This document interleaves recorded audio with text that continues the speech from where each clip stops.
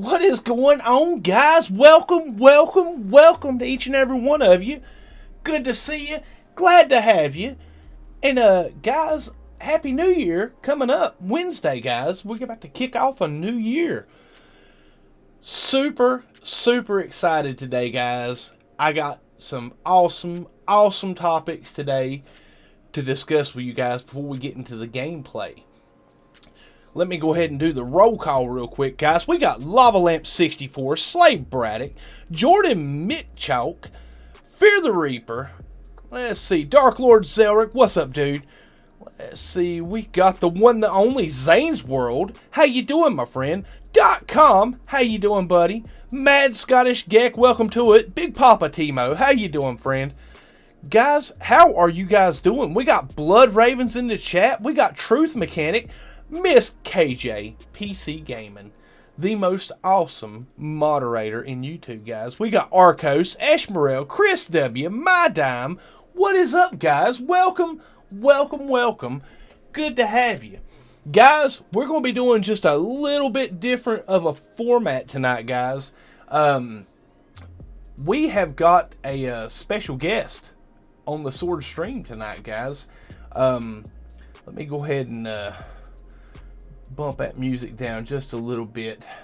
What y'all guys think? Give me a vote in the chat. Should I keep some little bit of ambient background music, or should I just go ahead and kill it all together? Because it's going to be me and Husker from the Black Hole Suns talking. You know what? Let's go ahead and just drop it all together and go ahead and make it to where everything's coming through crystal clear. Awesome sauce, guys. Let's see. We got cool. What's up, Big Papa Timo? Cool. K Chisel. Kaboom. Nice, guys. Nice. Going good, my dime. Glad to see you. Good to see you, Ashmorel. All right, guys. Let me jump on in here and get in the stream chat with Mr. Husker from Black Hole Suns, guys. What is going on, Husker? How are you doing, buddy? Good, Sword. How are you, man? I am doing fantastic, buddy. Awesome sauce. I love it. It's great to be back on. Thanks for having me on to talk about our latest project. Oh, man. I am super stoked of this project, buddy. That's awesome. So, again, this is something that has been in the works for several months, ever since really right around the exact same time of our big No Man's Sky contest that we held last summer, called Beyond Black Holes, right before Beyond dropped. We started working on this, and we're just about ready to unveil the curtain, so we thought we'd do an exclusive on the one and only Sword Show and let her rip. Awesome, man. Awesome. Listen, guys, I was talking with Husker about this site earlier. From what I understand from our conversation, this is a alpha pre-beta. It's not fully rolled out, but we need testers, right? Yeah, so we're actually post-beta, and we're basically in the release candidate phase. So what we want to do is just open up the door a little wider, let more people come in, take her for a test drive. And then we're going to open things way up, probably in a week or two, after we get some more feedback, and basically have general availability for the entire No Man's Sky Coordinate Exchange subreddit and the No Man's Sky community in general. Awesome stuff, man. Yeah, I was basically I put myself a little bit behind on the stream tonight, guys, because I was checking out this site this afternoon, and man, she looks hot, guys. I'm telling you, there is basically, from the conversation that me and Husker have had, and from being able to look at this site, guys, you guys know me. You guys know that I'm a big proponent for leaving ship customization or ship finding to the ship hunters. I've always had spoken out and been kind of what would you say, against full customization for ships. Hello Games implemented with this newest update um, a great medium, a great happy medium when it comes to ship customization with the increase of slots and with the upgraded class, and with it being something that costs quite a substantial amount. You know, if you're out there grinding out nanites and you're out there grinding out units, these ship customizations are fairly pricey, and it's a long-term project for shipbuilders or for ship enthusiasts, as I would say. But I was thinking, as soon as me and Husker got to talking about this site, even before I got to see it, guys, just a conversation we had, the first thing that come to my mind is this is ship customization, guys. It's the community created ship customization, because basically, looking at this site, guys, you'll see right here, I've got the fighter screen pulled up. This shows every fuselage, cockpit, and style of fighter wing, which might be cockpits. I had to look at it a little bit closer. As far as the fuselages goes, and yeah, looks like the thrusters, the wings, the winglets, the side mounts for the ships, the engines. Yeah, your engines. Basically, if you would customize your ship, what this site will do is you can pick and choose what parts you are wanting on your ships, and it will direct you to the postings where people that ship hunt and that post a lot, that's a big part of this community, will direct you to the system that you can go to find this awesome ship, your forever ship. How cool is that, guys? 100%, man. You nailed it. If Hello Games doesn't introduce a module, to your point, where you have to build, or you could build your ship, screw by screw, plate by plate, this is the next best thing, where you put in the components you want in the way you want them, and if another player has encountered them, you will see it come up in the results. So, for example, Sword, if you were to did you select Euclid as your galaxy yet? Yeah. Oh, I'm always been in Euclid. Let's jump down here to let's go for explorers. You know me, guys. I love explorers, and I've tested this. So, but you can go for and this is basically the top portion is if you're inputting, or is that part of the search as well? Yeah. So the top part is strictly an optional for search. So. Okay. If you just go to the site, and you don't want to conduct a search, let's just say you want to see what's been inputted in the database over the last day or 10 days or something like that. The default view will be just the stuff that's been discovered within X number of days, whatever you've set. Okay, cool. And now I went it to 30 days. Cool. Yeah. So only if you click on the search box will you get that dialogue you see in the top half. But if you don't actively click the search box, that won't even show up. You'll just see X number of entries for X number of days. Awesome sauce, guys. And I want to welcome Dazer, Turbo Life. Let's see who else has popped in. We got I think I've seen some. Mike. What's up, Mike and Telepath? How y'all guys doing? Guys, you guys in chat, Levi Rivers, welcome to it, buddy. Listen, guys, chat, I will be doing a normal stream after me and Husker have this conversation and present you guys this wicked site. KJ is dropping the, let's see, she's got the Black Hole Suns. Have you dropped the link to this site in the self-promotion yet? I couldn't find the self-promotion channel on your server, but I just dropped it in the general channel. Okay, it's in general. Cool. Yeah. Awesome. Nice. Yes, guys. Husker has dropped a link to this in my Discord, and KJ is dropping the link to the to this site in the chat as we speak.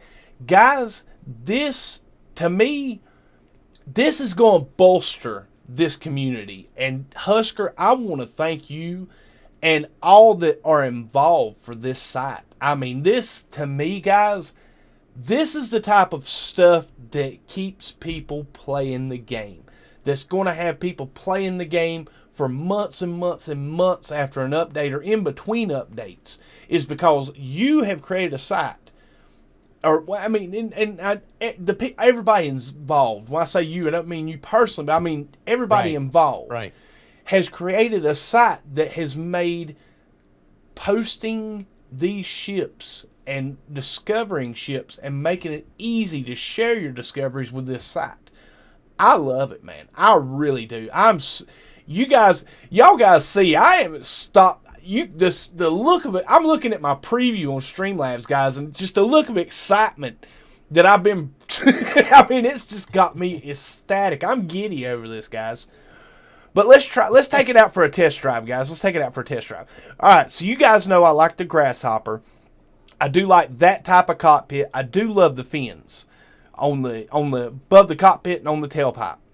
All right, and then those aren't that important to me, so I'm gonna leave them blank because, like that wing, if you're looking for a large one, that would be a great wing for you. If you're looking for the medium, that'd be a great wing for you. And then you go down to the different variations of fins and stuff that come off the wings. What I like is, I like the Star Furies, guys, and they have that engine on it. Okay, so what we've done is we selected a myriad of parts. Now, this is with minimal contributors, guys.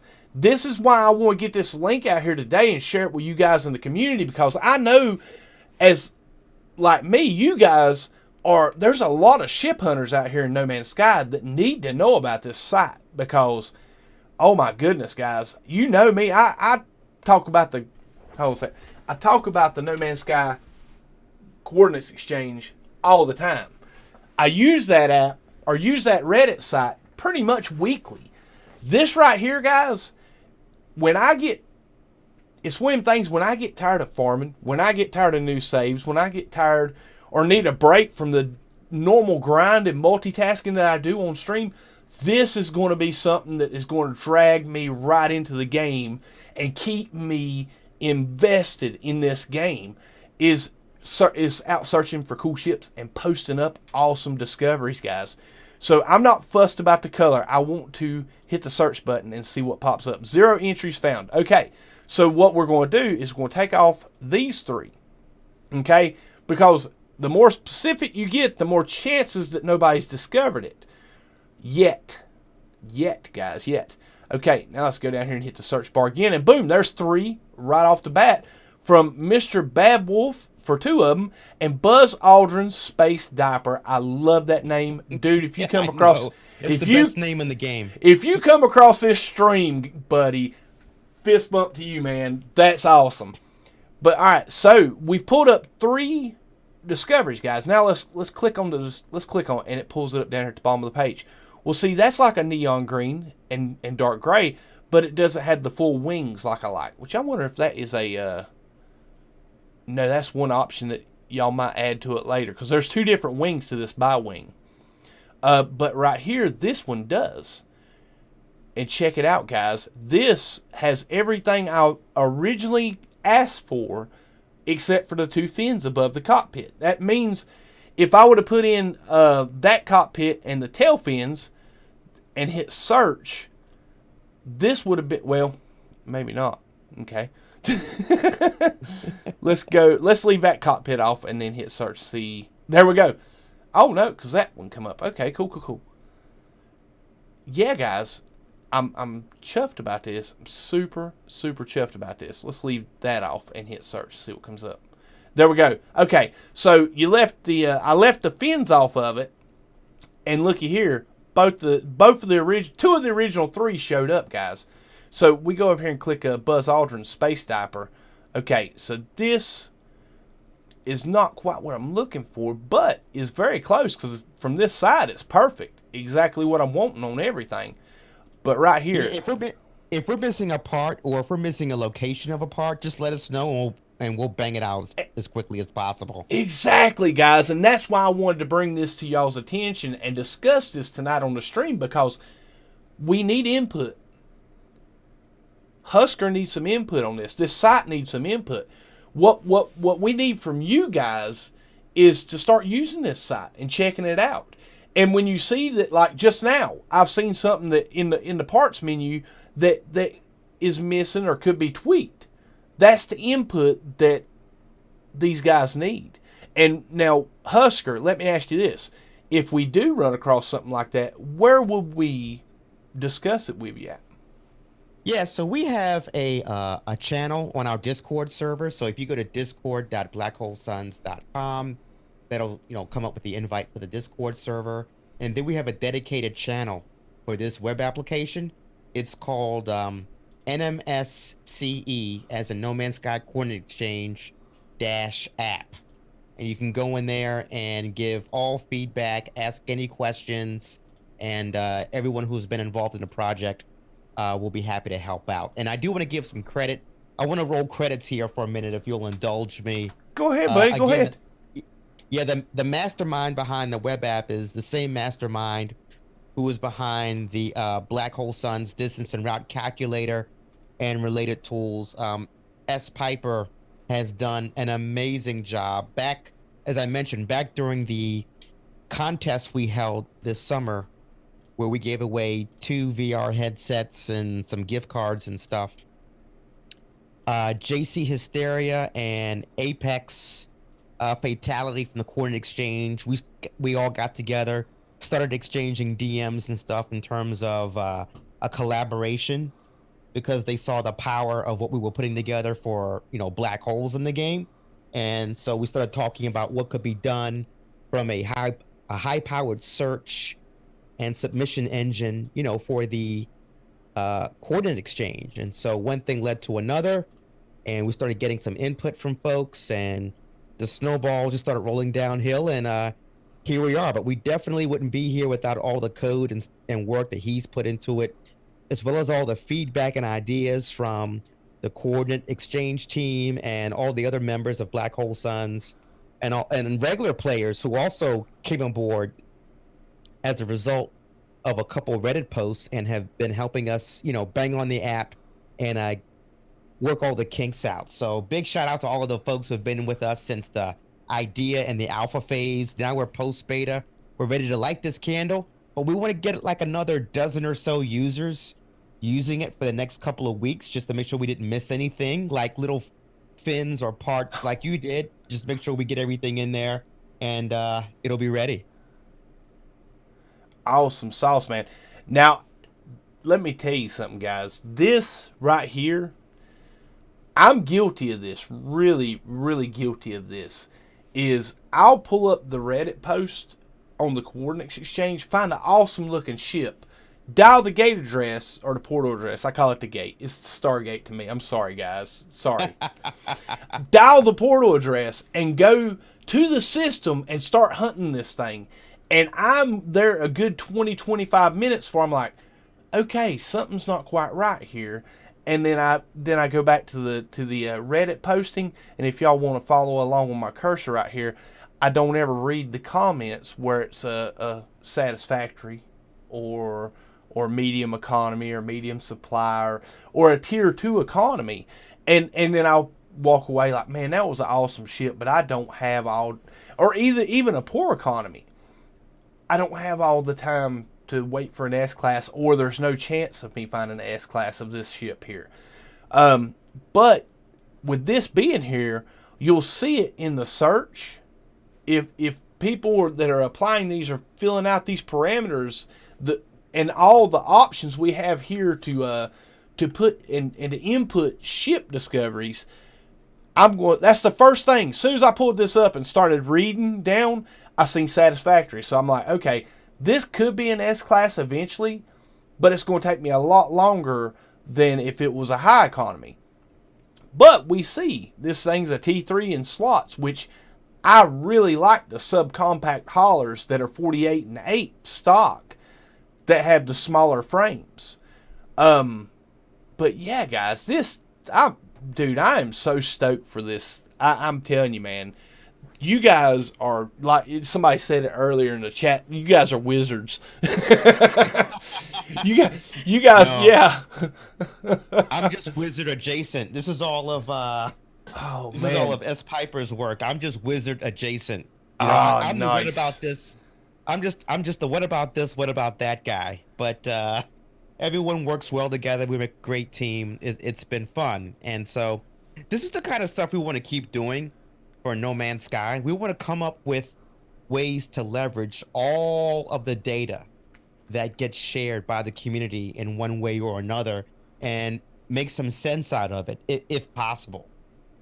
So, as you mentioned, while you're searching for a ship, if the person who submits the ship takes the time to enter the details, you're going to know whether or not that ship is part of a first wave, or if it's Oh a yeah. crash ship, stuff like that. So you'll be able to search based on the frequency of the appearance of the ship.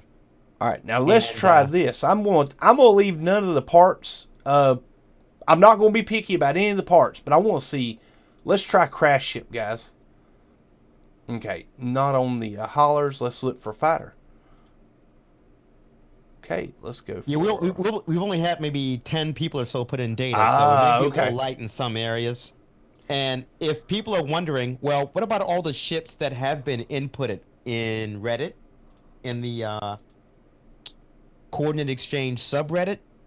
Our policy is going to be that we're going to leave it to the actual ship hunter who submitted that ship to resubmit the data to the database if they so choose.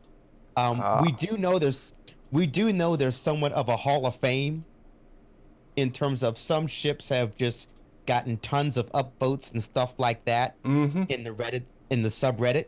So we will make sure that I guess if you want to call it the Coordinate Exchange Hall of Fame, we'll make sure those ships are in there. But for the most part, we're leaving it to individual ship hunters to put their data in, because that will, number one, give them credit, and number two, just keep things clean in terms of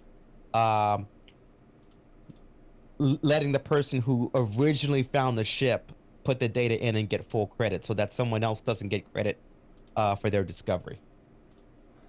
Oh man, very awesome, and that's another thing I really like is like basically it's instead of merging existing data, it's there for us. Like if you want to go back through your archives and go back through your ships list and locations list and all that data you got stored, you can go in and upload this stuff onto this onto the coordinates exchange. I'm telling you what, guys, that this is a marriage made in heaven right here. I'm like right here, guys. Check it out. We got freighters. I mean, looky here. I mean, my favorite style, guys. And we're gonna hit the search in six entries. Now, help me out here, Husker. Navigate us through. I have pulled up, and there's 6 entries for the body style freighter I want. So we got. Let's look at this black and yellow one here. Okay, it's in a high economy. It's a great candidate for S-Class. It's got the glyphs, but as you know, guys, you have to warp into a freighter battle. What do I do to Right. So at this point, and you're 100% on target. You see a freighter that you like, and if you want that freighter, you have to kick off or initiate a freighter battle, but you can't use a portal or Stargate to get there. You've got to warp to that location to trigger the freighter battle. So when you have the freighter that you want up on your screen, go ahead and click on the Black Hole Suns logo on the right-hand side there. Awesome, and this is the dark side. Yeah, and that will bring up after you click on the after you click on that, it'll bring up the distance and route calculator with the coordinates of that targeted freighter already filled in. Oh, nice! Is punch in your hex code. All you have to do is punch in your local coordinates, and it will give you a route to that freighter based on your location. Oh my god, dude, this is epic. I love this. Yeah. Well, that was a must-have. That was an absolute must-have. This is epic, guys. So basically, oh my goodness, guys, dude, I'm speechless, and that's rare for me. I talk a lot. But I'm baffled, guys, because basically what you need to do is, like, if you say, okay, I'm hunting for a freighter, I'm going to be specific. I want a black one with pink stripes, or I want this certain body style, or I want like a super long Sentinel freighter, and yeah. But I want this specific type of freighter. What I want to do is, basically, to do this, what you need to do is go land on a planet, drop a signal booster, get your hex coordinates, write that down, keep it handy, go find you something you like in the galaxy that you're in, click on it, click the dark site or the Black Hole Suns logo, and come in here and punch in that 16-digit code, guys, and guess what? You're off to the races. It's going to calculate it's warps or black hole jumps. It's black hole jumps, right? It's both. It'll give you the warps to the black holes and then the warps to your target. Oh, that is so sick, guys. I'm liking this, guys. I'm liking this. All right, so back to the search. Okay, I've had a few people in chat has already asked. Okay, let's walk through the submission process. Now we're going to go back up to this top block here. Yep. Okay, and what you're going to do is what? Put your player name, your platform, then put your the coordinates to it. You actually have to be on the NMSC data entry page. Okay. Okay. So if you were to go to the top of the screen. Gotcha. Cool. And y'all got me down as the code of the Atlas. Nice. Let's see. We got Union Allied Systems in here, because that's where I'm at right now. There we go. Boom. Union Allied Systems, guys. Heck yeah. Fist bump Xaine. Like it, guys. We actually have a couple guys. Their one job, literally, they have one job on the team, and their job is to track all of the registered civilizations and organizations, including corporations, in the No Man's Sky community, and keep our database up to date, as well as reach out to brand new organizations and civilizations and let them know once they're listed on the No Man's Sky wiki, they automatically will be entered into our database as well. So that's why we have that particular function. Oh, and guys, I'm gonna tell you what. Look at this, guys. Look at this. I'm gonna tell you what. I dropped the link, and KJ's dropped the link to the lost my train of thought. The Black Hole Suns Discord, guys. Look at this list of awesome civs, corporations, and gatherings and communities of travelers, guys. Check it out. That's a lot. I didn't know there was that many civilizations, corporations, and communities in the game, and I really didn't. I stick around a few, walk in certain circles with these guys, but heck yeah, man, that is awesome that you are super inclusive of the civilizations.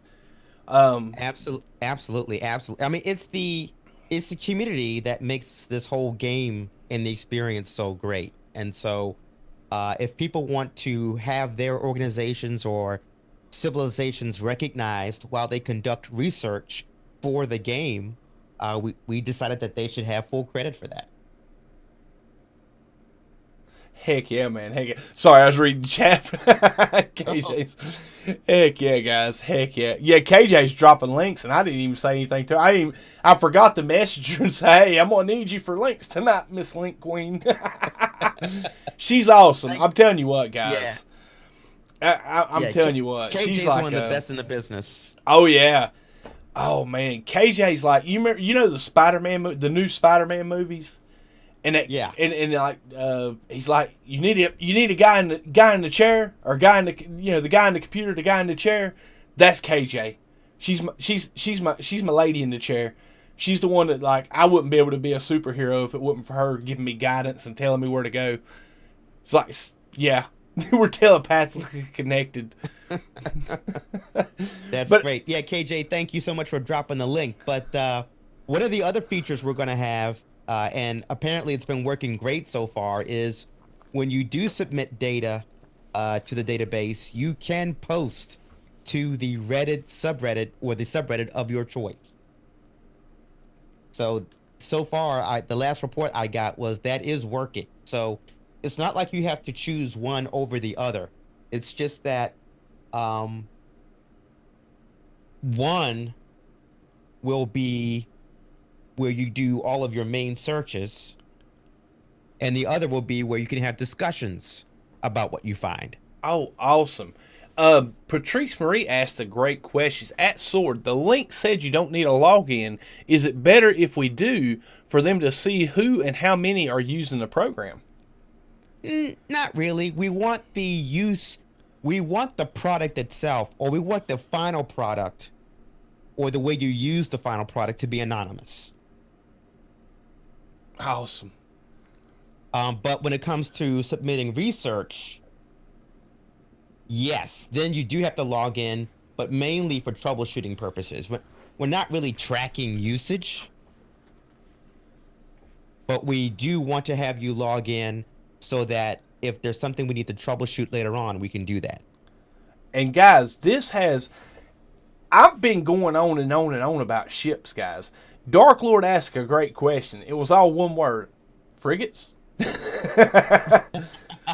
and that would be if you talk to your wizards back at the site, might be an awesome entry, because I know of a lot of guys, as I did at one time, tried to match their frigate fleet with their freighter fleet.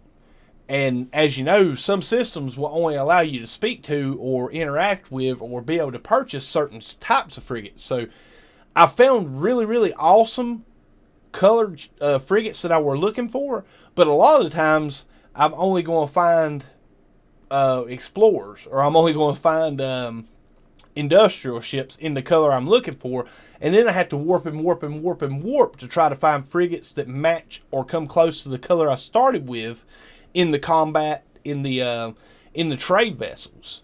Is there any been any conversations about being able to add any frigates into the mix as with freighters? Yeah. There's no technical limitation. So what I'll say is we'll get right on it and have a discussion. If it's feasible, we'll add it as another tab. Absolutely. Awesome sauce, man. Awesome sauce. And Warcrown said, This is awesome. Mad props to Black Hole Suns, man. Dude, I'm telling you, these guys are... I was excited when we first started talking with Husker and the guys from the Black Hole Suns over on Cobra about the dark side, and how logging and discovering that the black holes led to static exit points, and how the tracking and input would allow us to travel our galaxies much, much faster with much more ease. And we could chart courses and plot courses to get to certain places without the hours and hours and hours of warping. Now, you guys know I don't take black holes. I enjoy the warping, but that's just me. Not everybody does. And they created a site that just was so beneficial to this community. And I'm, like I said, man, thank you guys for the work you guys do. My gratitude is beyond words for stuff like this, man, because it's this community is an awesome community. It's full of great people that all have a passion for No Man's Sky, and your passion and these guys and the guys behind this site translated into this awesome site, which freaking amazing, dude. But yeah, even this site, let's see, we got black hole data entry, the dark site, the star navigation, and the glyph converter also as options on this site, guys. So yeah, I like this, man. Yeah, we're trying to make it a one-stop shop for we've always tried to take up the role of like the official NASA or SpaceX of the No Man's Sky community. And now we're just taking it one step further to just help everyone find what they need in the game, including multi-tools. If you do a search for a white multi-tool in Euclid, you're going to get a couple hits. We just did that as an example of, what you can find in the game. And like I said, guys, there's tabs here for freighters, multi-tools, fauna. Fauna, guys. I like this. I like we this have for some one sample simple. fauna in the database too. Yeah, I like this for one simple reason. And oh man, I love it. I love it. Not everybody is a ship buff. Not everybody is a multi-tool buff, lava lamps. Sorry, guys. Sorry. But no kicking aside. Seriously, lava's like my personal arms dealer, guys. But Lava Lamps posts his multi-tool discoveries up on YouTube, on my Discord, on Xaine's Discord. But even that being said, that only reaches a certain circles in the community, where this could be so applicable and so inclusive, because this will reach beyond certain circles of YouTube communities, of Discord communities, of amino communities, of Reddit communities. This will reach beyond that. This is a place where we can come as in different civilizations, in different galaxies, in different walks of life, in different time zones, that can come post these discoveries up, guys. I want to see, to be fair, I would like to get the message tomorrow, like, thanks, Sword, you broke the site because so many people posted. I really want to see that, guys. I want you guys to be my load testers for Husker, and that these guys get on the call, like emergency calls tomorrow morning. Oh my God, the site's down. What do we do? And panic. The sword hug of death. You laugh, but the No Man's Sky, what was it called? Social. No Man's Sky Social crashed 3 times, when the Friday night when Cobra talked about it, and Saturday night when I talked about it. It crashed 3 times because so many people were coming to the site and they wasn't prepared for all that traffic. It's amazing, guys. This community's amazing. And I want to see you guys put this thing to the test. Let's stress test it, because I'm going to tell you, it's a learning curve for everybody. And these guys are just, it's going to be made better. That's, anybody that plays No Man's Sky knows how things roll, guys. They give us a new toy, and we go out there and play with it until the wheels fall off of it. And then they update it, patch it, and put it back together so we can play with it some more. That's what I'm hoping this site becomes, because, guys, I get excited about this community, and I love you guys to death. I mean, it's the most amazing community in gaming. You couldn't ask for a better group of people to hang out with on any given night. I'm excited about this, guys. This is going... I encourage people to ship hunt. I encourage people to check out these sites. But as far as like actually making myself take the time to put input into these sites, I see this becoming a thing for me. I see people like Funny Imps, John Hall, Dark Lord Zelric, awesome people, Lava Lamps. And I don't know, Lava Lamps is, I see Lava Lamps using this. I see KJ using this. I think it's going to be awesome because, like I said, not everybody's a ship buff. Not everybody's a multi-tool buff. But we have a lot of people in the community just like coming in on creative and walking around planets and doing zoology. And the fauna right here, and the planet, and the base. Now, the base, let's talk a little bit about the base. What's this going to be? Just go ahead and click on Euclid and choose PC, Xbox for your gaming platform. Okay. On the base tab, and then just hit search, and you will get player bases. 12 entries found, guys. 12 entries found. See, I would use this posting up my farms. I love it, man. Check this out, guys. We got Bad Wolf. He has got a wicked Christmas tree using lights, or using power lines at an ancient ruin, guys. How freaking cool is this? Oh man, but like I said, guys, there's how many people did you say been on posting as the test group? We probably had maybe about a dozen people so far. And it's funny. We don't need 100 people to find issues or problems. We need just a dozen dedicated folks. And so we've been through that phase a couple times, and now we're ready to open up the doors a little wider to the sword community, if you will. And Awesome stuff. we would love to see what could happen in terms of feedback from the great players that listen to your stream, of course. And then after a couple weeks of that, we really do believe that we will be at 100% readiness, general availability for the 15,000 or so users in the No Man's Sky coordinate exchange. Oh my goodness, guys! I'm telling you, that I can't wait to start playing with this, guys. Thanks, man. I Awesome appreciate your sauce. enthusiasm so much. I mean, we're looking forward to it. It's only going to get better. And we wouldn't have gotten where we are without, like I said, so many people, including, S. Piper, the main developer, JC Hysteria and Apex Fatality from the Coordinate Exchange. And so now we're ready for the professionals. We're ready for the professionals to come hit this baby. Let us know what you think. Oh my goodness, man! I'm ready to start cracking into this, guys. I really am.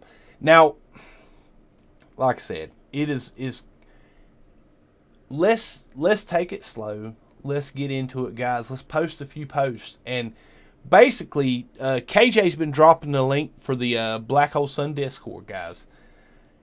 When you go to enter your data, when you go to look for your data, if you see anything that you think, because I mean, I'm going to search for things in a particular manner that I'm going to look for, and if there's something that I could see that could be improved or tweaked a bit to make it more user friendly for my play style or my search style, post it up and let these guys know.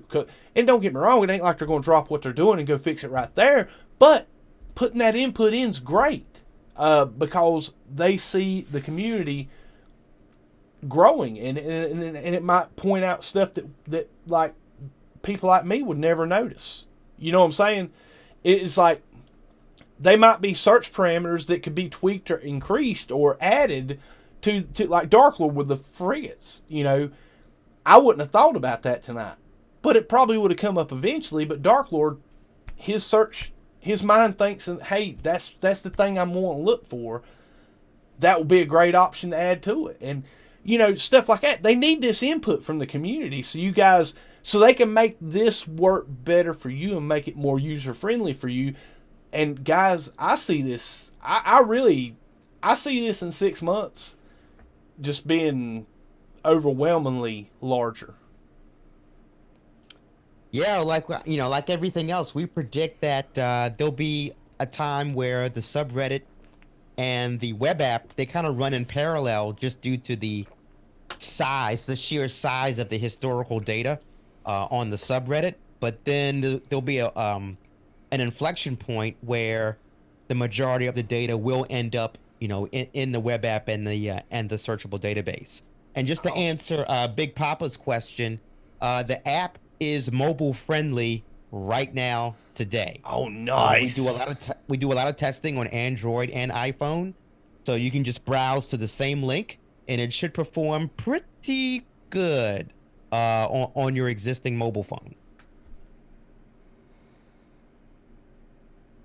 Let's see. So, and if it doesn't, let us know. I use Chrome and Firefox and the Brave browser on my mobile phone. I go back and forth between the three, and it looks great. I have a Galaxy Note 9, and the site works brilliantly.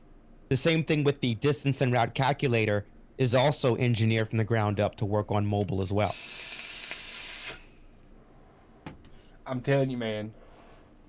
Hats off to you guys. I mean, props for what y'all guys have done here. Yeah, Fear the Reaper, man. Dude, you wrap it up. You wrap it up in one word, dude. Sorcery. Yes, it's sorcery, man. I like it. And basically, Husker mentioned this to me during a stream. Told me he had something new coming through the works that I might be interested in talking about. And I've reached out to him, and he was up for coming on tonight and discussing this new site, guys. This new tool and I say tool. I say new toy. I'm sorry, guys. This is a new toy. Yes. Y'all know me. I ship hunt a lot. I've started 17 saves in No Man's Sky because I want more ships than the game save will allow me to keep. I like this. I really do, because this'll be something that I'll start using probably, if not daily, weekly. And what with this submission form being so easily submitted, or the data entry, I think this might be something that I'm probably going to start getting in the habit of using when I discover stuff, especially stuff like freighters. You know, we see freighters all the time, people posting up shots here and there at freighters, but the truth of the matter is that's only very, very small percentage of discoveries shared is freighter discoveries, because not everybody's going to warp 2 or 3 hours to a system to get a freighter. But with the dark, you don't have to. Exactly. With the Black Hole Suns with database. the Black Hole Suns, yeah. You know, a freighter that took 2-3 hours to get to now takes maybe 20 minutes. Exactly. Or less. And it starts with knowing where you're at and knowing what you want. I mean, you guys have made it. Listen, I like simplicity in my life. My work is stressful. My job's, I ain't gonna say hard. I love my job, but it's hard work. It's a lot of stress. Right. Life is stressful. If you live long enough. Yeah. Life is stressful, guys. Raising kids is stressful. Being married is stressful. I gotta say it real quiet. She can't hear that. I don't know where. I got the door shut, so I don't know if she's lurking. But being married is stressful. This right here takes stress away from you. It's like, I know what I want. I got a pretty good idea what I want. All I need to do is drop a signal booster and know where I'm at. And guess what? It's done. I'll tell you what, mind blown, guys. Cue the Sean Murray mind blown emoji. This is awesome.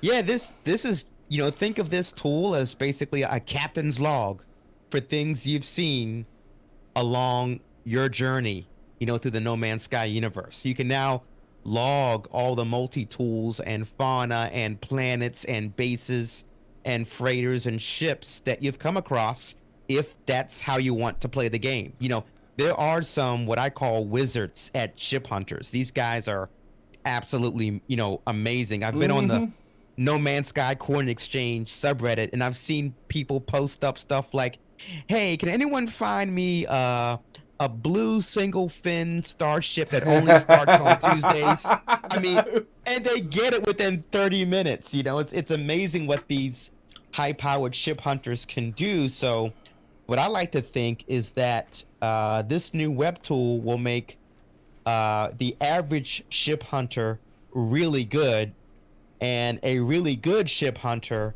miraculous. Awesome, man. Awesome. Now, I'm here on the entry page. So you type in the 16-digit hexadecimal coordinates, right? Does that automatically... Or the portal coordinates. Okay, cool. So you can go over here to input glyphs and put the glyphs in? Yep. Let's see. Oh, cool. Nice. You got the glyphs. Okay. I like this. Yep. You can do either one. Awesome. Awesome. Okay, let's click back to course. Nope. Okay. Let's refresh, and it always fixes it. Nope, maybe not. Okay, let's do this. Because this is Sword you're talking to, guys. Just unclicked it. I go completely around the table to get the salt, guys. I do that. That's how I eat. I go around the table to get the salt. I don't do it the simple way, like click the box that has the input glyphs off so it'll go away. Even I can use this, guys. This says a lot how simple it is.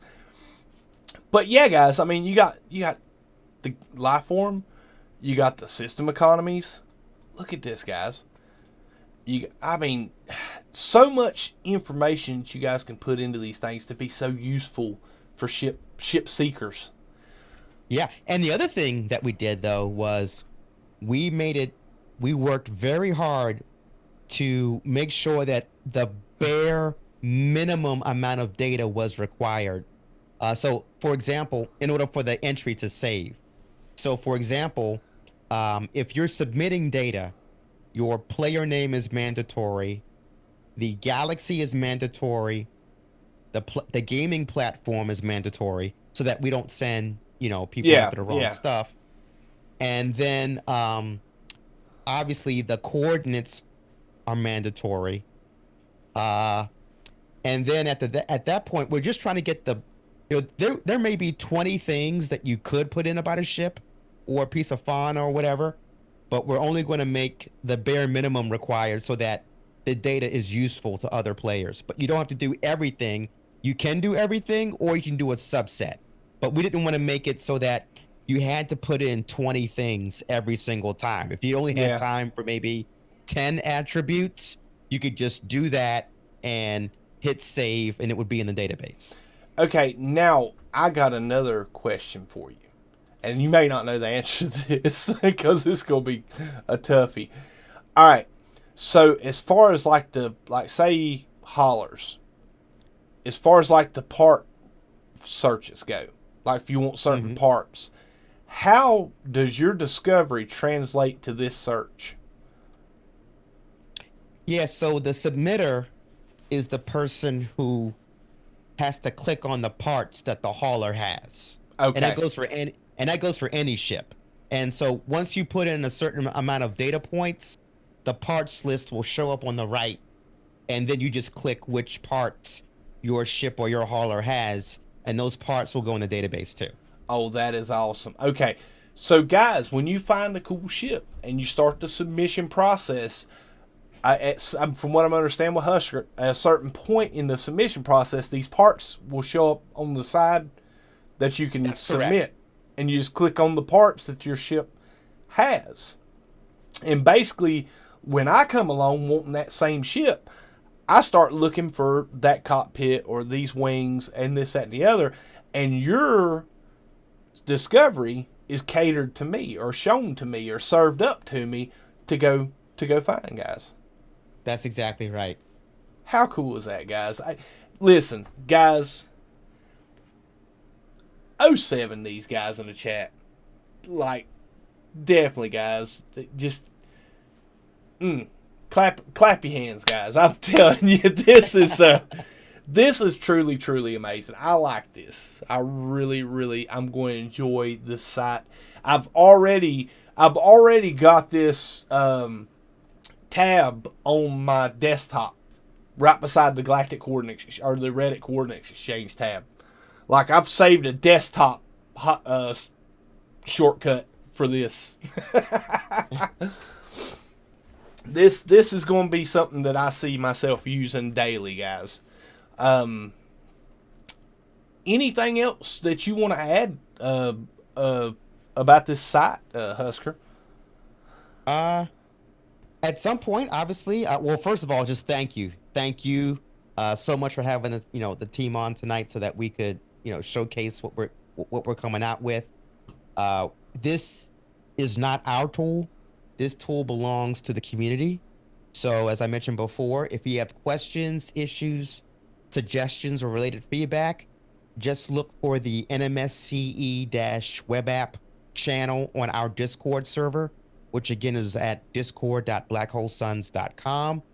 And at some point we'll have not blogs, but we'll have articles on how to use the full power of the search engine, as well as videos probably too. Maybe I could corral a creator out there to make a video on how to use the full power of this battle station. Awesome sauce. Jeffus Lives just posted, I just made my first entry. Heck yeah, Jeffus. That's awesome. What I'm talking about, guys. That's what I'm talking about. We watched Funny Imps last night. He streamed last night. I watched Funny Imps, and what he was doing was checking out ships in systems, guys. Out ship hunting, just watching to see what come into the... Oh, sorry, I bumped my mic. Watching to see what came into the system and cataloging. If he seen something that was interesting, he pulled up the coordinates or the address in the photo mode and took a picture of it and kept it saved to where he could post it later. Funny Imps is a big contributor to the Reddit community. Yonder Travels. Never mind. I ain't even gonna get started naming names, guys. There's too many. I never. Kurgan. So many people. Postman Tom. I'm a big Postman Tom's not. I don't even know if he's a subscriber, dude. Guys, trust me. If you guys ever get in a chat with Postman Tom, make sure that you let him know that Sword is a big fan of his explorers. He pretty much all of my Star Fury explorers, with the exception of maybe 2 of them, were Postman Tom discoveries, guys. If it weren't for guys like that, I would have been running around in a bad ship. Oh, man. Dude, thank you guys for this. And I want you, when you get on a call or a chat or in a chat room with these guys that had a hand in this site, tell them from Sword and the Sword community, thank you for the hard work that you guys do for this community. Will do, man. Well, we really appreciate it. I mean, it's definitely a labor of love. Yeah, we'll just leave it at that. But we love doing it, and we really love it when people can. Because I want to double click on something you mentioned a few minutes ago.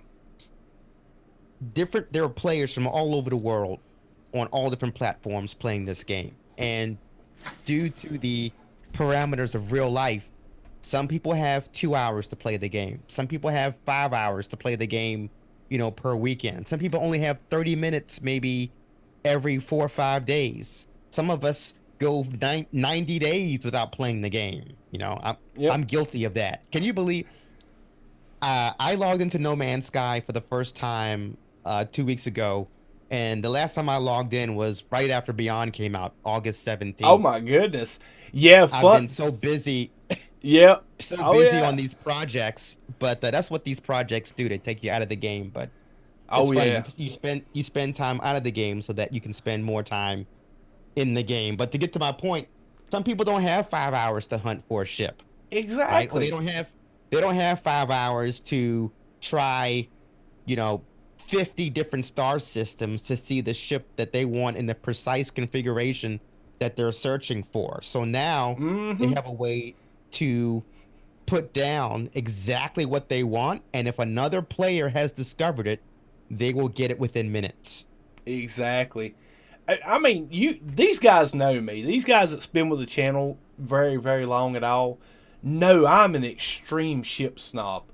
I mean, if the slightest little color, part, or attribute to a ship is not what I want, I'm not interested. It could be as close as it could be. You could see it flying around the system and never tell it was missing a fin here or there or an antenna. But I would. And, and prime example is I had a lot of people, and thank you to everybody that contributed and went out there and done some exploration looking for my newest holler. It was Peaceful Gamer that sent it to me on Twitter, the location for it, that was close enough that met my parameters on a new holler I was looking for, because it was like really rare and I had never seen one. The reason I knew it existed was because one of my hollers got nerfed when Next came on PS4 and got changed from a certain style holler to this style, and it was a tier 2 body, but it was a S48 and 8 holler. So I was wanting to do a reskin into that holler with the S48 and 8 like I had on my PS4 saves. And these guys looked for weeks. I mean, I had guys posting up pictures, hey, is this something you're interested in? It would have the wrong engines. Or is this something you're interested in? It would have the wrong cockpit or the neck. Right. And like I said, if this site would have existed, man, how much, like I said, guys, get on it, guys. Get on it. KJ's dropping links for this site. Guys, go check it out. Go check it out tonight. Save it to your browser. Save it to your desktop. Save it on your phone, guys. These links, as a matter of fact, KJ or Lava, if you got time here in the next few, post this link in the Sword Discord under Useful Tools. So that way it'll be in my Discord. So if you guys that come across this stream later or don't save the link or need the link later and nobody's around to get it, it'll be in my Discord. And the Discord link is in the description below, guys, if you want to join the Sword Discord. Oh, awesome. Man, thank you so much. Thank you so much. Oh, dude, thank you guys. Just uploaded one of my stasis device farms. Uploading the rest now. Heck yeah. And Warcrown, now that you mentioned that, looky here, buddy. We have bases that we can discover that we could post on this as well, guys. I mean, Warcrown, Golden Gek, and Xaines World has put in a ton of time, guys. And when I say ton, I don't even say it lightly. That is a understatement for the amount of effort that they have put into these bases in the UAS, to where it's a one-stop shop in a system that you go to 3 different planets, pick up the crops, the minerals, the gases, and the carbon to make stasis devices. I see Warcrown's base already in the database. Awesome. Heck yeah, guys. Awesome stuff, guys. Oh, and very nice. I don't know if we covered this. I can't remember if we covered this, Husker. Now we did talk about the current Reddit post on the Coordinate Exchange will not be transferred to this site. If you have posted or you've been a contributor to the Reddit Coordinates Exchange, you need to bring your material to this site. It won't be transferred automatically, right? That's correct. We did not want to interfere. Well, not interfere. That's the wrong word. We did not want to just take a giant bucket of code and attack the subreddit and drag everything over. Yeah. We wanted the people who actually put the data and got credit for that data in the subreddit to get credit for it in the new web app. So, exactly. So that way the person that has discovered it and posted it and took time to do it on the Reddit, that way they can come post it here and get the credit for being the one that posted it here, right? That's correct. All right. Now, the second part of that question, the information discovered here or posted here, is that going to be transcribed or translated over to the Reddit Coordinates Exchange? Yes, if the submitter chooses so or chooses to. Is there an option for that? There's an option when you're putting the data in this web app. There's an option after you fill in all the requisite pieces of data to submit the data to the Reddit thread, to the subreddit. Gotcha. That's what I wanted to cover, guys. So basically, if you guys are like, okay, guys, I really like this site, but I really like posting on the Reddit Coordinate Exchange because we do competitions over there. We have Hall of Fames over there. We have things where basically when you post to the Reddit Coordinates Exchange, guys, if I like your ship or I like your post, I'm going to upvote it. And that, to me, I like that. I like the fact, just basically you guys have given me 37 thumbs up in this stream so far. I like it when y'all give me thumbs up. Just like people post stuff on Reddit, like getting upvotes. So, what I like about this, and Husker, dude, whoever come up with this idea or made this decision, tell them Sword said thank you from the bottom of his heart. Basically, when you post it on here and you click the little box that says, yes, submit this to the subreddit, basically when this goes in, is it instantaneously posted on the Reddit? Yeah, it's instantaneous. Awesome. So pretty much if you're a Reddit contributor, post it here and boom, you done it. You ain't even got to do it. But I like this because you don't have to work but once. You don't have to do it once. You do the work once and the community gets both benefits. I like it. You do it once and not only can the community find it, while they're on the bus using the app with their cell phone, or in their Tesla that's self-driving, right?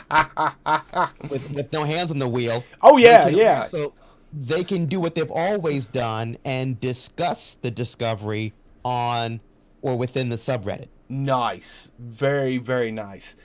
Guys, I'm telling you, I'm loving this. I'm loving this. And I can't wait to see all of your smiling faces on this site when I go looking for cool ships. And I'm gonna tell you what, guys, I'm really, really, really, really looking forward to it. Because when I start hunting ships and I start looking for certain ships, guys, I'm gonna tell you what, you're gonna get that shout out for being the one that found it for me.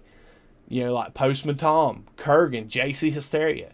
These guys have all contributed, and there's many, many more that have contributed to Cashroom. I don't know if I'm pronouncing that name right. I picked up a lot of his stuff off the Coordinates Exchange. Guys, trust me, this is going to be so beneficial to our community. I'm without words and beside myself because I've been playing the game long enough. I've been involved.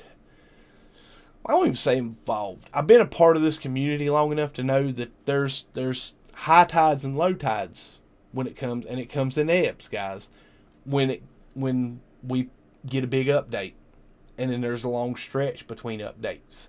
That when that update drops, people come flocking to the game and they want to check out all the new data and all the new toys. And it's got a big uptick, and the community just swells with the high tide. And then new games come out, new things come out that people want to go try out. Final Fantasy VII's coming out this spring, guys. I'm gonna be jumping on it. Things like that draw them away and distract them, and that pull their interest. I see this site, and I see this being made as simple as it is, and being so user friendly, and having such an awesome team from you guys over to Black Hole Suns group that have taken something and made it beautiful, making it more user friendly, tweaking it, and doing things from the community feedback. I see this being a staple of anybody that discovers fauna, anybody that discovers multi-tools, anybody that discovers ships, freighters, planets. I see this becoming a staple of your gameplay and becoming a part of your daily play and your daily routine. And I think that's part of what Sean envisioned too. I think there was either an interview or a speech he gave somewhere where he said he actually envisioned that players would have resources external to the game that they would use on a daily basis. Exactly. And like I said, guys, as soon as me and Husker got talking about this, the first thing my mind went to, holy crap, is ship customization. As soon as he started telling me about the look, like, babe, let's go over here. I'll show you guys again. Some of y'all guys come into the stream. Oh, I clicked the wrong button. Let's go back. There we go.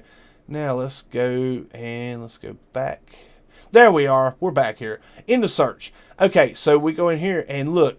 When he was telling me about you could search by ship parts, like basically when you put a discovery up and you start clicking on whichever parts that your ship has, as far as cockpits and fuselages and stuff like that.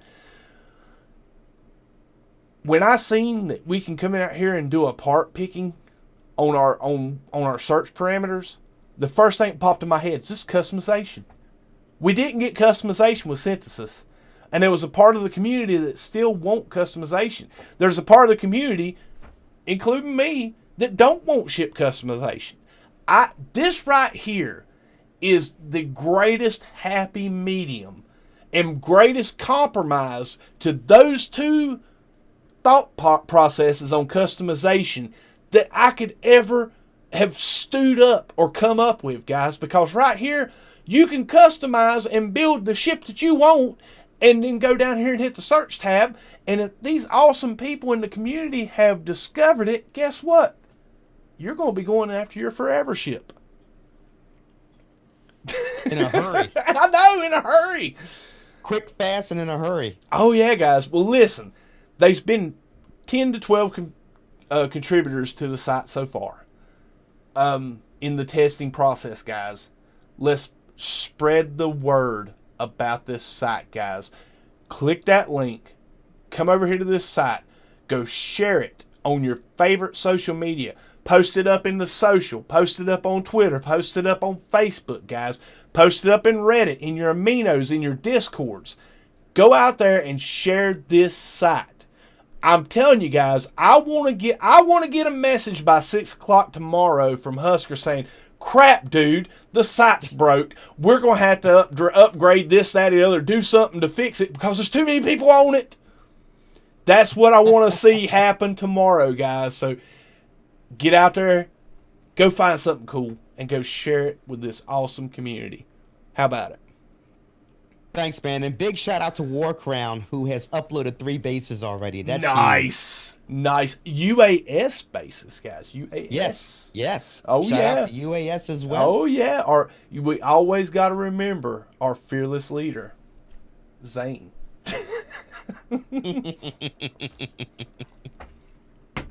Absolutely. So, if anyone has any questions, issues, like I said, whatever, just hop on over to the Black Hole Suns Discord server and then hop in the NMSCE web app channel, and we will see you and we'll answer any questions you have. And like I said, stay tuned for written guides. Stay tuned for video guides. I really like the idea of having a content creator do the video guide. That just kind of makes sense anyway, logically. What do you think of that, Sword? It ain't gonna be me. I don't edit videos. I'm horrible at editing, guys. I really am. Like, I can record what I'm doing now and put it up as video, but I really suck at editing. I leave that into the awesome hands of a... Go ahead. I think a live stream is perfect because, you know, if you make a mistake, you just back up and keep going. Y'all didn't see that. Roll. Fast forward, guys. Fast forward. But yeah, exactly. I really, honestly, I see this taking off, and I think the community will pick this up. And there's a bunch of awesome content creators. Q&A. Xaines in the chat. Thank you, comrade. Nice. Wow. Oh man, Xaine. Yeah. Xaine is up late tonight. Oh man, Xaine is a machine, dude. I'm telling you what. I'm gonna do it. I told him I was gonna screw him tonight and have people start bugging him about. No, I'm not, dude. Sorry, but Xaine has got some stuff in the works as far as a guide for farming and just. I ain't gonna say farming. Farming's just a piece of it, guys. He's got a mega guide he's been working on. Listen, Xaine can do an awesome guide in about 6 hours. This man's been working on this mega guide, I know, for months. Okay?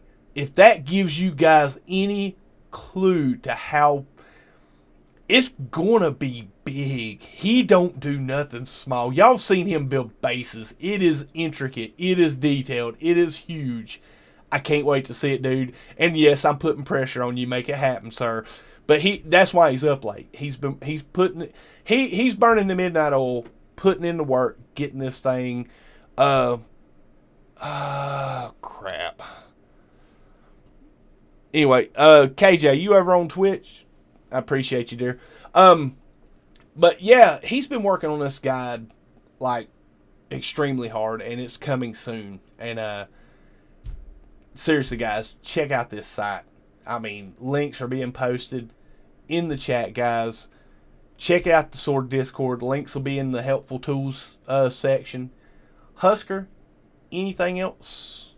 You got that? That'll do it, man. I think the audience is tired of hearing me. I think they want to see you get in the game and do some damage.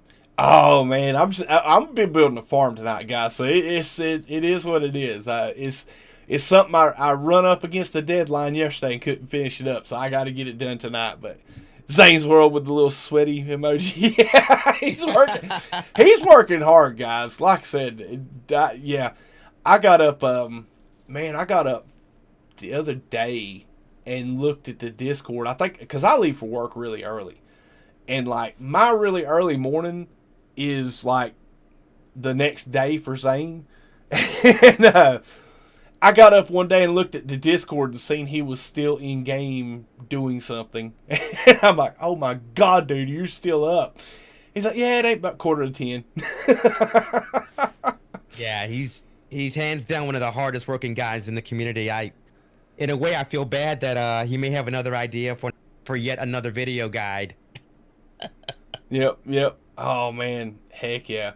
Well, listen, Husker, it's been a pleasure having you on, man. And, dude, like I said, keep us updated, man. Keep us updated. I want to revisit this, in a week or two. And Absolutely. if you're willing, man, have you on, man. We'll shoot for like a Friday or Saturday night stream or something. If you want to come on the first portion of the show and, update how well it's going, update any changes or whatnot made to the site, let me know. We'll do. Yeah, that'd be great if we could, just circle back and revisit maybe after a week or two of new players coming in and submitting data. I could update you on features, bug fixes, and really cool stuff that players have submitted, in that time. Awesome, dude. Awesome. And listen, from the Sword channel and the Sword community, let these guys know, everybody that had a hand in this, everybody that turned a wrench in this, tell them thank you, because this is definitely going to be a very beneficial thing for the community. I will do. Thank you so much. That really means the world to us. And like I said, S. Piper is the mad scientist behind it all. I know he'll be thrilled to get the feedback, and we'll see you in a week or two and let you know what's new. Awesome, dude. Awesome. All right, man. All right, brother. Well, listen. Thanks again. You have a great night, dude, and we will see you later. You too. Have fun. Peace, buddy. And thanks again to everybody. See ya. Awesome. All right, guys. Well, that was a Husker from the Black Hole Sun group, guys.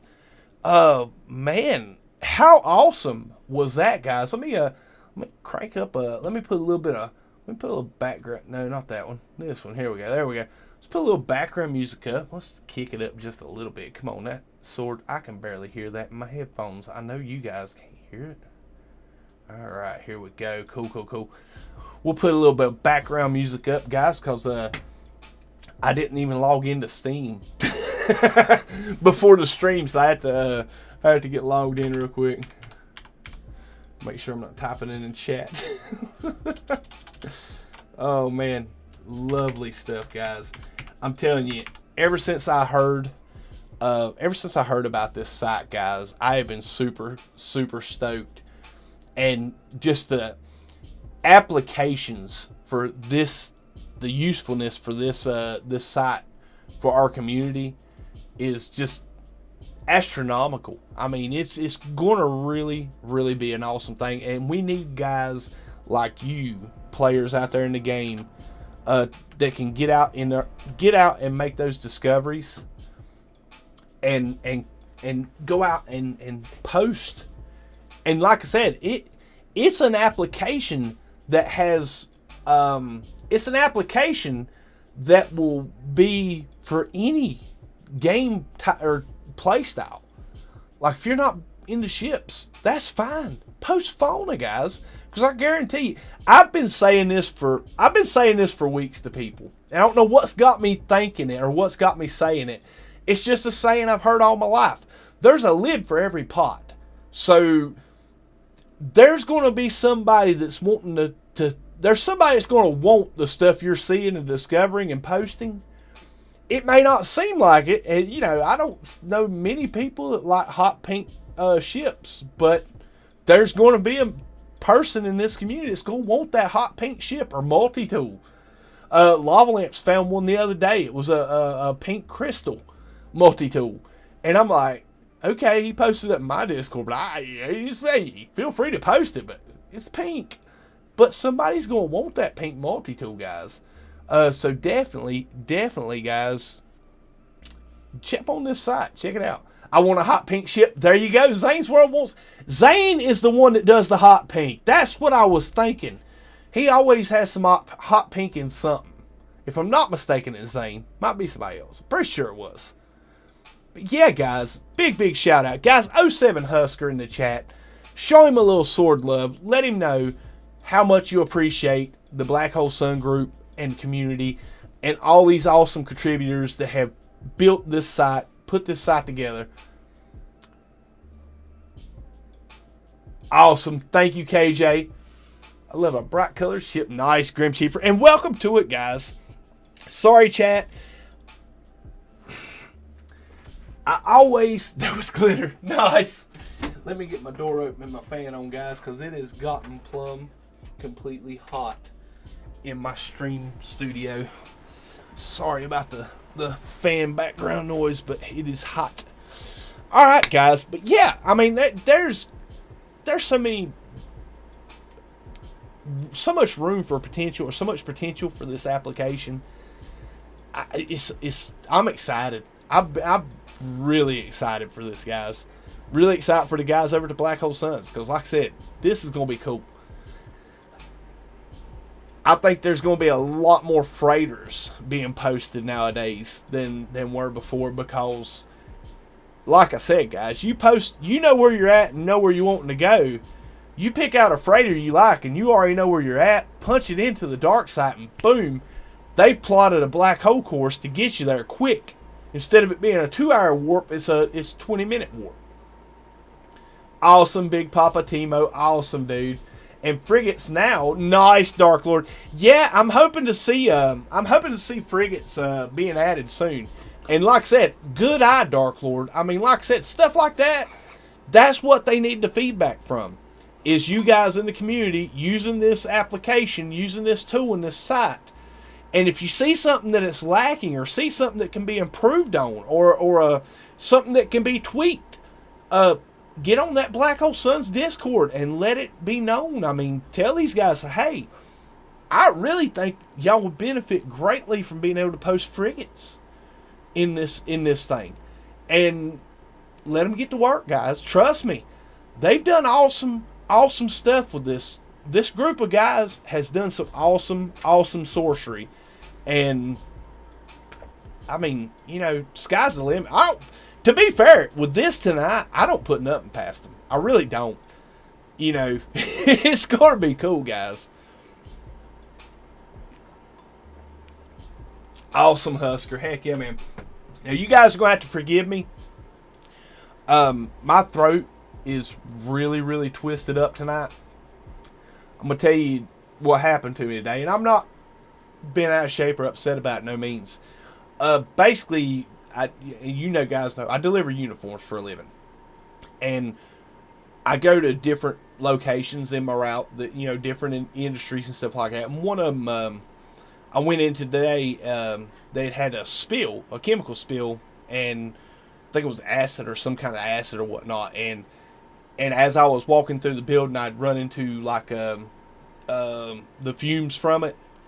And ever since, I've been really, it took me back a couple steps, and I got out of it as soon as I realized what was going on and that it was like toxic and nasty. But yeah, basically, my throat's a little tore up. It was already sore because I had like a little mini, like slight cold this weekend or this week, but yeah, it didn't do me no favors. So my throat's a little scratchy tonight, and not nothing I won't shake off. But yeah, like I said, just if I'm a little bit more quiet than usual tonight, or get where I'm not talking as much tonight, just be aware. I mean, like I said, I do apologize up front. What is up, J Spot J? How you doing, buddy? Welcome to it. And Arcos, how you doing, man? Philip Bowl, welcome, sir. Let's see, we got Grim Chiefers in the house. Welcome to it, buddy. Zanu Bane, what's up, buddy? How you doing? Welcome to it. And guys, like I said, I love doing, like, having guests on the show. I don't do it that often because I really hate neglecting my chat when I have guests on. But that was just, this site was too important not to, you're talking, I know. This site was too important not to cover tonight. And I've been looking forward to it ever since I heard about it. So, like I said, guys, yeah. Anytime I have guests on, do be aware. The chat, I'll catch you up, guys. If you posted something, or you come in and said, hey, and, you know, now I'm getting ready to get into some gameplay, feel free, get back in that chat, guys, because I'm going to tell you what, I love this I love this community. I love you guys' activity and interactions in my chat. So let's get in game, guys. Let's get in game. Let's see. We're going to, we got the music down. Let's see what else do I need to tab over. Let's go ahead and jump into the stream and jump onto that. Cool. All right, nice. Grab my handy dandy controller, guys. All right, let's see where we were at, guys. We were building a base earlier this week. That was very interesting. Going to have to look back at it from the beginning again. Awesome. Philippo. What's up, Sub Mega? Welcome to it, man. And Pone Stream, how you doing, dude? Welcome to it. Awesome sauce, guys. Awesome sauce.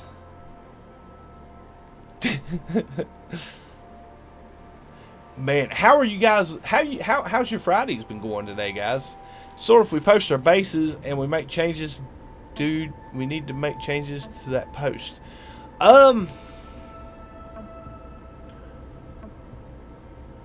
That will be a good question for the Discord, Patrice Marie. I would ask that over on the Black Hole Sun Discord. I think the links are in the Discord, on my Discord. I know you remember there.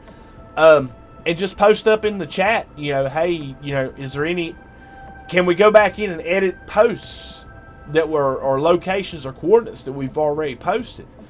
That's something I didn't realize to think to ask, but that's a great question. And Husker's in the chat, he may be able to answer it. Try the new melee boost technique too. Well, I'll tell you what, let's go do that now, before I forget about it, Dark Lord. Alright, so you need to explain to me, as best you can, in 250 characters or less, how this new melee boost works, sir.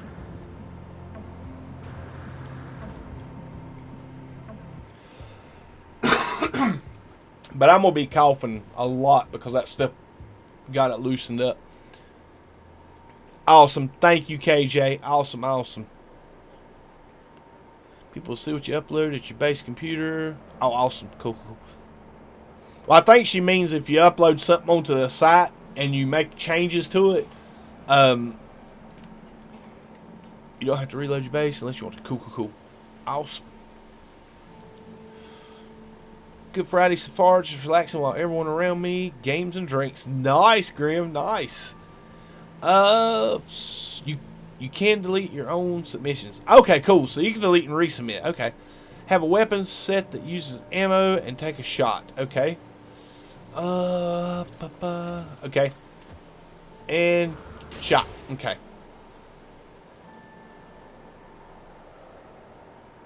Then what?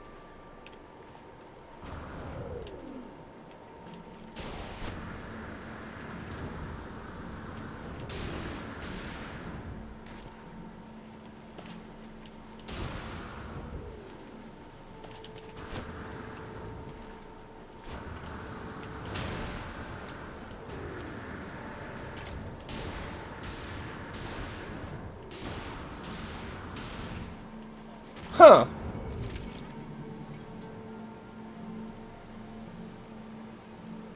Then hold melee key and start rapid pressing and reload. Then move forward. Okay, then hold the melee key and start rapid pressing and reload. Then move forward. Okay.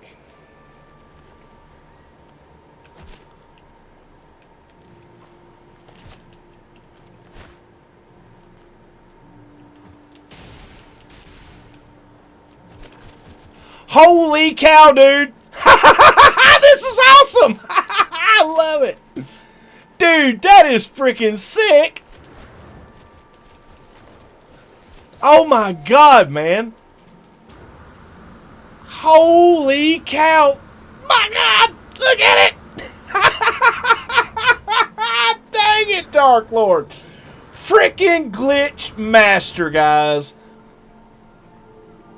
Dude, did you come up with this or did you find out about it from somebody else? I want to give credit where credit's due. That's beeping awesome, guys. Oh my god. I know, right, Grim? When he posted that up earlier, okay, I'll try it, but I never get these things right, and they don't ever work for me. I just don't do the buttons right. Oh, you saw it. Dude, man, tell us who you... If you remember if you come up with who come up with that, dude, definitely let me know, because I want to shout them out like freaking mad. Holy cow, dude. Okay, so melee. Oh my god. Until you run into a rock, you're good, guys. Let's see. Melee. And let's see. Run. Okay. Oh, because I reloaded. That's why. Okay. Okay. Let's see.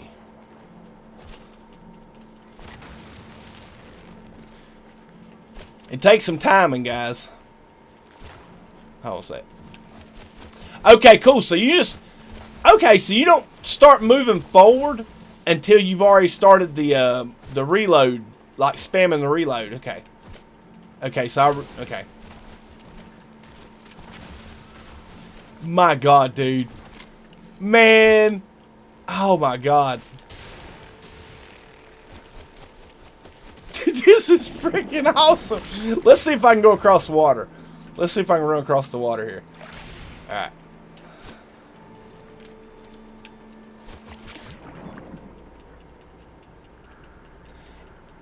It definitely works under... You don't really walk underwater, but it definitely you can't melee underwater. Okay.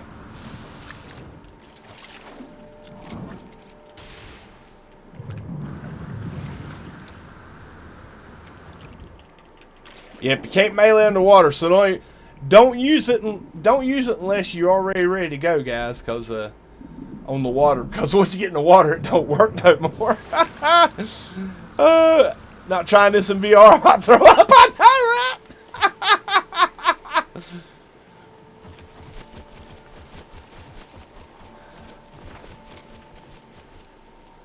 Let's see how long it takes me to get back to my base, guys. Holy crap.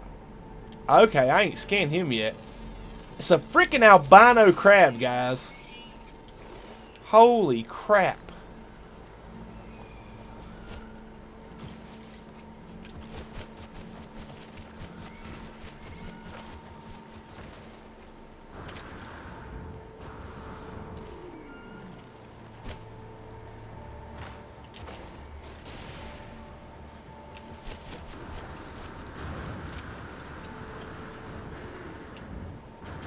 I'm going to be playing with this for a while, guys. Alright, take a shot so you can use your reload animation. What you do is hit the melee, and then just start spamming your reload, and then that's when you hit your movement, which direction you're going. This is freaking cool, dude. I like this. I like this a lot. And if once you get going, you hit that jetpack, you zoom. He's a pinball wizard. Oh. Oh, Too Cool 24? Cool, man. This is freaking awesome.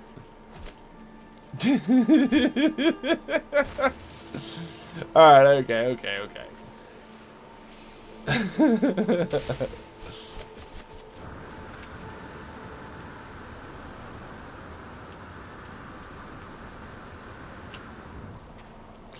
Heck yeah, man.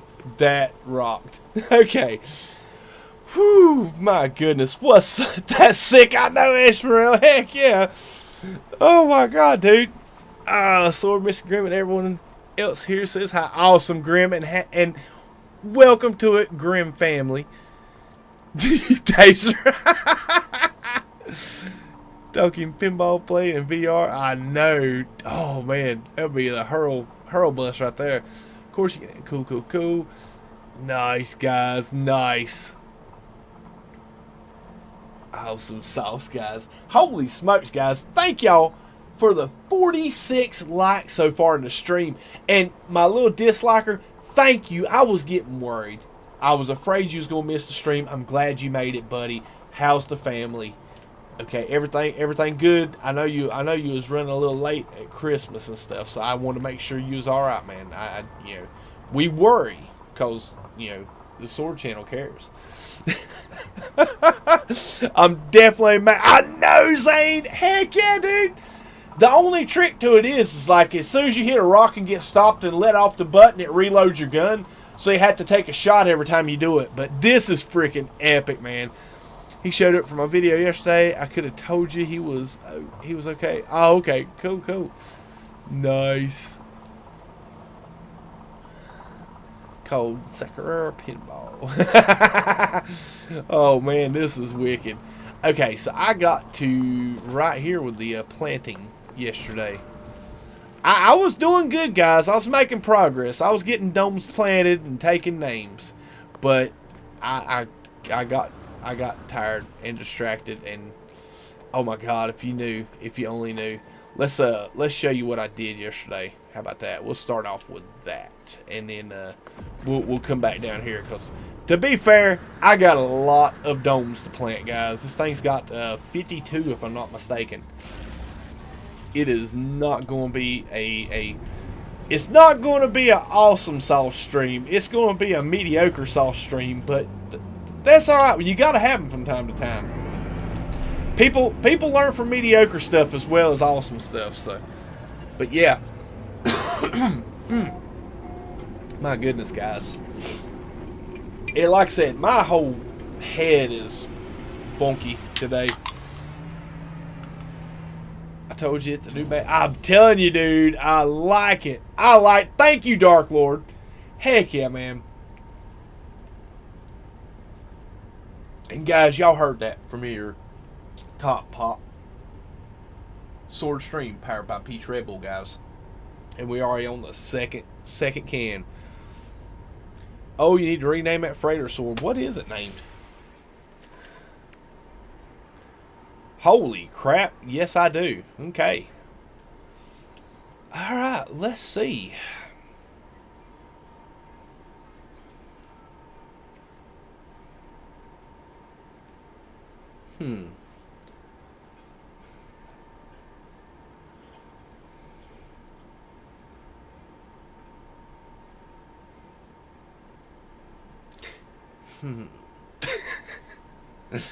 Awesome.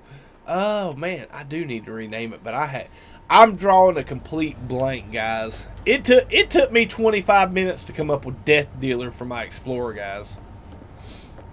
Yes, indeedy.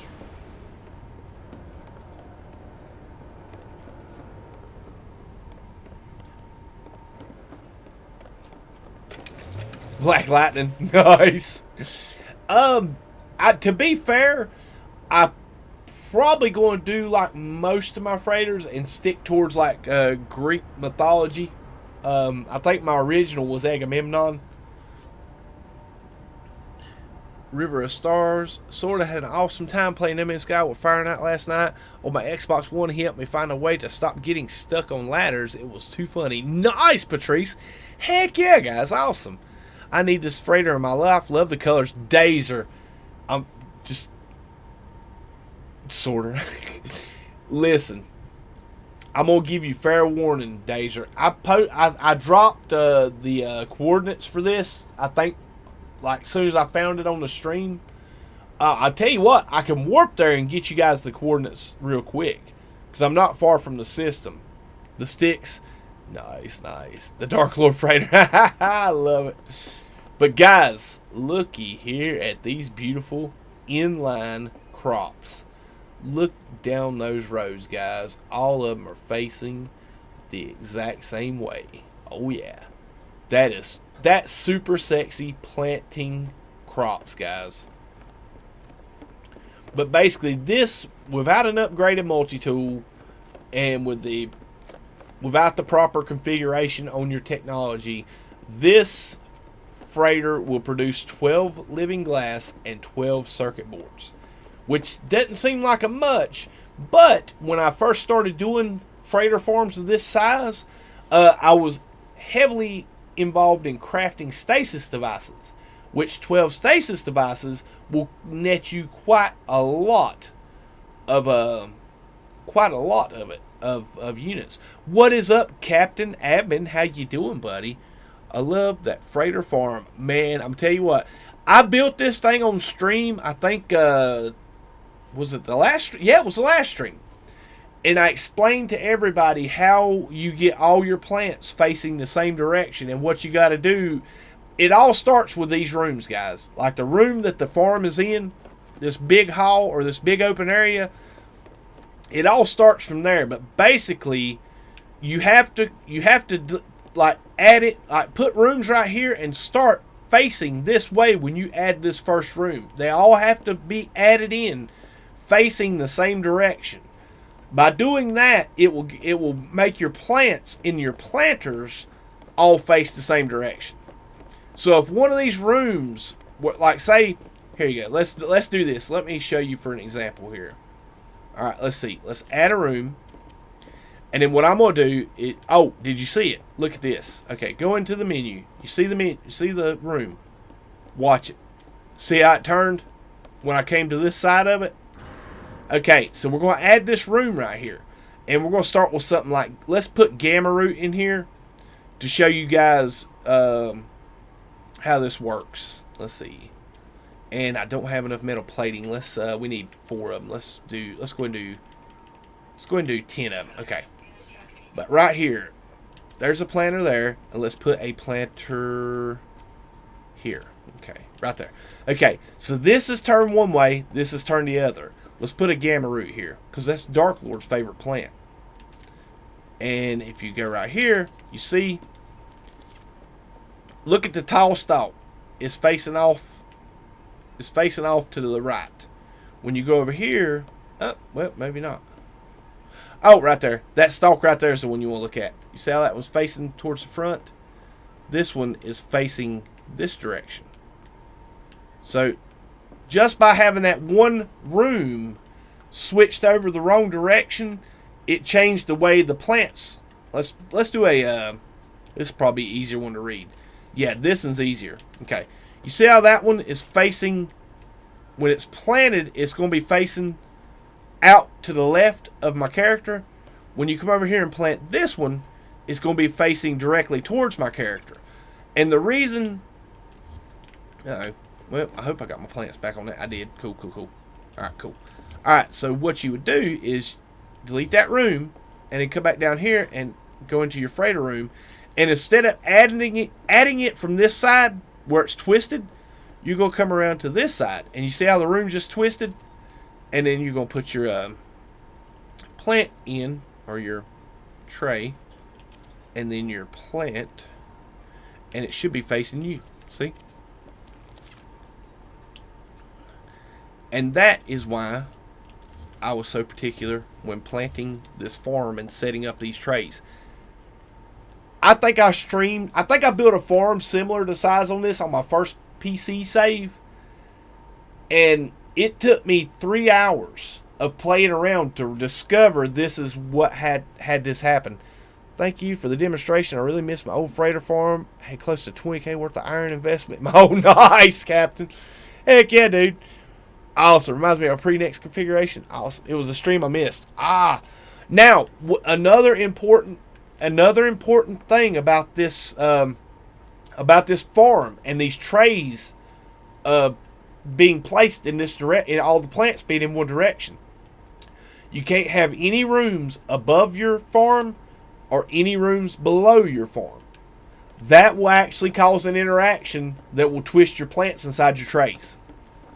Because my original freighter farm, I couldn't figure out why about half, I think it was like 4 trays down here or 5 on the gamma over here, they were twisted a different direction. And I couldn't understand why. Until I realized on my original farm, this side of the farm, I had a hallway that led down to where all of my containers were down that hallway, and then on the back corner of it was my frigate control rooms, which I have over here now. So basically, all the rest of my farm components that I'm going to build are built before you get to the farm, and the farm has nothing above it and nothing below it. What is up, Tragic Trucker? Welcome to it, my friend. The Dark Lord Freighter. Nice. How many boxes do you have? A monkey sorter. Nice. Nice. Let's see. I got it. I got it. And I'm not going to go Greek mythology. Y'all guys got me thinking about it. I know what we're going to call the freighter. We're going to call it Ragnarok. If I remember how to spell it.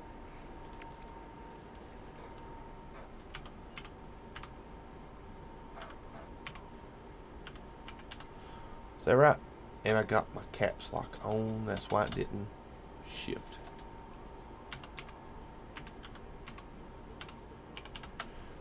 Can I get a spell check? Awesome.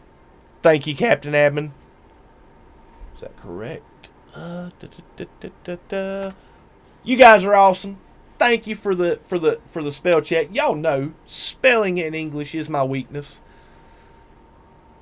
Cool. Thank you, Dark Lord. Thank you, Captain Admin. Awesome sauce, guys. We're going to call it the Ragnarok. Why? Because I can. No, actually, Ragnarok, I used to play a game with a player named Ragnarok on mobile. And one of the coolest guys in the game.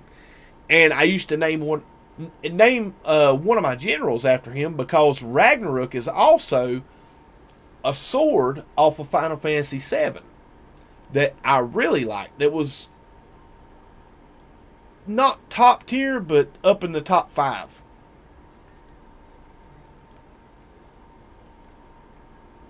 KJ is awesome. I hear you, Lava Lamps. Heck yeah, dude. I like it.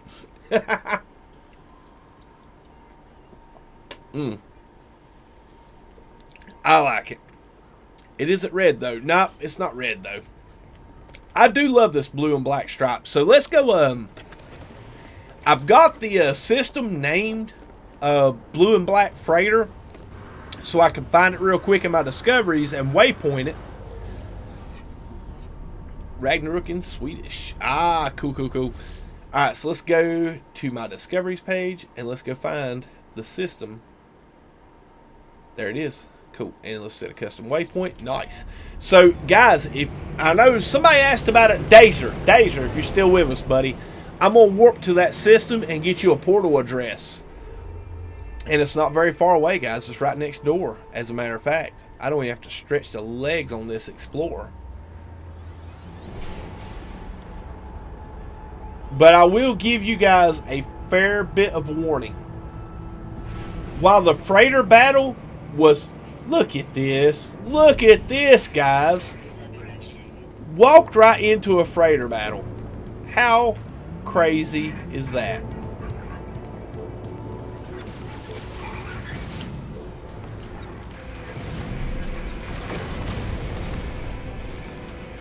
There's only 4 pirates in this freighter battle, guys. Only 4 pirates. But getting the S-Class took hours, guys. This is probably the hardest freighter I've ever gotten in S-Class. And I've had some really long freighter battles before, guys. I've took you guys along for quite a few of those rides. But this was absolute nightmare, guys. Now. Oh, crap. There are 5? Oh, crap. There is. Sweet. Or I missed one. One or the other. I think it was 5. Cool. Let's check it out.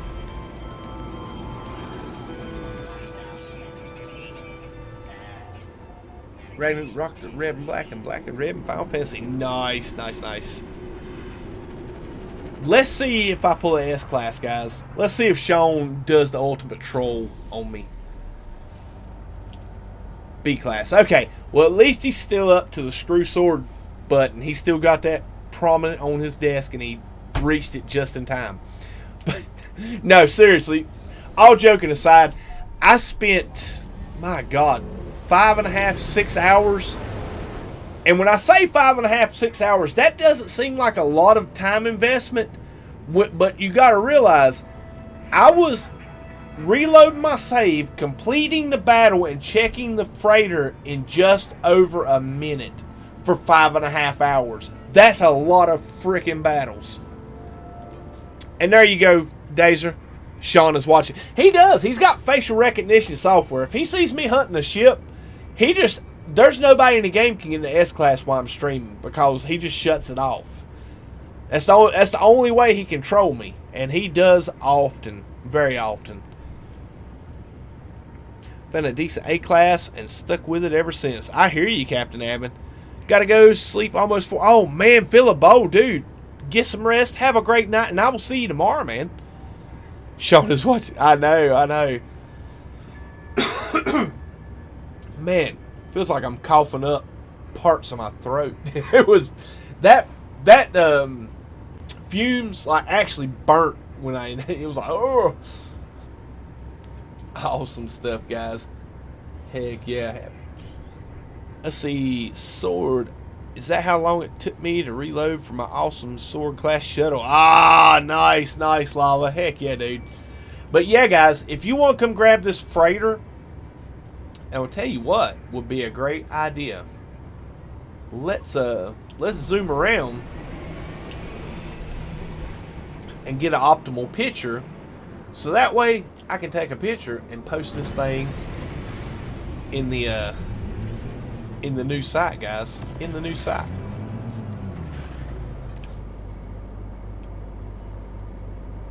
Crap. Holy cow, game. Okay, quit being a tool. There she is. Man, that sunlight just don't do it justice, does it? That's better, hopefully. Let's try it from this side.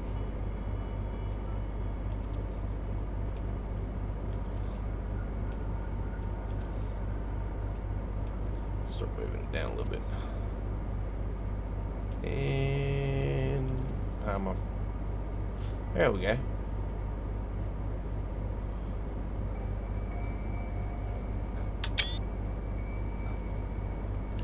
And there we are. Now let's go into menu and click on that.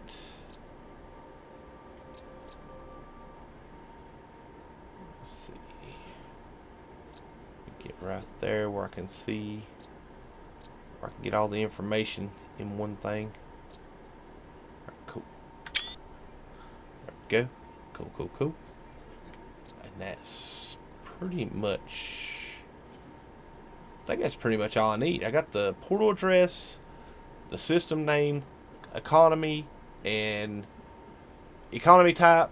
I got the conflict level and the race all in that second screenshot. And oh, duh! What an idiot. You know, at least it wasn't chlorine gas. It kind of felt like chlorine. If anybody's ever been around chlorine and like anybody's ever inhaled chlorine knows what I'm talking about. It was similar to that. It was some type of acid. I never found out. I just got the heck out of there because I knew I was going to need a respirator if I went any further in the building. Blue and black are my favorite colors. Awesome, Dazer. Well, dude, grab you a screenshot of where I had the address up and have at it, friend. Have at it. Let's see. I got all the... Okay, that's all built. Okay, cool.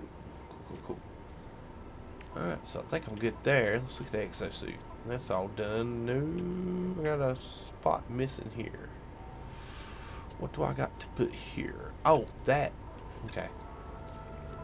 Let's move this. That over there, and then we're going to put our oxygen, crystal sulfate and salt refractor for that, and then I'm going to build the efficient water jets. Need living pearls for those. Alright, that's good to there. Okay. Now, I wish I would have done this differently now. Let's try with that there, and we start swapping.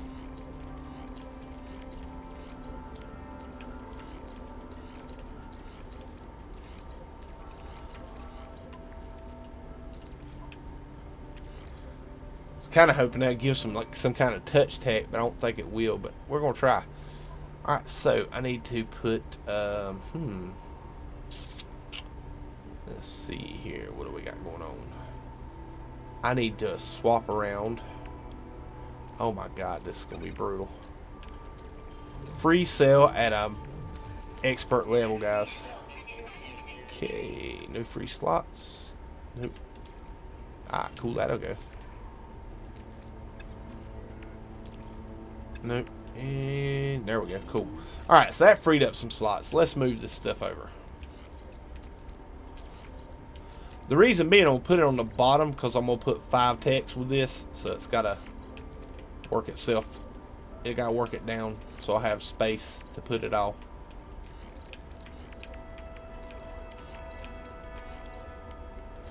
All right, jetpack and my techs. All right, so this gonna move. This will move up. That'll move over. This will move over, and then I'll put my water jet or airburst engine there. Cool. And what have I got left? Rocket boots. Okay. We never install rocket boots, guys. I don't trust them. Don't like them. My first freighter battle on this save netted me an A-class 34.9, so I took it. I want to push for an S-class, but don't have the time. I hear you, Zirconator. Yeah, don't get me wrong, guys. Listen.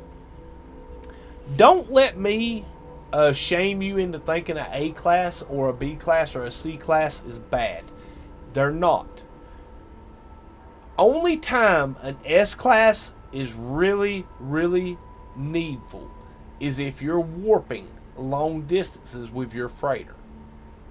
With the new warp drive bonuses on the Explorers and the new way since next, I think. Yes, it's next that you could set your technology in your Explorers or your Exotics. They have all been able to outpace a freighter in warp drive range. It's far less trouble to warp in an Explorer than it is to walk all the way up to your bridge and warp with the freighter. So, taking warp out of the equation, there's really no difference in any freighter. Other than A-class and S-class will have max slots at the same rate. B-class and C-class will have lower slot counts. The max slot count for a B and a C class is much smaller than the A class. What you know now, you don't need rocket boots. That's right. What you know now, you don't need rocket boots. Exactly. I know, right? I know, Dark Lord. Except rocket boost adds adjacency bonus. True, but yeah, I'd rather not have them. I mean, really, I do a lot of like jumping up on top of trading posts and jumping up on top of builds and stuff. And those rocket boots, if you don't let off the button at the right correct time, you'll shoot right back off of it. And yeah, to me, they just always cause more issues than they help. So, funny imps, dude. Have we talked about the site for you, dude? Them boys over at the Black Hole Suns and the Galactic Coordinates Exchange have gotten together and have created a site for us to post our ship discoveries, dude, to where we can search for ships by parts, by colors, by styles, by class. Oh my God. Dude, one of my mods, if you can drop that link in for Funny Imps to check out, dude, check it out. It is freaking awesome, man. Cool. Yeah, Riff Fox. Like I said, I never had no use for them because they was so hard to control. Especially like on a permadeath save, I didn't trust them. Cool. What's up, J-Laugh? How you doing, buddy? What you working on? Did you guys see the upbase? I did not go check it out, but I heard about it. And that is something I do want to look into. Oh, I like the buy parts. Yes, funny. It was pretty much those guys created a search algorithm or a search engine to where we can more or less customize ships. I mean, if you boil it down to the base principles, you input all the parts that you need. It does hinge on the fact that somebody's got to discover that ship somewhere and post it. But, as you all know, there's tons of variations on ships. In VR, found an S-Class mining from a broken... oh, yeah, heck yeah, dude. I get them all the time, man. But, heck yeah, man. Awesome stuff. Heck yeah, Funny Imps. Nice stream yesterday, dude. I look forward to seeing more, sir. I look forward to seeing more. Alright, let's threat detect. Oh, it's just a system pirate. Issa nobody. Where's he at? I want to grab his bounty. There he is. Hello. Hello. As Medea would say.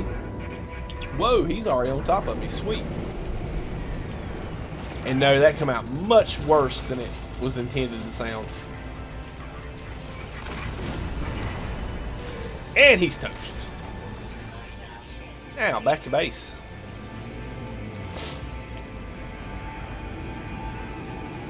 Heck yeah, Funny. Much enjoyed that stream, dude. Alright, guys. Let's go do some farming.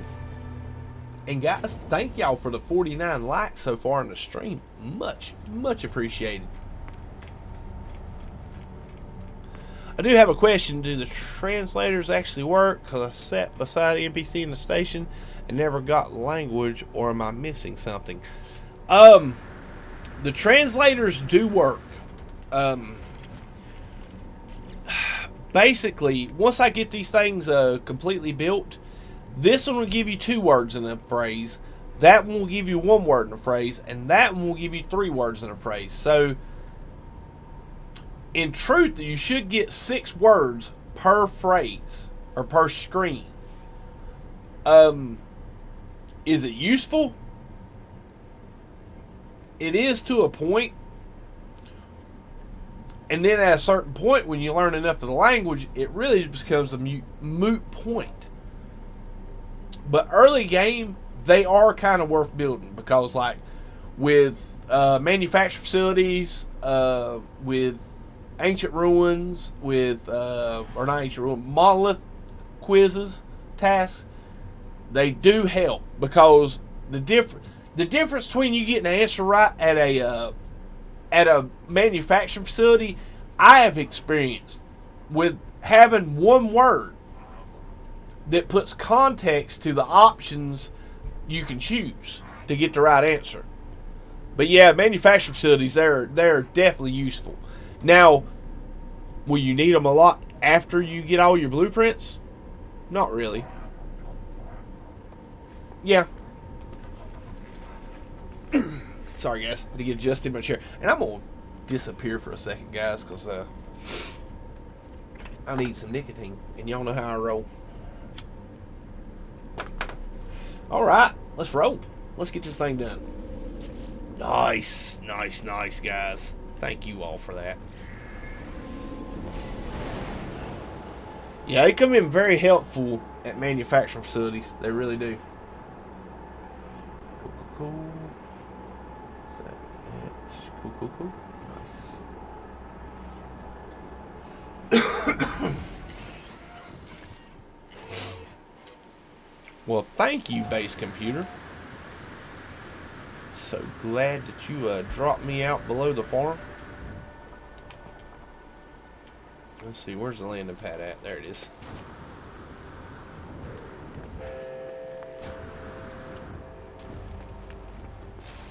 If anybody decides to come visit this base once I get it up and running, when you come in off a landing pad, or if you teleport here, if you ever come here full time, when you come in off the landing pad, you're going to notice a different color lights. Like I got yellow on one side and green on the other. The green are going to be the living glass, and the yellow are going to be the stasis devices. So let's get back through here and see how far I've gotten. So I'm almost done with living glass. I got all of these wings planted and ready to harvest. So sweet, sweet, sweet. Cool. So let's go to the last wing of this farm and get it planted in the living glass. And then we can start on the daunting task of getting the stasis devices built. They need to fix the NPC conversations at the stations. I liked the previous intro. I did too, bud. I mean, don't get me wrong. They added it for the reason, and I think they talk way too much now. It takes too long to get through an interaction with them. But some people like that and requested it and wanted it. I'm not going to knock it because I don't do it often enough to where it's that big a deal for me, as opposed to how many people really like it now. So, like I said, I don't know. There's some things that got added to the game that I'm not a big fan of, but I'm not upset about it because, well, I'm glad they added it, even though it doesn't concern me. That's a better way. Let me back up and punt. I'm glad they've added it, even though I'll never use it, because other people will, and I'm happy for them for being able to do stuff like that, or for getting something that'll kind of caters to their likes. What is up, Muttbone? Odelay, buddy. How you doing? All right, cool. So basically, when you plant, how I'm planting these farms, guys, is I got to go in and delete the corridor. Then I go in and plant the farm. And what I'm doing for living glass is I'm putting the 2 facium right there, and I'm gonna come over here and put 4 gamma on either side, and then 5 living glass on the back of it. And basically, each one of these domes with an non-upgraded multi-tool, just bone stock, but with your blueprints, will make 1 living glass. And then you go back in after it's planted and add back in your corridor. The only catch is, and the really not my favorite thing about this is, you got to delete the corridor every time you plant a dome. Because I have not found a way to plant the dome from outside. So, and it gets kind of tedious having to jump back through all these menus to plant. So, and Warcrown showed me and Xaine something we hadn't really considered. You can actually plant plants right here when you do this, and use all 16 slots in this biodome.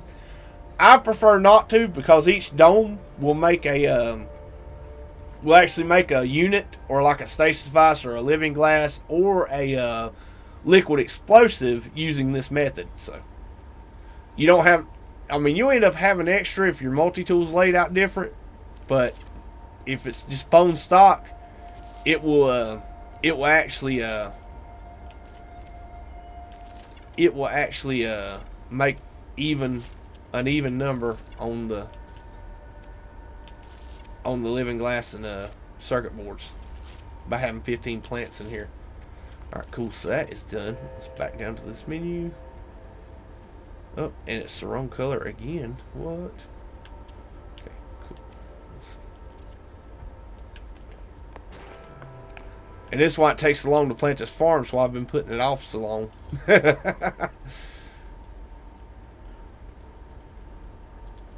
And what is going on? Doinkus, how you doing, man? Welcome to it. I hope I pronounced that correctly.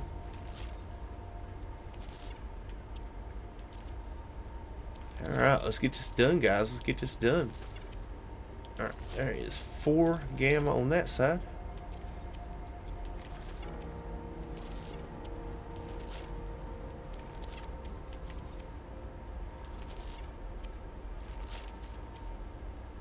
Plus that, planting these domes this way, it really takes away the amount of math that you got to keep up with, like as far as how many plants you have placed in the domes. in a bulk load like I used to do. Like, basically, I would plant all my selenium, all my frostwort, all my cactus, and all my star bramble for living glass as I planted the farm. But doing it like this, you don't have to keep up with how many selenium, how many frost, how many, you don't have to keep up with how many plants you've put up in total. It's Nate. Thought I'd stop by on you. Awesome, man. Nate Crooknet. How you doing, buddy? Welcome to it over on YouTube, man. Thank you for coming by. See, how do you feel about the Power Generation Edition? I like it. I think I'm glad they got it fixed and working functionally now. Because I'm going to tell you what, guys. And for you guys that were there during that stream, y'all know, just you could read my face and could tell I was pissed. I don't think I ever got as frustrated ever as I was that day, that first base I tried to power up. I was like, you could see I was livid under my smile. Alright, I had to turn the mic down a little bit. It was getting kind of loud. Alright, cool. Bam. That's it on Twitch, YouTube. Nice, dude. Heck yeah, for the multi one. Basically, Sora blew a gasket that night, pretty much. I was hot. I had to... They wouldn't really know salvaging the stream after I tried wiring that base up, because it just was not working. It didn't work right. It was just, oh my God. I was so bent, but I was trying my best not to complain about the game, because I knew they was going to patch it and fix it. I knew it was going to get better. I knew Hello Games wasn't going to leave it broken. And I knew as soon as we started hitting those Zendesk tickets and they put a patch in it to fix it, it was going to be fixed. But at the time, I really wanted to power that base up, and it really got under my skin. What is up, JW? How you doing, buddy? Farm looks good. Thank you, dude. Trying out the farming. I can't do it. So much to do. Oh, I know. Basically, farming is simple. And this is how you make it simple. Okay? I'm putting up a massive base for people to come harvest. And this base is more or less for everybody else. Not really for me. I'll harvest them. And if I start a new save, I'll come here and visit it with my other account and try to harvest it. What you need to do, what you need to keep in mind is keep it in perspective. Is, okay, well, if I'm on a new save, what's a good amount to get? Let's say you start out with 10 circuit boards. In the right economy, that's 10 million units. 10 million units a day. 10 million units a day, it only takes, what, 10 days to have 100 million units. It only takes 20 days to have 200 million units. Within a month, you got 300 million units, and that's 2 haulers you can purchase. And that's just playing the game daily, harvesting a passive farm. And all you got to do is start out planting one dome, guys. Most of the stuff you can collect from NPC ships on trading posts in small amounts, enough to plant a dome or two here and there. And to be fair, when KJ done her permadeath survival or permadeath 38 minutes permadeath, I think that's how she did it. Is she'll plant a couple domes a stream, or couple domes every video. And made it like a project. Like, it took a couple 3 days to get done. But once it's done, and this is what I love about farms, once they're built, they're there. And it's a lot of upfront, but it pays dividends over long periods of time. But like I said, once this base is uploaded, it'll be there until... unless I delete it or something changes in the game that causes our save data to wipe. But it'll be here for a long, long time. The only kind of thing I'm kind of, not salty about, but kind of disappointed about, is that like legacy farms beyond aren't powered. So Big Papa Timo was mentioning last night on Reaper stream, and was talking about, I got tons of PS4 bases where I'm not playing on PS4 anymore as often, but I got tons of farms on PS4 in different civilizations that have gone dark and aren't growing because I haven't got into the save and put power to them. And that's about the only thing I would say is like a negative to the power thing. Like legacy farms should have had like basically kind of like creative that was auto powered or something. Especially, well, then again, I don't really think, I'm not too bent out of shape about it. I know it's like really difficult for me to get back over or have the time to get back over and update all those farms, because just getting the blueprints to get the materials and the resources to power them is a pretty good investment in time that I just really haven't had since the update.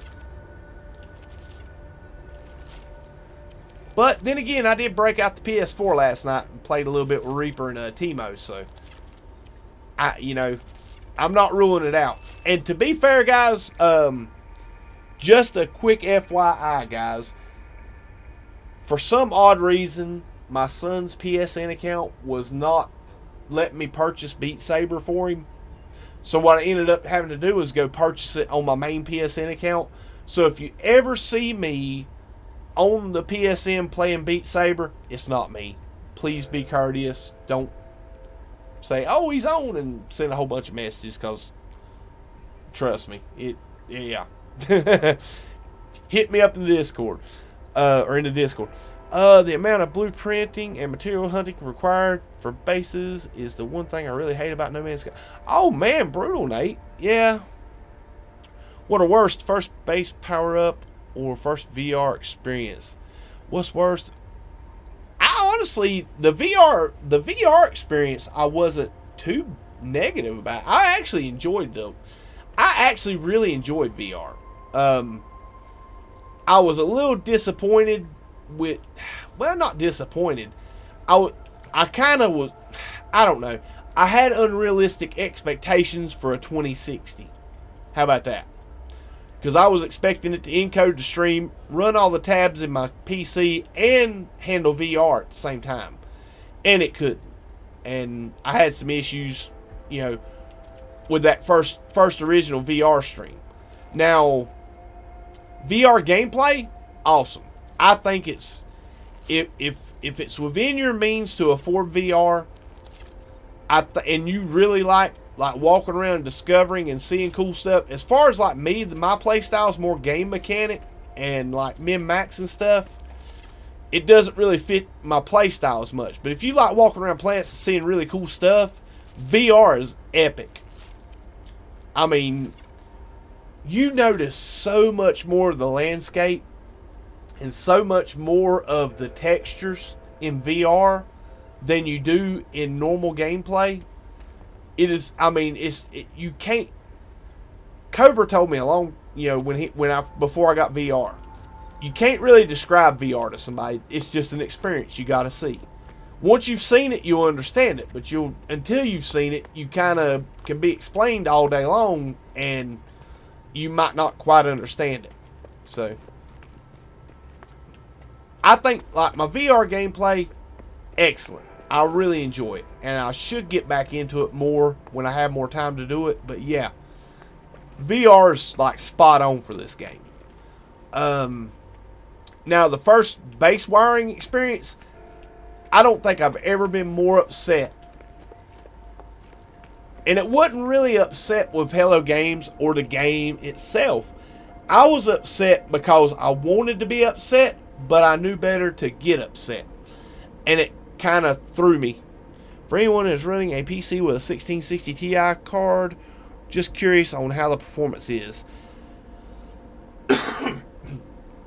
Funny, are you talking about like playing the game, or are you talking about running VR? A 1660 Ti? Oh man, you asked a good question, man. What is up, Christie's Beach? How you doing? And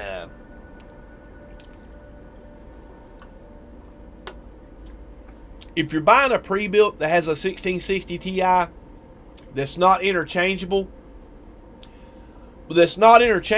or not optional to upgrade to do, I'd say go ahead if it's a great price point.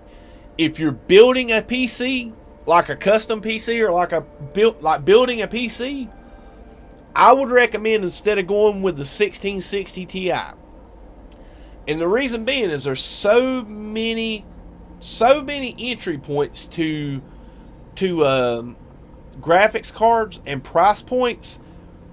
Basically, and you start running into the situation where, and it's the same thing I run into when I built this PC. Well, if I'd spend a few more bucks here, I'd get this much more performance. The reason I say that is to say this: the 1660 Ti, the 2060, and the 2060 Super all exist within similar price points. If you're looking for a really awesome gaming experience where you can run a game in Ultra, I would highly recommend either getting a 2060 Super, one because it's got the RTX cores, and games will start running more RTX moving forward. There's not that many titles right now that run RTX, but it's a newish technology, and the ray tracing is just going to get better, more optimized, and the cards are going to have better ray tracing cores. Around the 400 to 450 price point, you can start running into the 2070s. And like I said, man, I got this 2060 Ti. I got the absolute top of the line with this EVGA RTX 2080 Ti for the Win 3. Guys, I'm going to tell you what, that's with availability and ability to purchase, because there's a lot of cool cards that run that's a lot beefier than the RTX than my card, but you can't find them. Like the Titan RTXs, those were awesome. The the Kingpins, those are awesome. Could ever use it to its capacity? Never going to happen, so don't spend $2,000 on a card. I would say anywhere in the 2060 Super to 2070 Super, or even a 2080 card, you're looking at getting a lot of bang for your buck. A base level, entry level 1660 or 2060. I had an RTX 2060, base, entry level, cheapest 2060 on the market when I bought my parts for my PC. It run this game in Ultra, fine and dandy, had no problems with it. The only time I ever had problems with a 2060, like a stock base level, low tier 2060 card, is when I started encoding my streams through my graphics card, which I recommend for anybody that's running Streamlabs, and when I started trying to do VR and stuff like that. And then a lot of times that I was having issues, it was more my internet than my graphics card being able to keep up with it. But yeah, I mean, and plus that, turning down your graphics. Like, when you go into your PC settings, guys, you can go into your graphics options. You see right here, I got everything set to Ultra. But like, there's certain things that you can cut down to enhanced or to standard. But like base complexity, you can leave Ultra. Your terrain tessellation, stuff like that, you can leave in Ultra to where you won't notice a huge difference in the gameplay. Like this GTAO, that's new, that you can cut down. The anti-aliasing you can cut back. The anisotropic filtering you can cut back. It will lighten the burden onto your GPU to where entry-level GPUs will run this game pretty smoothly. cool. I saw something at the store tonight and was just curious as to the difference. To be fair, with graphics cards right now, there's such a broad and wide range of graphics cards. Basically, and this, I don't know how they do it, and still, it's like, it's crazy. Because you got 1, 2, 3, 4, 5, 6, 7, 8, 9 categories. 9 categories of NVIDIA cards. Starting anywhere from around $200 and going all the way up to around $1,700 to $2,000 in those 9 categories. The performance jump between those 9 categories, not that huge. I mean, the 2080 Ti, awesome card. Top tier, top of the line. Great card. A 2080 Super performs similar.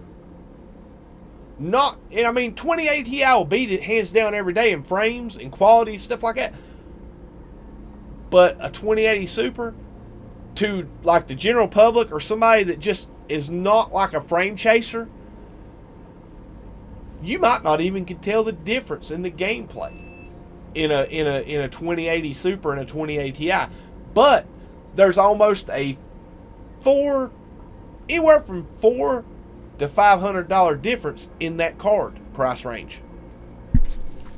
Guys, bear with me 1 second. I gotta step away.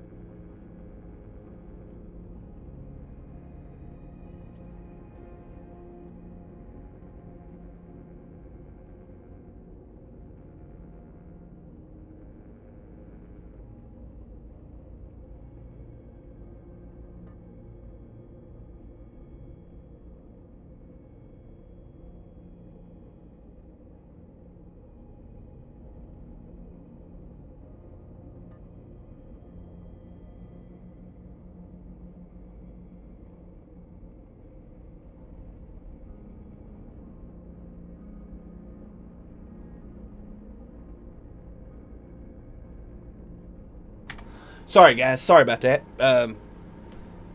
Had to take care of kid thing. Daddy duties. Alright. What is up, Z Hunt? How you doing, buddy? And there's Caroline Kelly. How you doing, dear? Good to see you. Awesome stuff. But yeah, guys, like I said, it's now, I will say this, funny.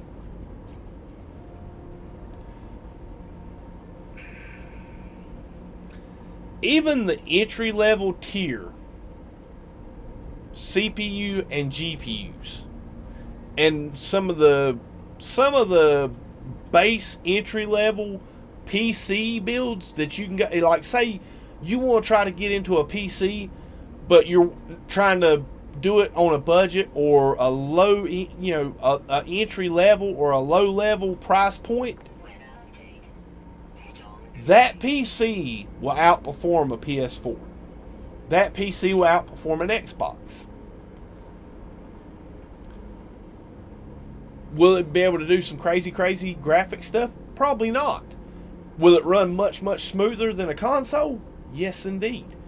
And to me, that's what I worry about with the Xbox, Xbox Series X or X Series or the PS5. Is what price point to come in at, because I'm gonna be honest with you, if the price point's too high, I'd start recommending people start looking at getting PCs, because you can purchase a PC right now for $800 to $900 off a shelf that will, or from a Cyber Power or something like that, for anywhere from $800 to $1,000 that will just hands down stomp any of the console performance. Plus, PCs are upgradable. Like, I'm planning on upgrading this rig this spring. I'm going to put a much better processor in. I'm going to put a much beefier motherboard in it, or more enthusiast grade motherboard in it. May improve on some of my cooling solutions, which I don't really need it, but to be fair, if I'm going to tear it all out, I may go back in and redo some things that I kind of cheaped out on or wished I would have done better when I had this thing built. I may take care of that when I do the retool. But use your PS4 controller with a PC, right? Yes, sir. Yep. I just found all of the ancient keys and a relock without a HUD. Oh no! Nice, dang, J-Spot. That's pretty good, dude. Without no HUD. Sweet, man. Heck yeah. All right, guys. Where was we at? We got the yeah, we got this built. Cool. So we got all the living glass planted, guys. We got all the living glass planted. And be fair, that's my opinion on it. That's not, you know, take it with a grain of salt because it's my opinion. It's not you know, the standard or you know whatever. You can do Bluetooth or hardwire with a regular charging cable. I can't do Bluetooth. Funny. I've talked to a few people that has tried it, and I think a couple people have made it work, but not well. I've never been able to do. I can't do Bluetooth with my controller to the PC. I have to keep it plugged in.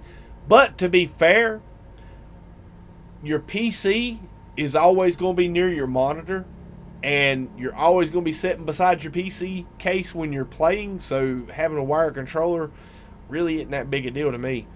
Don't know what prices are like over there, but here video cards alone cost to $1,000 for a decent one.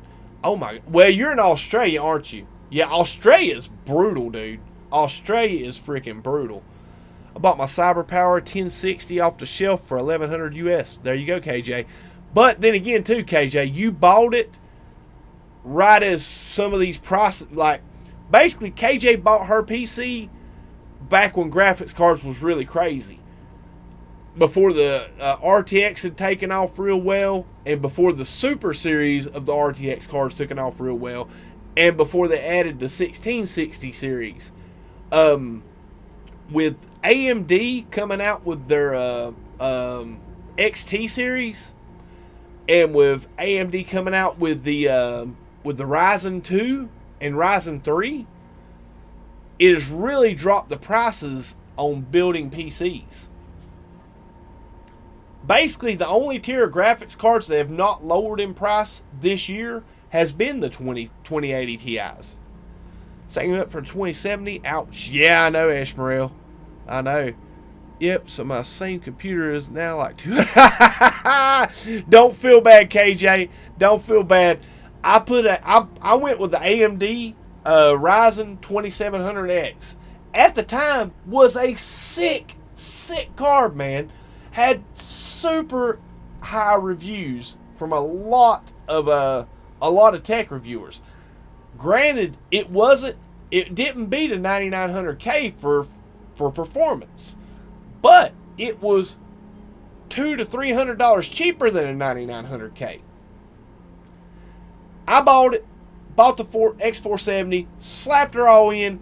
3 months later, they released the 3 Series, and my card is now half of what it cost when I bought it.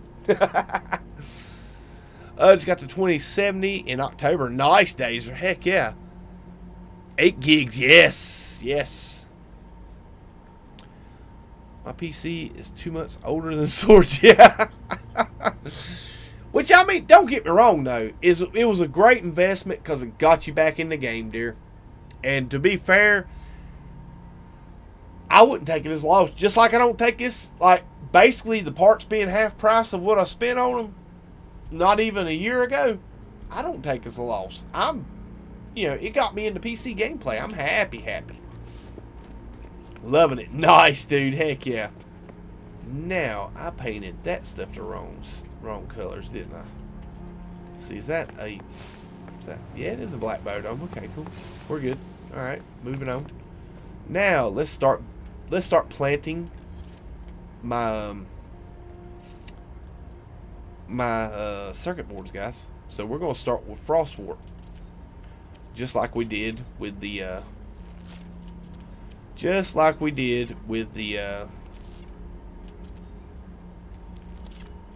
Facium. This is the tricky one. and this is where it comes into it being a little bit more of a hassle, is finding that center plot. Basically, there's lines in your biodome, especially right here on the center. You see these 4 little tabs? If you grab that one, that's going to lead to the center on the back side. And then go over here and put your star bramble in. And it'll be 8 star bramble. And don't ask why I do this. You could throw them all in here, any order you would like to plant them. You could start out with a 2 frostwort right there, and then move on to your solar vine, your cactus, and then all your star bramble. Me, I like symmetry. I like symmetry so much that I will take an extra hour to build this farm just because symmetry.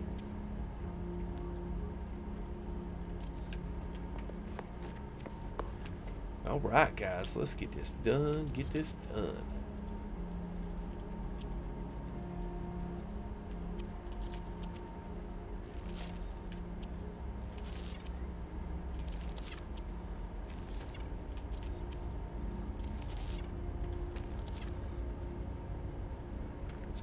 That one, cool, and move over here, and done,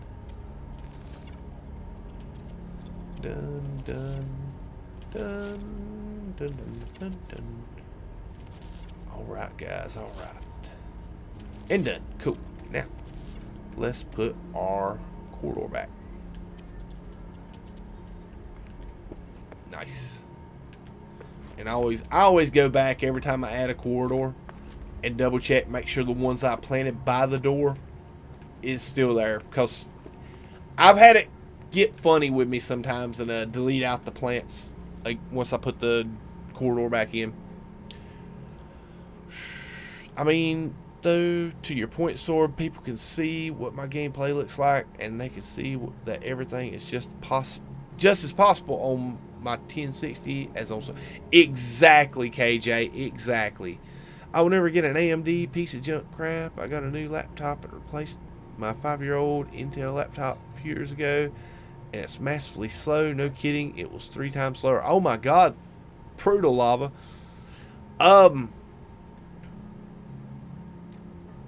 Yeah, I mean, AMD has been chasing Intel for a few years now. This 3950 that's just came out, and the 3900X that's just came out, with this new Zen 3, Ryzen Series 3 or Gen 3, has really given Intel a run for their money. And what's going to happen is going to create a pricing competition to where they're going to have to lower their prices, or they're going to have to go back to the chalkboard and come out with something better quick. And honestly, competition between manufacturers only benefits the market and the people that are purchasing these parts. I love the fact that AMD is chasing on Intel. Not that I'm an AMD fanboy. I do have an AMD system. But the reason I like it is because Intel is going to eventually have to respond with something better or something cheaper to stay competitive in this market.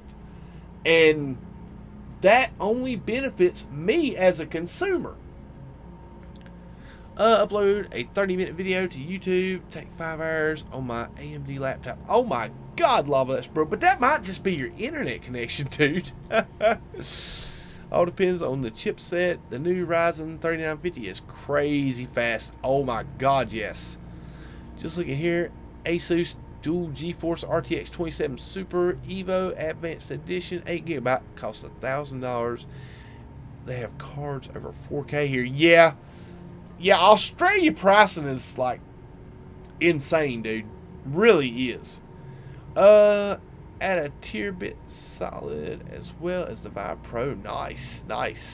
Bud Green, I missed the comment. Did anyone else notice that the glyphs have their hex equivalent beside them in the note? Oh, heck yeah, bud. I like it.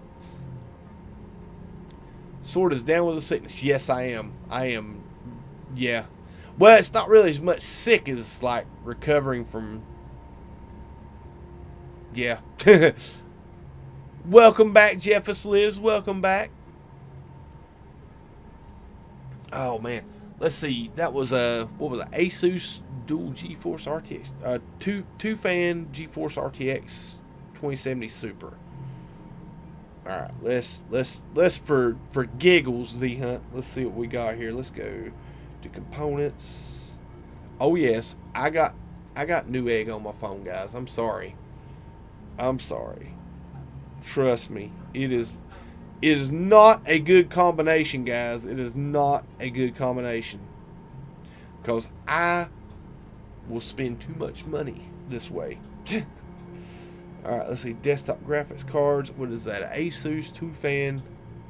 Let's go with here in the filters. Let's go GPU. And we're going to go 2070 Super. All right, apply that. And then we're going to go with Asus manufacturer. Apply that. Oh my god, dude. Yeah. And what was that again? Evo Advanced Edition. I don't see an Evo Advanced Edition. I see 2 blower cards, which is, you don't want blower. Well, I mean, you can and you can't. I see a triple fan Republic of Gamers Strix Super. Oh, here it is. Advanced overclock, 8 GB. $584 US, Z Hunt. Let me see. Make sure it don't show anything important. And I'll show you what I'm talking about right there. And that's a triple fan card instead of the dual fan. The dual fan version right below it, 8 GB card is a $519.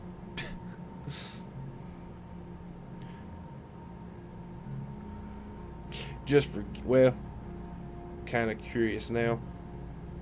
Let's see what the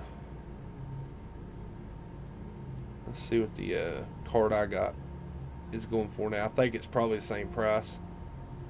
Let's see. 2080 Ti. Oh my god, really? Dang you, Newegg. Okay, cool. Yeah, mine came down pretty... come down a little bit. Mine's going right now for $1,349 on Newegg. Let's see. But it's 11 gigs of RAM of VRAM. Cool. All right, sorry guys for the distraction. We'll get back to it. We're talking computers, guys. Y'all get me excited talking about computers. But yeah, you guys out in Australia, that's not fair. But oh man, brutal. What's up, F22? How's it going, buddy? Whenever I buy a new gaming rig, I know I'm going to be spending $2 to $3K to get something that will last a few years. Yeah, true, man. I used to rip Blu-ray discs. The Intel laptop took 3 hours to do that. The AMD laptop. Oh my god, brutal, lava. Which, to be fair though, depending on what generation AMD you got, Intel will probably skunk it pretty hard. Like I said, basically in the Ryzen, like this last generation, this current generation, is when they really started getting competitive with functionality. So does that the TI? Yes. I got the basically I got the EVGA for the 2080 Ti Gaming Ultra for the Win 3. It's a lot to say. I most of the time I'd say 2080 Ti, but yeah, it's mean. Hey, look what I know, funny. You got me started, man. Just stock laptop from Harvey Newman. Intel was good, and AMD was crap piece of. I hear you, dude. I hear you. Tech cost heaps are here at OZ because we need to get the koalas to test. Oh, nice, dude. Gotta have the koala testing. Let's see, NVIDIA GeForce RTX Titan 24 GB cost. Oh yeah, easily, man. Easily. The RTX Titan is unavailable here. You can't get the RTX Titans over here anymore. But that is with that 24 gigabyte of DDR6, that's a freaking beast card, dude. I think those go for like 2,500 or better here when they was available. But like Enthusiast bought up all, it was a limited release, so Enthusiast got them all up in the States. The Intel laptop was 5 years old when I replaced it with AMD. Oh man, brutal, lava. Which, to be fair, guys, I got this potato laptop here beside me that I've threatened to make a doorstop out of for many, many months. And it has a Intel, I think, maybe Pentium? I don't know. It's got an Intel processor, and I hate it.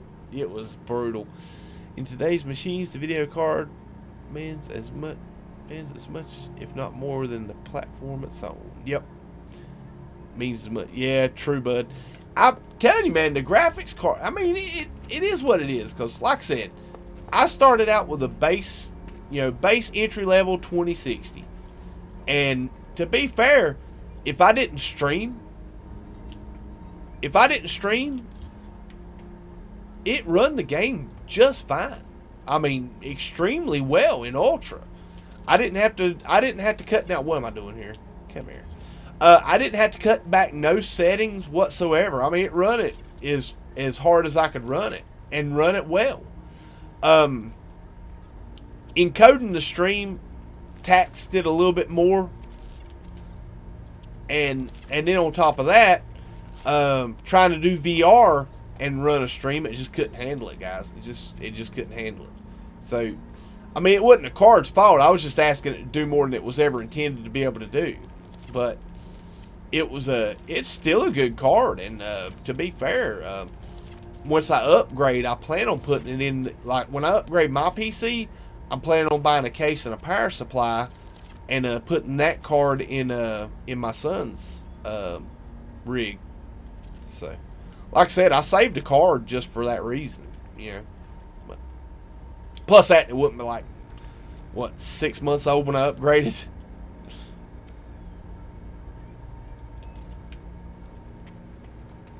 But then again, like I said, you get like with graphics cards and GPU talk, it's kind of like car manufacturers. I know people that'll swear to the Ford truck's 10 times better than a Chevy truck, and then I know Dodge fans that wouldn't drive either one. So it's personal preference when it comes to a certain point. So.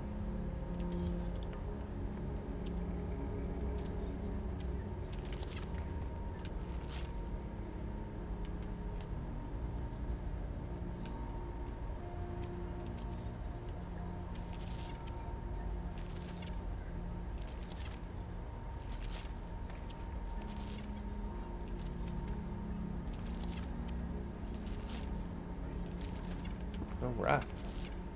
Making progress, guys. Making progress. We're getting domes down. If I can get in the right menu. There we go. Cool. Alright, and that saved that. It did. Cool. Let's go get this dome. And we got one more side, and we'll be done with this wing. It's a slow, tedious process, guys. It's a slow, tedious process. But it is so worth it. Because once it's up, once it's uploaded, you ain't got to touch it again. All you got to do is come harvest it.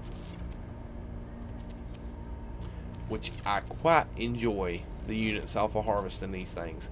Plus, I like being able to harvest everything in this farm within 30 minutes.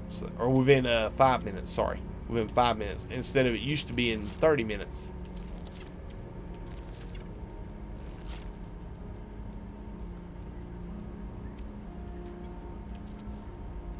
It was right beside. I went that menu 3 times, and it was right beside it. What a noob. Okay, cool.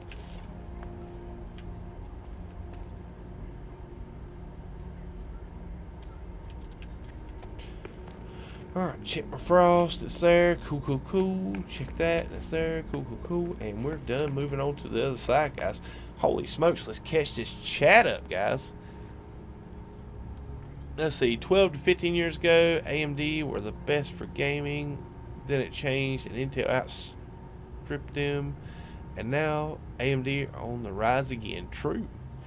KJ, how do I get Gordon to recognize the pie? It's the only food item in my soup, but it's only giving me choice to give baked food. That's not even with me or in the ship. Basically, Gordon will sample from any storage. So, Xaine was talking about this in a guide. If it's in your freighter, if it's in your storage, it doesn't matter. If it's crafted, Gordon will sample. The only thing I think you can do is delete it until it will recognize the pies. Technology hates me. I don't know. The AMD was so slow and bad experience. I will never get another anything AMD. They lost the customer for life. Oh my God, brutal lava. What does Sword Junior like to play? He's been playing that new VR game quite a bit. I can't remember the name to save my life. It came with the bundle. Dark Lord's brought it or said it a few times when I've not remembered. Then we got him a Beat Saber. I bought Beat Saber for him yesterday, I believe, and he's really digging that. He actually got Mrs. Sword playing Beat Saber, which was pretty cool. Blood and Truth. Thank you, Dark Lord. Awesome, dude. I knew you was there. Blood and Truth. Yeah, he's been playing it quite a bit. And then he plays a lot of Minecraft, GTA 5. What else was he playing? There was another Trove. He's playing Trove for a while.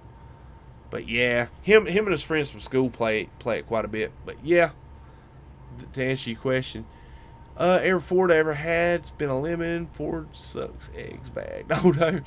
By the way, I've been meaning to mention I tried using the Infernite weapon on your ship for grinding materials. Yeah, Infernite's pretty good for snatching up asteroids. I used to swear by the Infernite until I got into the Cyclotron. Then I loved the Cyclotron. And then KJ and Lava converted me over to Positron. Are you still trapping yourself inside doorless domes to plant? Yes, sir, Jeffus lives.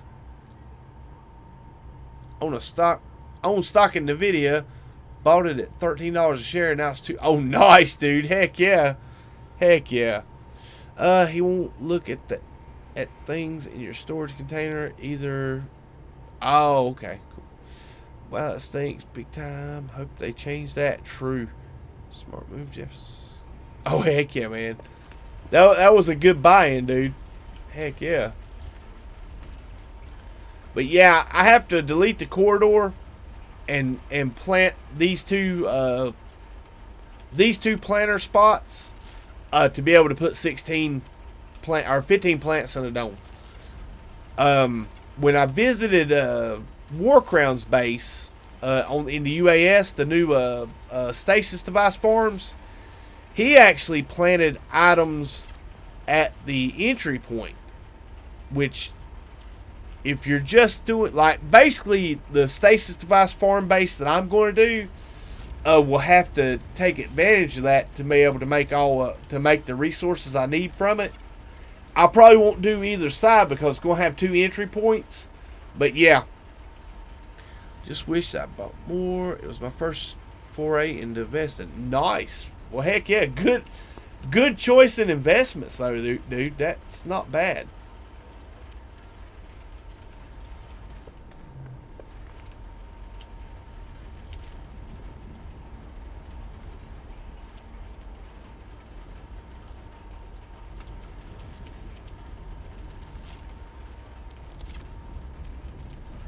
Alright guys, like I said, it's gonna be a quiet night here because my throat feels like it's been in a grinder.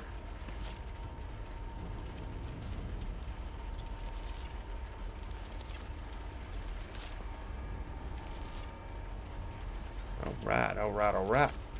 We're making progress, guys. We're making progress. We almost got a wing done. It is, like I said, it's slow go and it's tedious, and it'll. But then again, you gotta understand, guys. This farm is like it cranks close to the complexity of most people's rigs.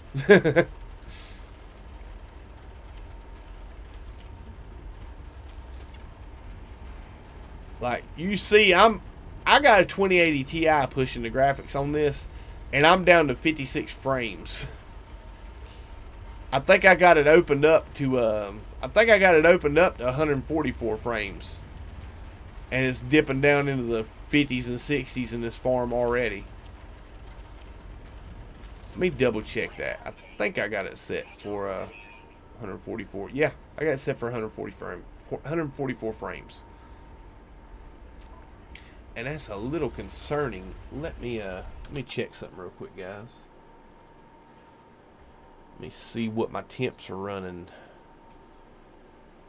This is another reason I like this card. Okay, so we're at 51 degrees Celsius. 50. Cool, cool, cool. Alright, let's bump these things up a little bit. Cool, cool, cool. And apply. Cool. Watch it go. Watch it go. Watch it go. Looky there, guys. Which then again, I quit processing, so it's not really... It's just encoding the stream at the moment, so it's not really stressing the graphics card. But you see, we've already dropped 5 degrees on the GPU just by bumping my fans up 5%, which went from like 2100 RPM to 2200 RPM on the fans. So let's see. Cool, cool, cool. It's not bad, not bad, not bad. Cool.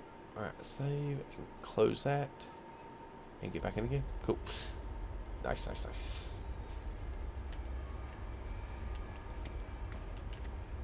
Alright, guys. Let's see. What was I doing here? We was doing... there we go.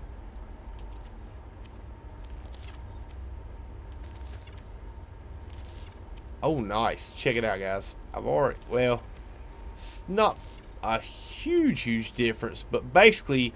Bringing my temperature down on that GPU has actually brought my frames up a little bit.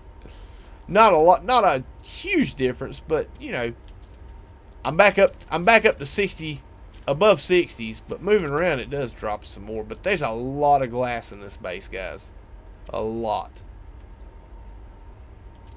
This is more for a visual effect as it is for a farming resource. So.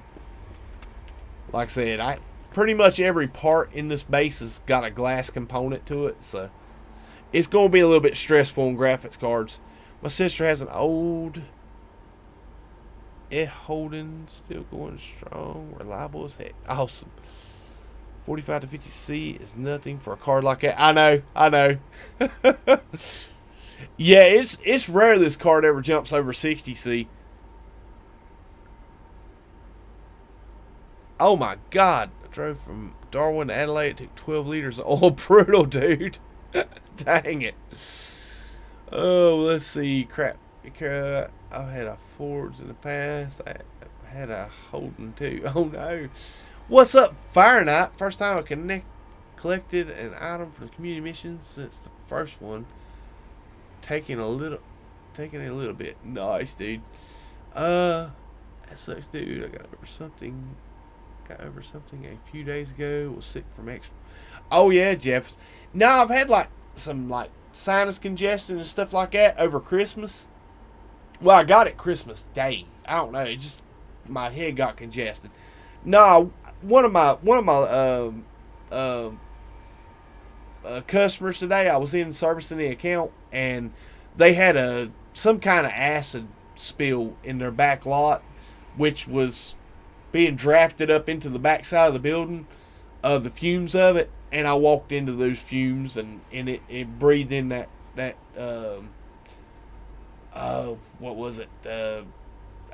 Just the vapors, and it, like I said, once I first inhaled it or felt it, it pushed me back. It set me back a step or two, and I'm like, yeah, let me get out of here. So I got what I needed done and got out of there, but yeah, it's left me a little raw.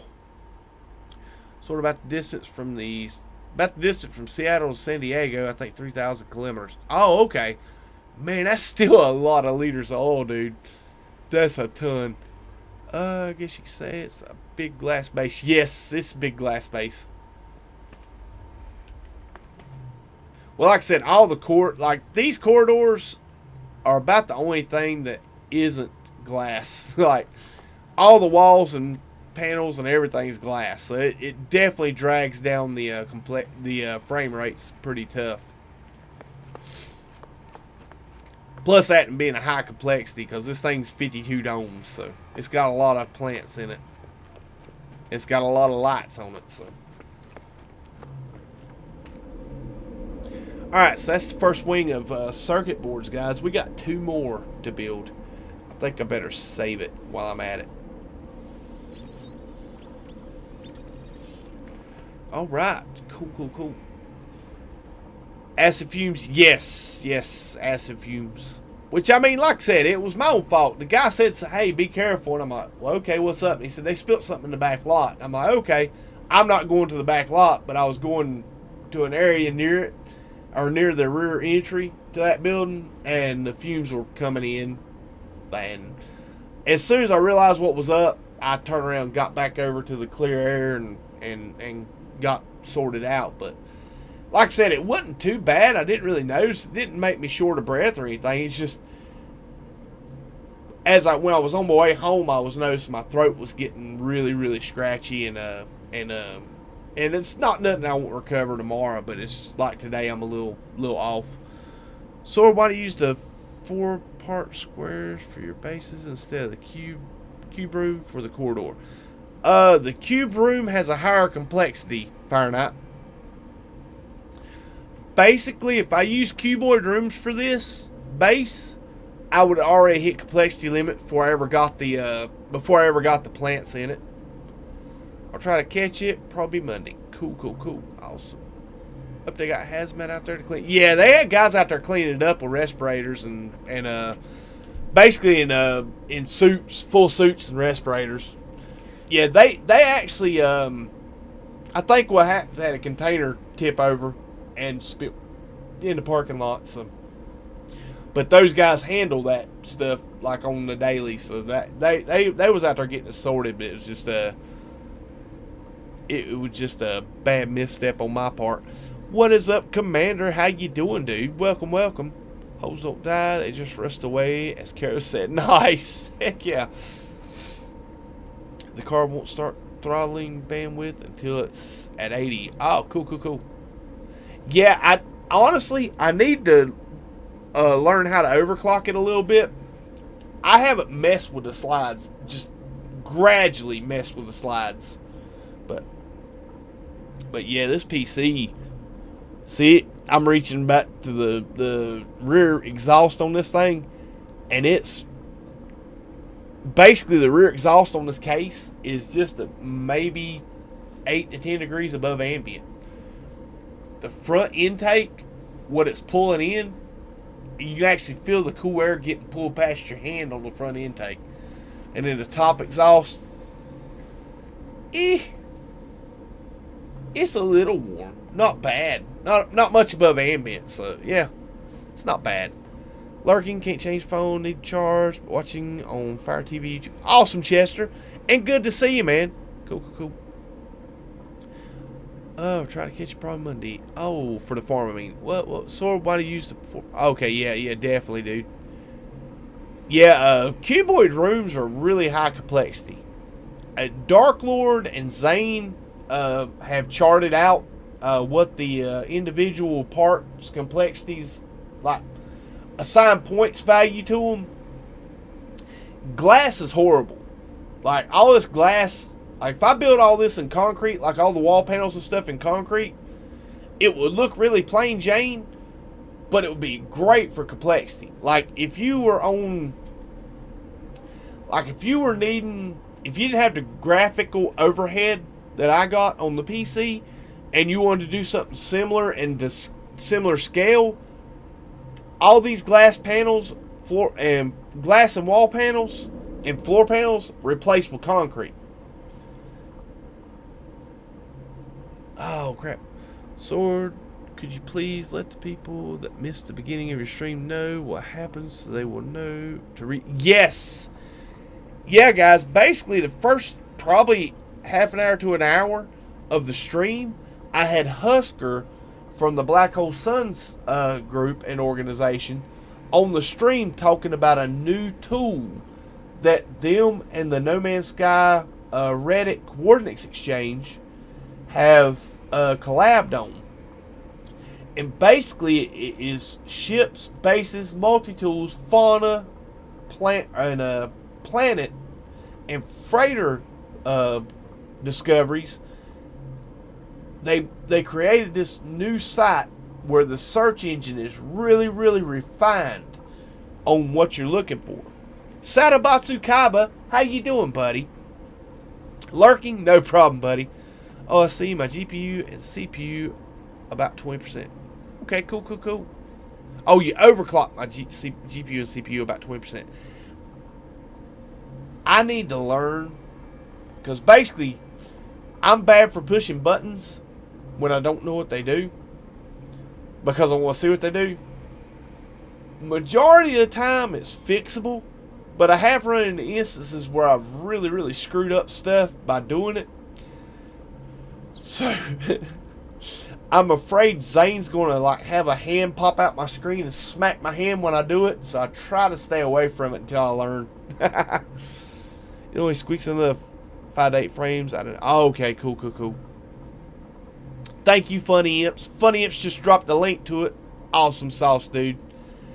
Guys, I hate to do it right now because y'all so many of you watching, but what I'm going to do is I'm going to put up the intermission screen, and I will be right back. I'm going to go refresh my drink and maybe grab a lozenge or something to see if it helps, and make a restroom run. So it's going to be like maybe a 2-3 minute break, guys. But yeah, I'll be right back, guys, and I'll catch the chat up and we'll get right back into it, guys. Be right back.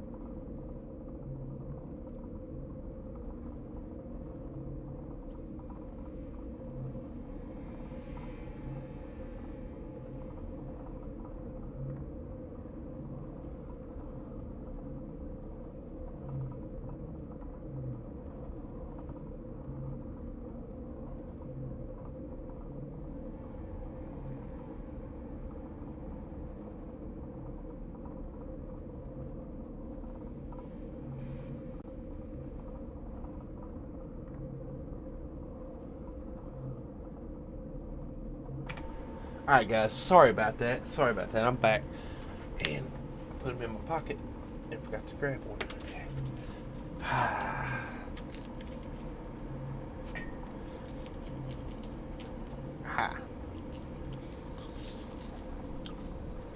We got a lozenge here. Help keep my throat being too scratchy. Alright, cool. Funny Imps dropped a link to it. Awesome sauce. And guys, I believe KJ has added this, or one of the mods have added it to the useful tools section of the Sword Discord. So guys, definitely go check that site out. Basically, was talking to Husker, and guys, definitely, if you missed it, go check it out when this uploads to YouTube tomorrow or later tonight. But basically, anybody that has posted any discoveries in the Reddit coordinates exchange, it's up to you guys to transfer that data over to the Black Hole Suns Reddit, or the Black Hole Suns No Man's Sky coordinates exchange.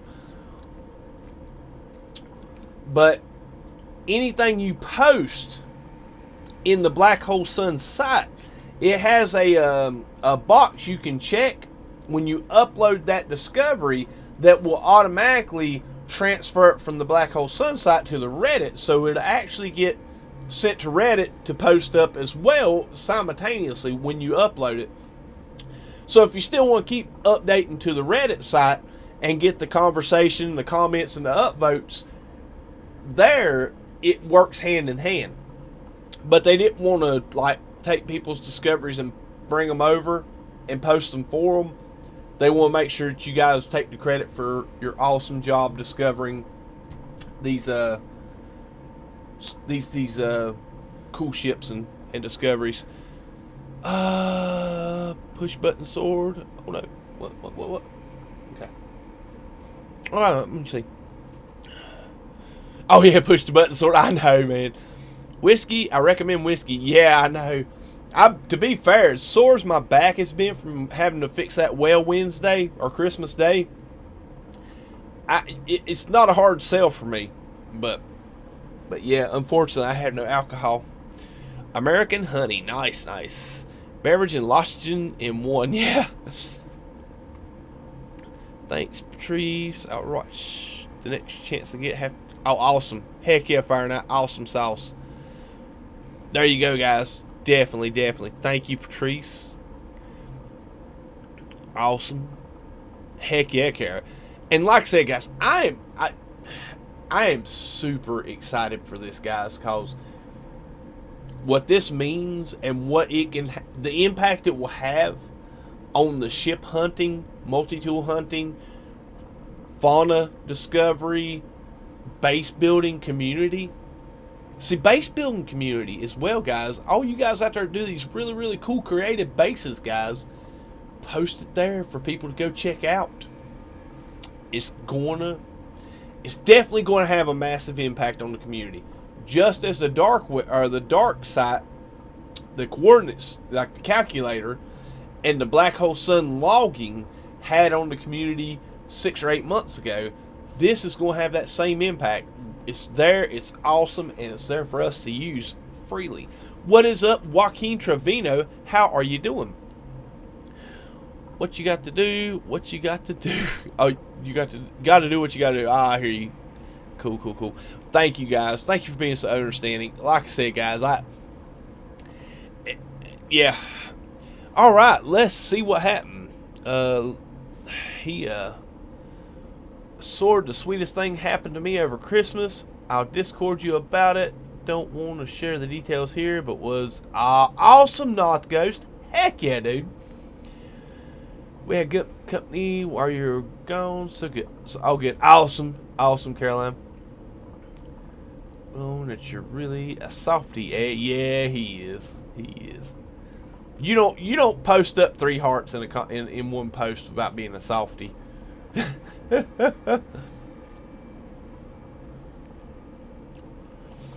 You make us all wonder about your Christmas like that. Nice.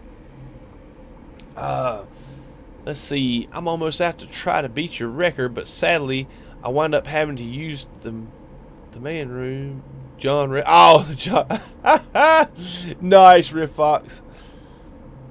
And yeah, it is what it is, guys. I say picking around because honestly, I feel bad, like being cocky. I mean, I am in real life. I joke around and have a sense of humor that way. But it is really arrogant to say I'm the best pilot in Euclid. So I always leave that, hey, unless you want to try to do this, then so be it. The only thing I'm really concerned about is that whole people like black screening their perma saves trying to beat my record. Black Hole Suns, folks, are the bomb. Heck yeah, Jeffus. It's going to take a while to build the database up, but dang, I've been waiting for something like this forever. Heck yeah, Jeffus. The cool thing about it is, guys, you're going to be able to hunt these ships, like specific ships by part. Like by part. Because when you enter it, you have the option to enter.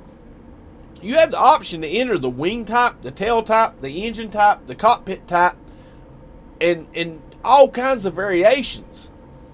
So when somebody like me wants to come look for that type of ship, or if that ship is something that fits my wants and needs, and I go in and enter in those parts, it's going to show your ship to me, and I'll know where to get it. Oh yeah, KJ's awesome. Hey, but you got to remember, Jeff, she's been watching me for a while now. She's bound to pick up some tips and tricks. I'm joking.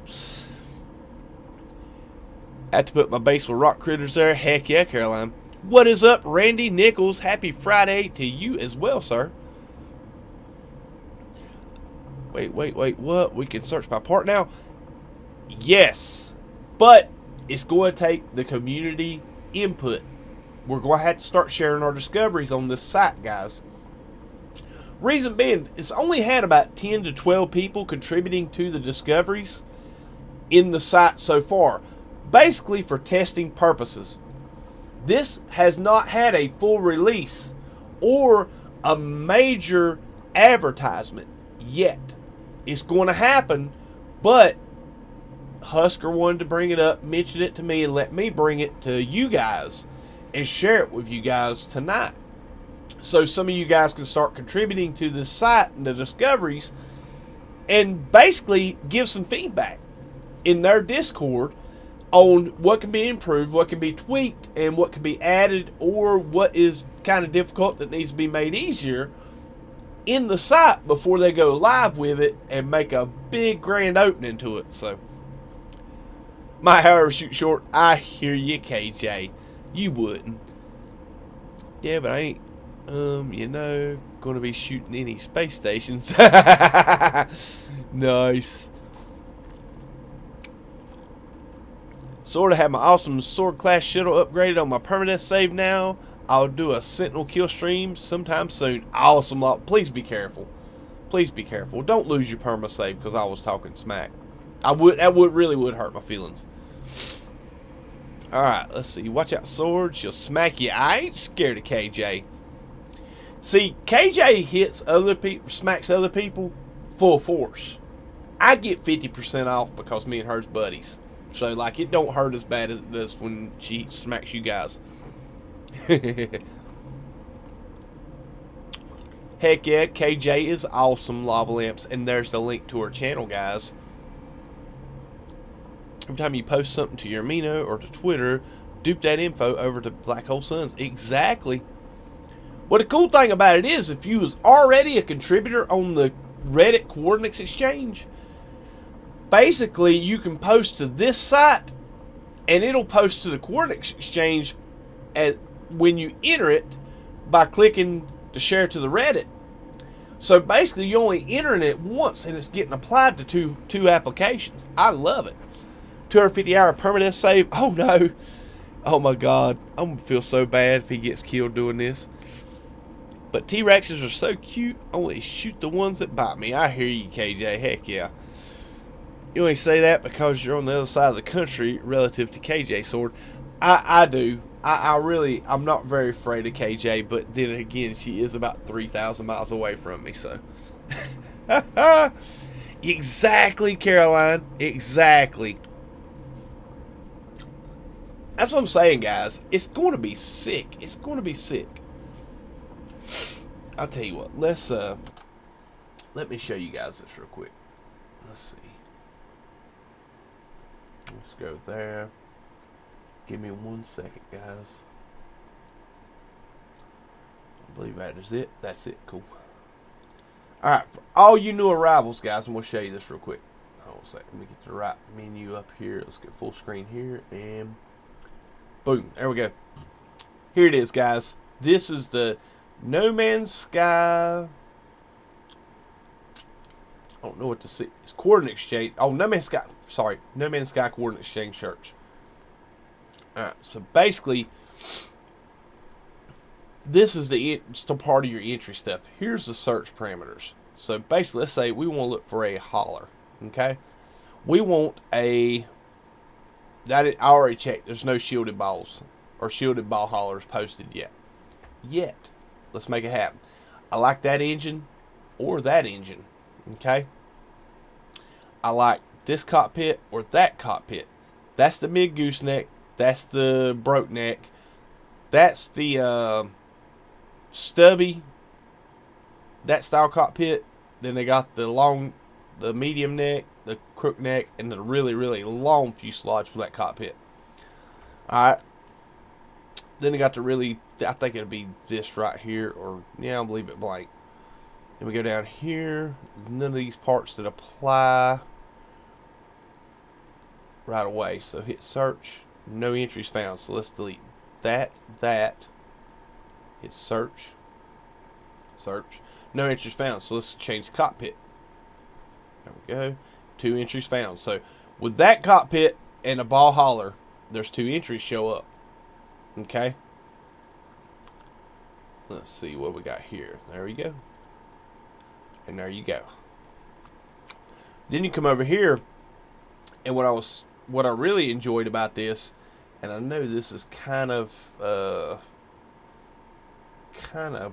not as big on the screen as it looked. But here we go. You got the player discovered it, the galaxy it's in, the coordinates, the glyphs, the system name, the economy of the system. This is key. I like that it provides this much information, because a lot of times I'll go to the coordinates exchange, find a really, really cool ship, get the portal glyphs, and take off right away to go get one. Hang out there for about 30-40 minutes before I realize something just ain't quite right. Their ships are not coming in at the right rate of speed, and I've not seen a A or an S class for a while. So when I go down to the Galactic Trade Terminal and check, it's a medium or a low economy. And I'm like, well, that don't do me no good, because I like S classes. And I don't have 85,000 nanites to upgrade it. So having the economy in the description, I really like. Here's, let me show you something even cooler, guys. Let's scroll back up. Okay, we're going to switch from haulers to, we're going to switch to ships to freighters. Okay, looky here. You can search by freighter type, guys. This is freaking awesome. Yeah, I like it. Not the case. Sword said fighters don't count. Oh, fighters do count. Yeah, you can do a fighter, man. Definitely. I'll just pick it on you because you're usually in your fighter in your videos. Alright, so here you go. Let's grab that one. You can pick the color or, you know, the slots, whatever. And then you go down here and search. And looky here. There's 6 entries that showed up. Let's see. Let's look at this one. Looky there, guys. That's a nice orange and blue. Then we got a nice blue and red. We got a nice black and green. Pretty cool. But you see right here, it's a developing economy. So the chances of you getting that, there's another medium economy. There's another medium economy. Those first 3, I wouldn't even recommend. You could keep freighter battling here for weeks to get that thing in the S, because it's going to be a 1% chance. Here you go. So we got a black and yellow mini Star Destroyer, okay, in an opulent economy, okay? But you say sword. I'm pulling your leg. Oh, okay, Lava. Thank you. Cool, dude. Cool. But you say to yourself, sword. How can you can't portal to a freighter battle or a freighter system and fight for a freighter battle? You have to warp into the system. What if this system for this awesome freighter is on the other side of the galaxy? That's when you go right here and click this logo. And basically all you got to do is input your current coordinates, and it will calculate the distance and the black holes you need to make and the jumps you need to make to get you there. Tell me that ain't freaking awesome. We've already asked for frigate searches. Husker is actually going to bring that up tomorrow when they talk. Yeah, Dark Lord brought it up in the chat earlier, and I mentioned it to him as when he brought it up in the chat earlier, and he said that's definitely something we can add. Allow me to introduce you to Dark. I'm telling you guys, this is going to change the way we play the game. Or you can be me, flying from a medium economy and grabbing an S-Class. Exactly. Now, don't get me wrong. It's still a 1% chance.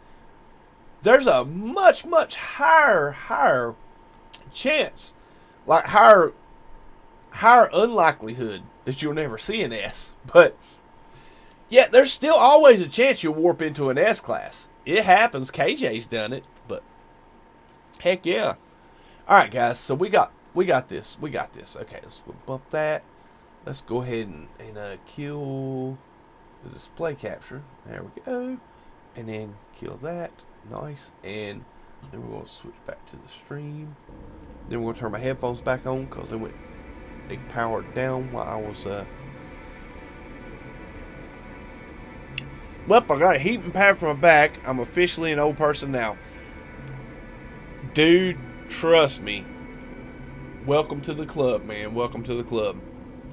I wish Dark were faster than rouletting yourself, but if everyone would enter their black hole travelers, it would be... Ah, nice, Anthony. Yes! Definitely, guys. Don't forget about the Black Hole Suns project and the entering the black holes, entry and exit points. Not that I'm hugging a heating pad to my tummy right now. Have one on all the time. Oh, man. Sorry, KJ. Do the freighters follow the ship probability for economy tier? Yes, they do, Jeffus. Like a high economy is a 2% chance, and a medium economy is 1. A weak economy is good luck. Not gonna happen. Awesome, lava lamps. Thank you, buddy. Nice, Randy. Heck yeah. Sort of, Jeffus. It really depends on your character seed. Yeah, true, KJ. Fear the Reaper. What's up, dude? Heck yeah, man. Thanks for all the info and support. You are an epitome of what this community represents. Oh, dude, thank you, man. And thank you for the $10 donation. Guys, 07 Reaper in the chat. Sword salute. Awesome sauce, man. Awesome sauce. Which I'm going to tell you what, guys. If y'all can put up with me smacking on this Lostogen, I might have a couple more hours in me.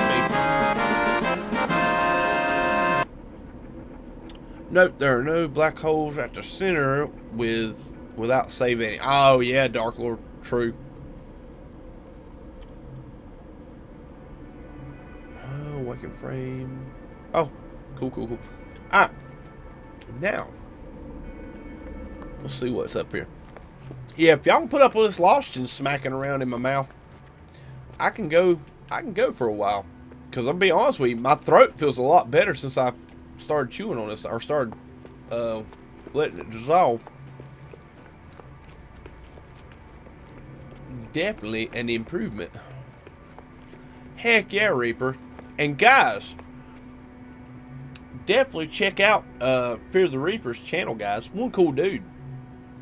I actually jumped on the pit Actually, him and Timo convinced me to jump on the PS4 for an hour or so last night and jump in with him. So, had a good time.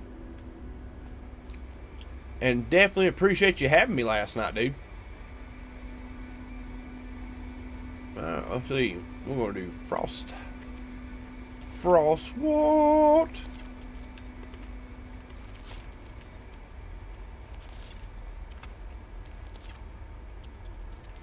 I can plant it. I just can't spell it. Alright, let's get that done. Let's get that. Ah, come on. Get back here. Lock on. It's alright. It can storm all at once. I'm in my biodome.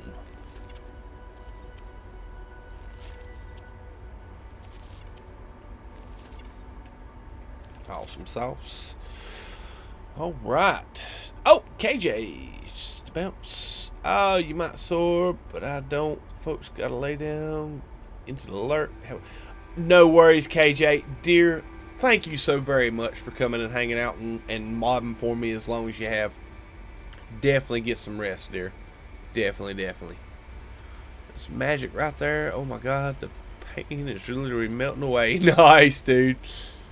Jumped out of my skin every time you go over a glass floor. Oh no! Ha ha! Enjoying heating pads, super duper old person. I hear you, dude. Don't feel bad, man. I got home and first thing I did was soak in my garden tub.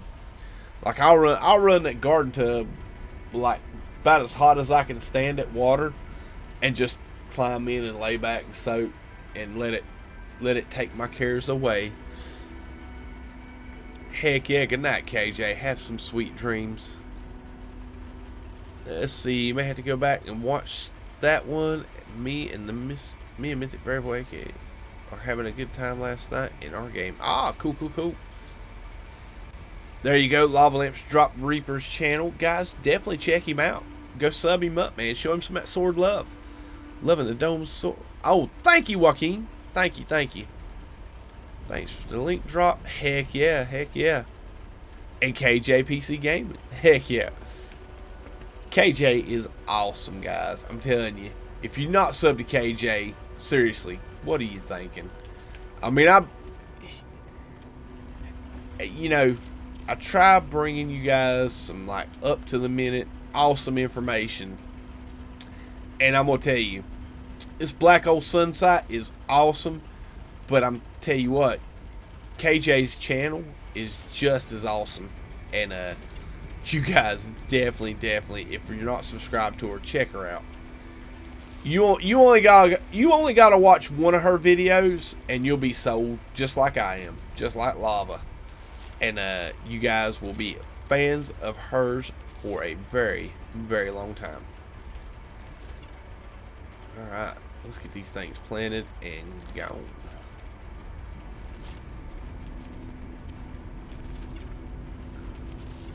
And to be fair, this is the best way to plant, guys. Like I'll stop and read the chat and hang out and chat it up with you guys in between domes and wings, because if you try to do all this in one run, you will hate life.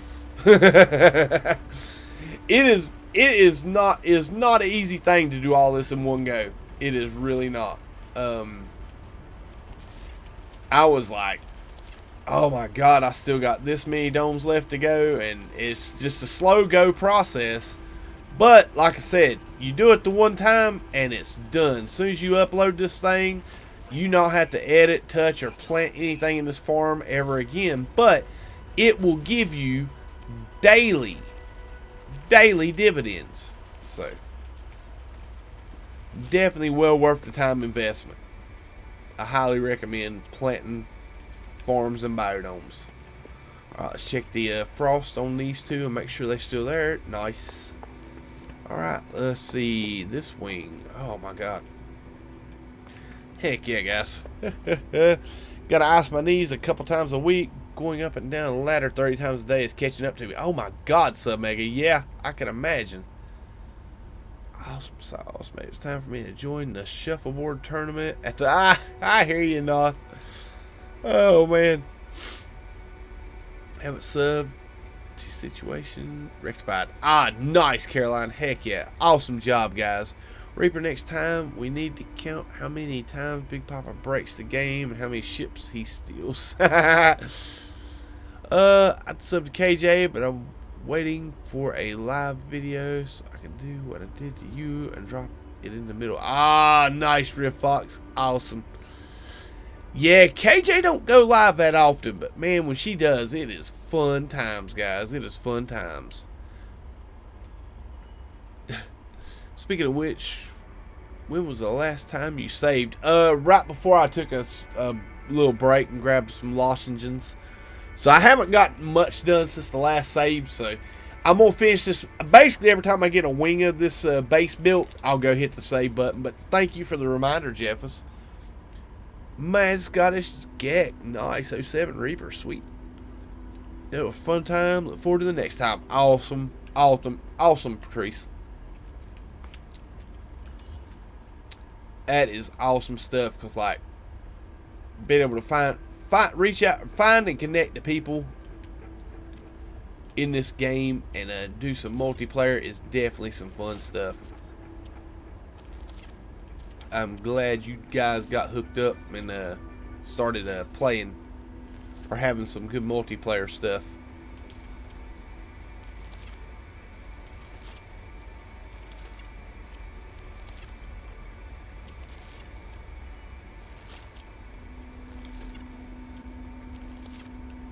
Alright, cool. Now let's put the corridor in.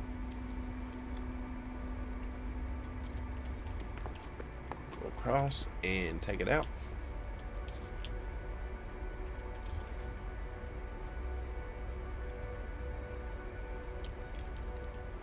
Frost right there, frost right there.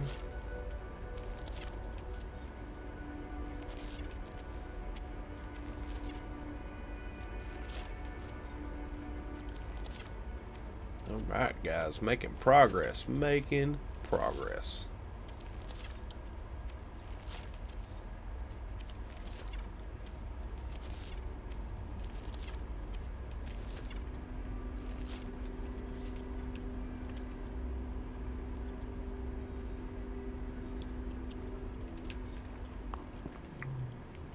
So we'll go over here. Nope, wrong way. Over here to this one. Sweet. Alright.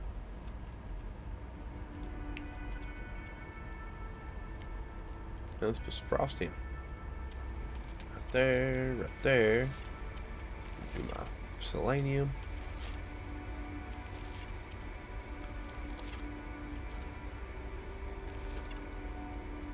Man, I used to really dislike doing it like this when I first started building bases, because a lot of times I would come to a base just to grab the frost wart real quick for another base build.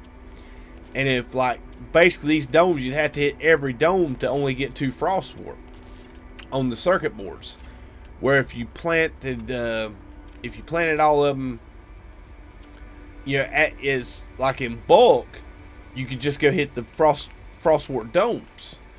Now that there's a harvest all, oh my god, yeah, I like it. I like doing them like this, where each dome makes a circuit board. So super chuffed about this. Okay, those have already been planted. Right. Let's go get this other wing and we'll catch the chat up, guys. Go ahead and kill the corridor. Awesome. Gargle some hot salt water. It's heaven on the throat. Really, so man, I'll check it out, man. So we even had Tragic Trucker join it. Oh, cool, dude. Awesome. Heck yeah. Tragic Trucker, man. I am so glad he started following the channel. Man, he's done quite he's come along quite a few of the streams. So heck yeah. Awesome sauce. Sword Discord. It's a pretty cool pic of your avatar from last night. Oh, nice, Fire Knight. Heck yeah.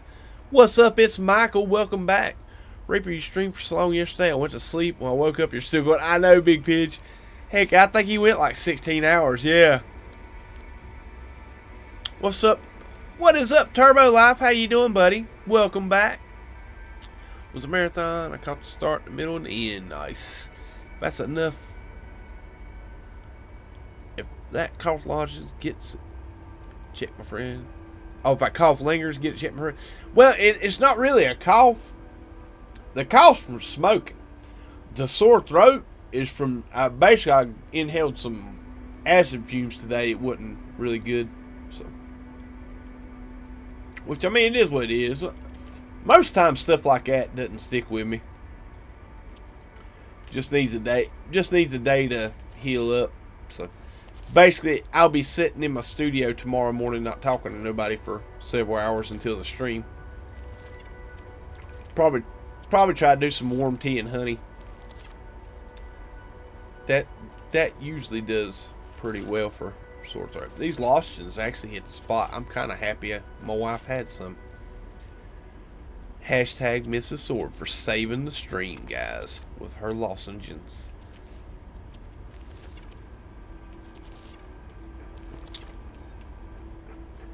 Okay, there we go. I missed one right there. Cool.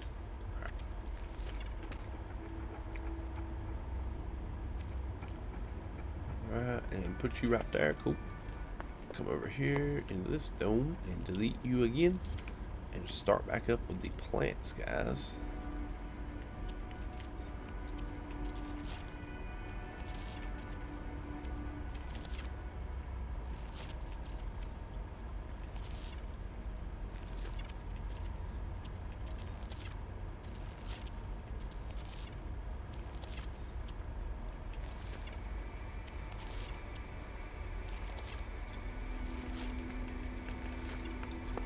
Corridor back in. Go across the way and delete it again.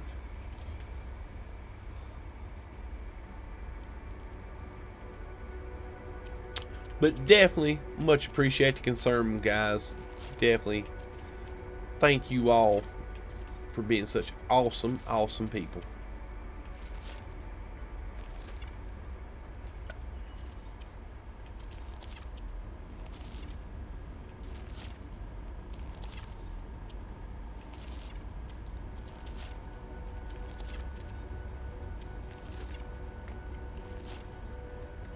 Let's go to corridors again.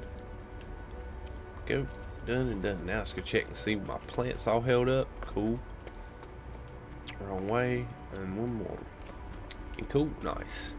So that is that wing done. Let's go save it. Hot toddy is great for a cold. Might be a UK thing.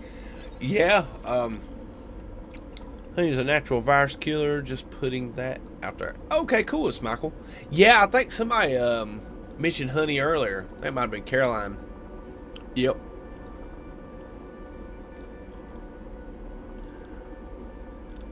Oh, heck yeah. There's Tragic Trucker. Heck yeah.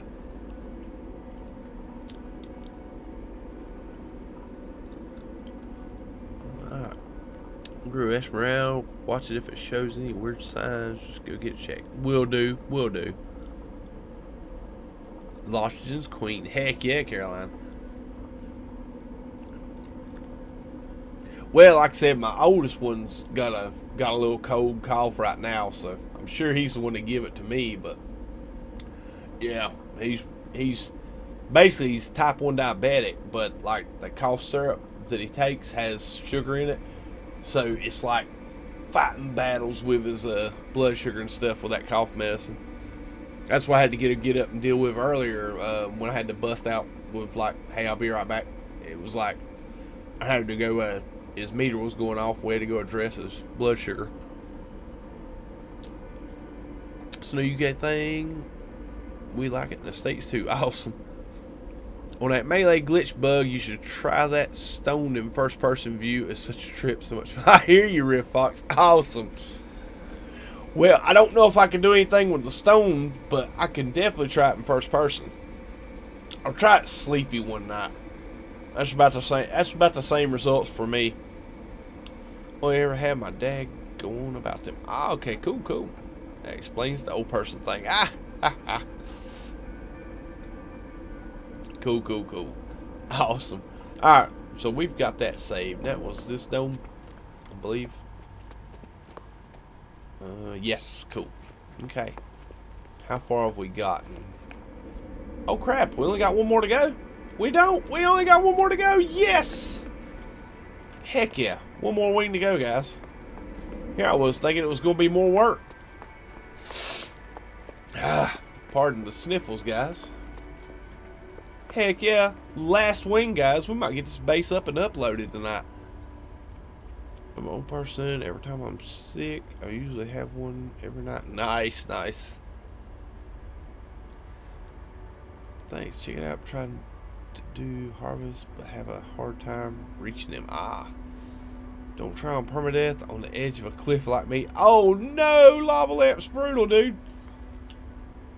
Brutal, man. Oh my goodness. Yeah, that would not be good.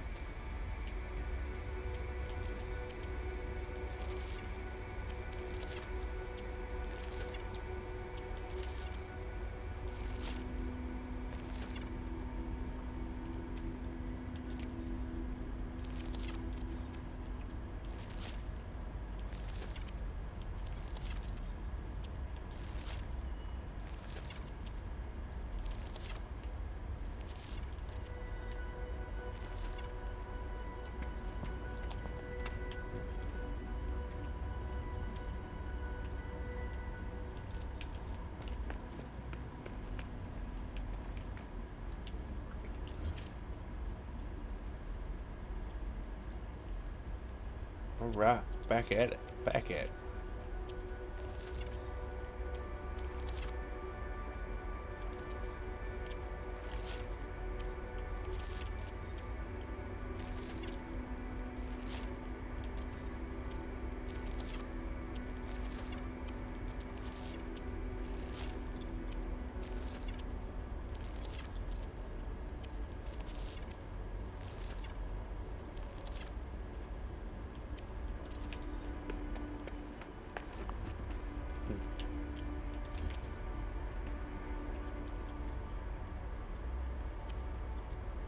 Alright, making a little bit of progress here, guys.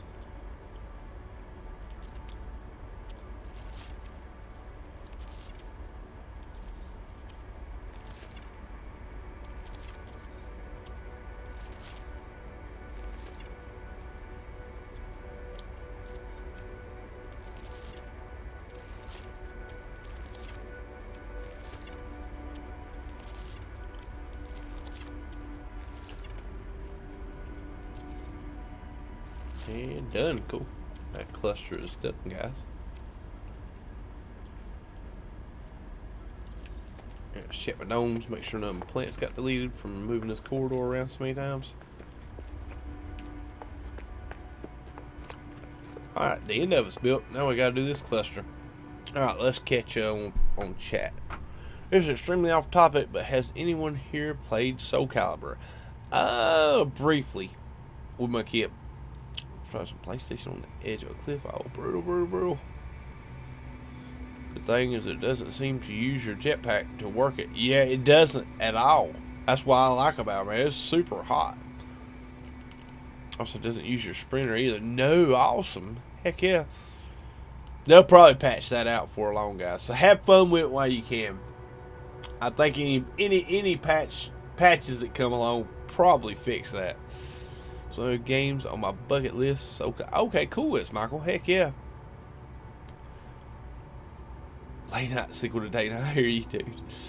Heck yeah. I used to play it on Dreamcast back in the day. Oh, back in the day. Awesome. Heck yeah.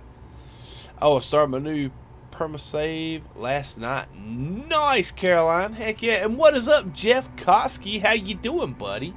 Welcome to it. Guys, I'm going to disappear for just a second. Well, probably more than a second, but I'm going to disappear nonetheless. I'll be back. I'll be here with you in voice, but I won't be here with you in camera. Gracious. The sniffles. Alright. Let's see. Oh man, now my cigarette tastes like menthols. Love it. All right, let's get this thing built, guys. We got 2 more clusters to knock out. This is one of them. So, and then we'll be done with planting this farm, guys. Like I said, it is slow, tedious work doing it this way, but it is so worth it, guys.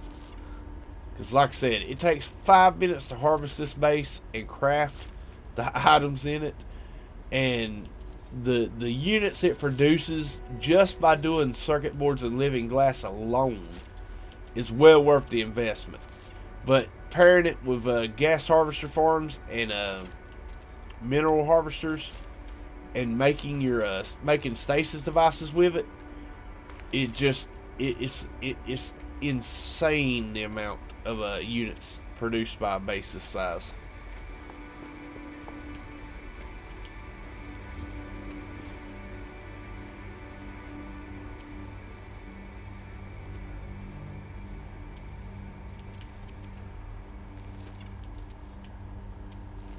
All right. Great to hear. Oh, diabetes stinks, yeah. It's all good here. Major change in my meals and my blood sugars. Oh, let's see. My blood sugar levels are much lower now. I have my doctor's appointment. Things are looking good. Awesome news, Jeff. Heck yeah, man. Yeah, diabetes does suck, man. It really does. I'm telling you, man. But there's always hope. Because,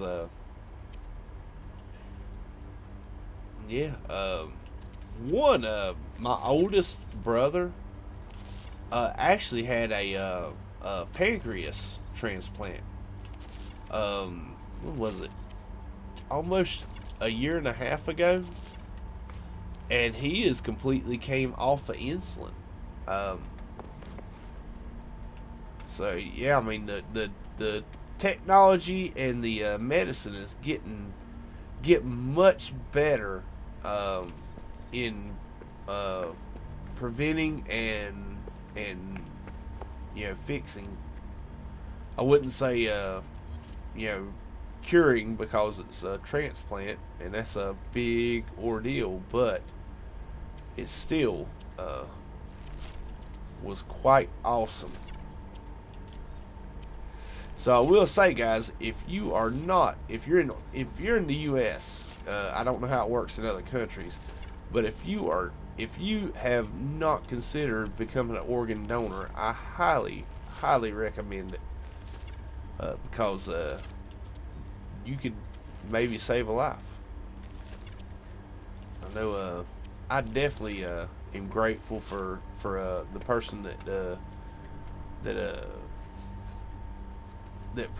well, I don't know how that kind of sounds morbid when I say provided that pancreas, but I'm definitely grateful that person was an organ donor, and now my older brother's got a lot more years to live because his kidneys are been replaced and his pancreas has been replaced. So heck yeah. Let's go ahead and do this one across the way, or I'll forget it. Be like, yeah, I'm done, and then like come here 2 weeks later, oh crap. Let's see. Heck yeah, KJ. Where do you get blueprints for stasis devices? Manufacturing facilities. Yep, just like Jeff has said. It could be reversed. Heck yeah. Let's see. Hold on, let me catch it up. In the last 5 weeks, I've lost 7 pounds. Oh, nice, Jeff. Heck yeah, good to hear, man. Awesome. Looked out with a really good starter plan. Over 700,000 units in the first half hour. Nice, Caroline. Awesome. Great seed. I can never play permadeath mode in No Man's Sky or hardcore mode in Minecraft. It gets too nervous about making one mistake and losing everything I've worked for. Too stressful for my liking. I hear you, Michael.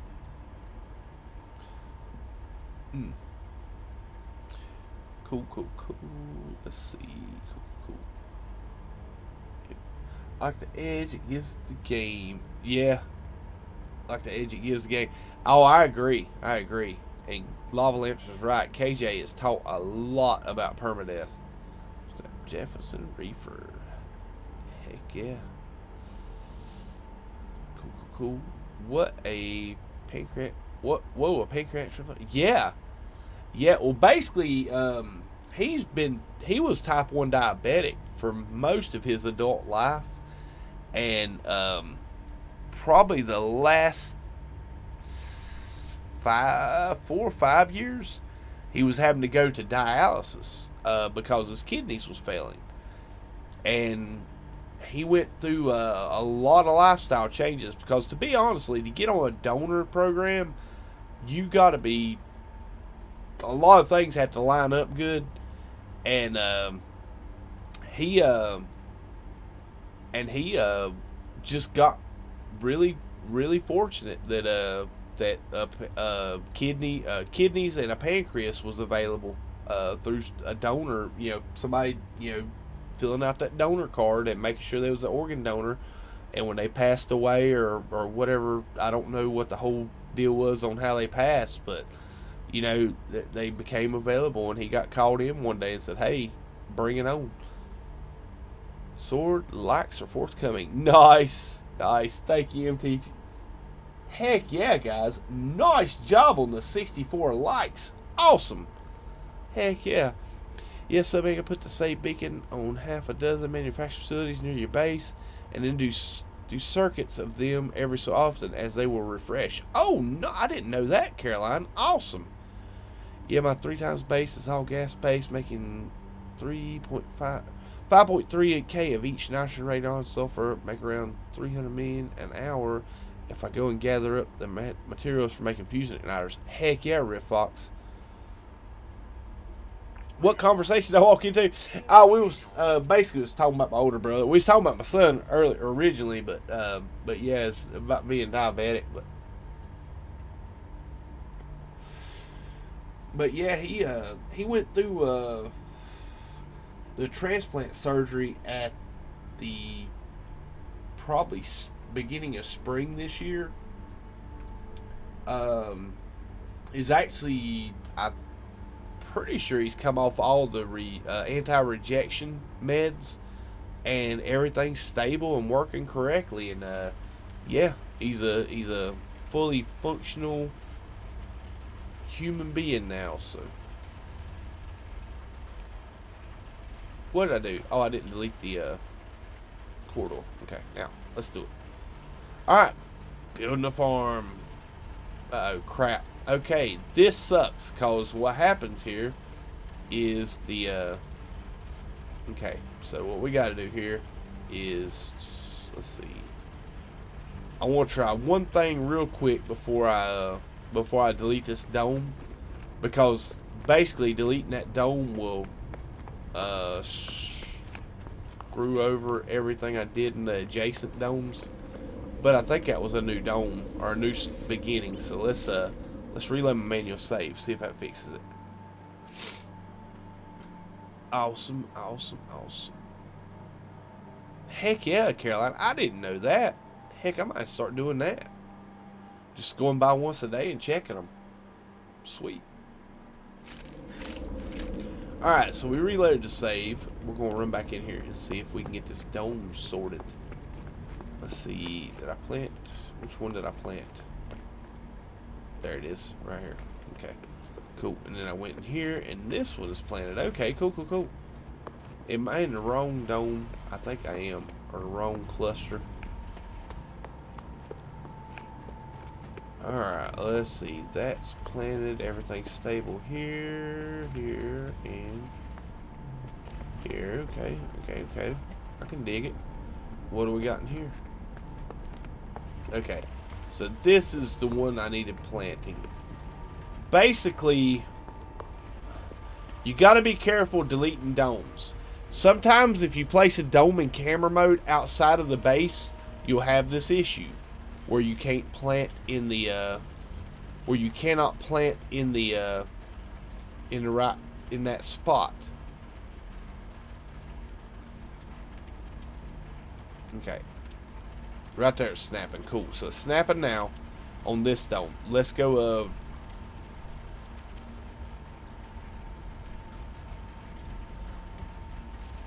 okay, let's go check all 3 of these domes before I get started, because If I had to make a deletion on, because basically the way I used to have to fix it was just delete the dome and replace it from the inside the corridor, and that would fix the problem of it not being able to plant a plant there.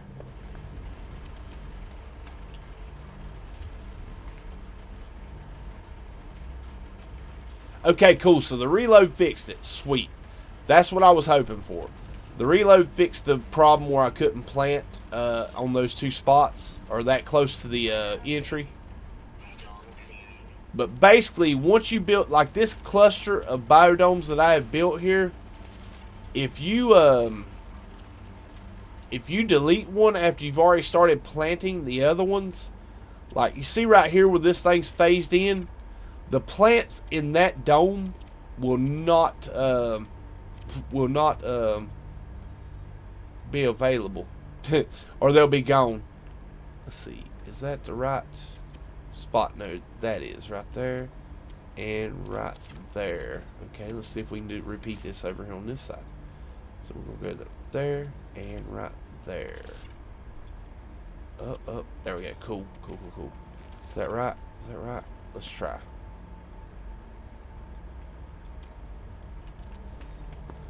Is that the right spots? It was nice on that one. Is this the right spot? Oh, nice. I ain't got to put this. Oh, sweet.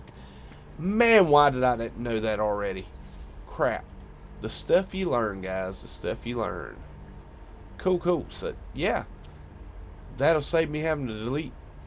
Well, too bad it's the last dome when I realized it, but future reference. Try to plant from the first dome in the cluster of 3 so you don't have to keep removing and adding that corridor.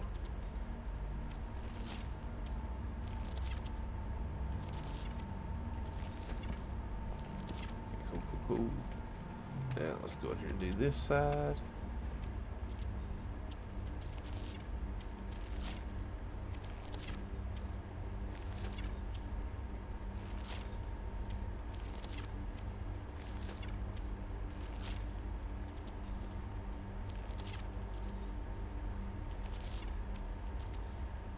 Oh, nice. Alright, that one's in. That one was in. Oh, crap. I'm glad I come back through and checked.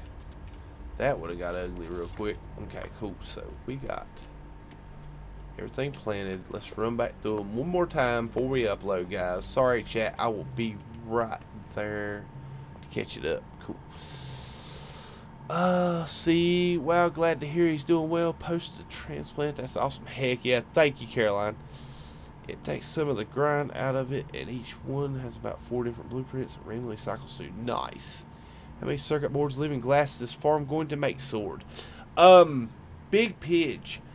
Depending on how you have your multi-tool set up, you can either...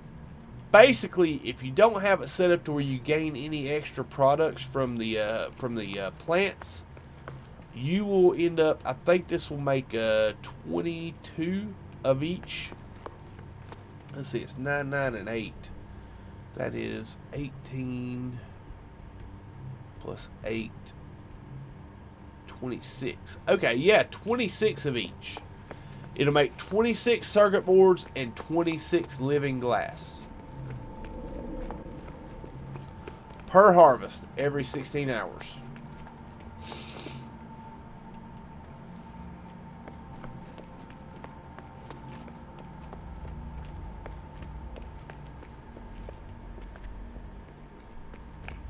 Awesome sauce. I think we're good to go. I think we're close enough we can upload and not have to worry.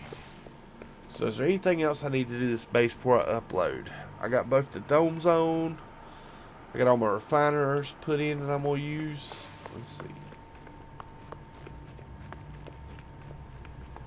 Let's go double check. We got the teleporter hooked up. Let's see. There's the refiners.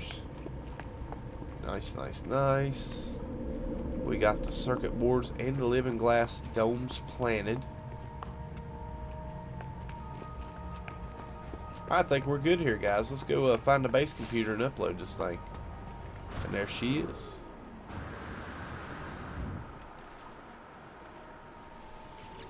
All right, now let's name this sword PC.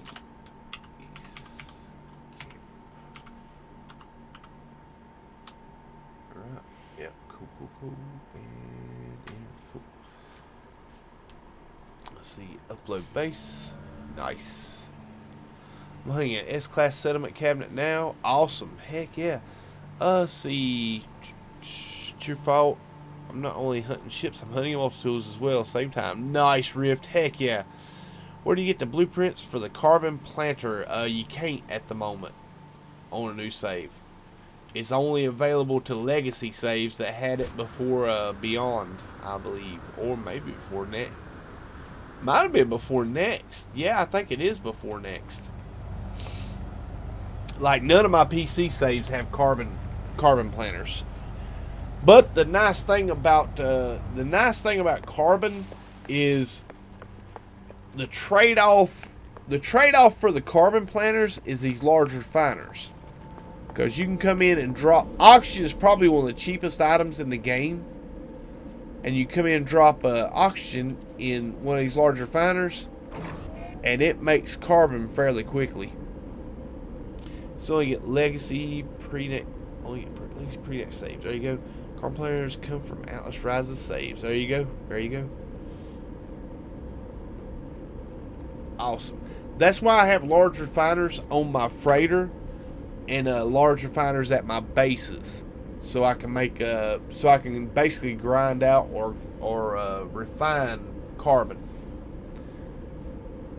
And also, if you need condensed carbon, take that over there and start that up. And once you get about 100 condensed carbon, shut her down, send that to the backpack, and then grab this and bring it over here. So condensed carbon and oxygen is a super formula, which makes 2 to 6 on the oxygen and 1 to 6 on the carbon. So this 105 condensed carbon is going to make 630 condensed carbon. About an A-class experimental hunting the S-class. Awesome, lava. Good to see, man. Good to see. All right, guys. Cool.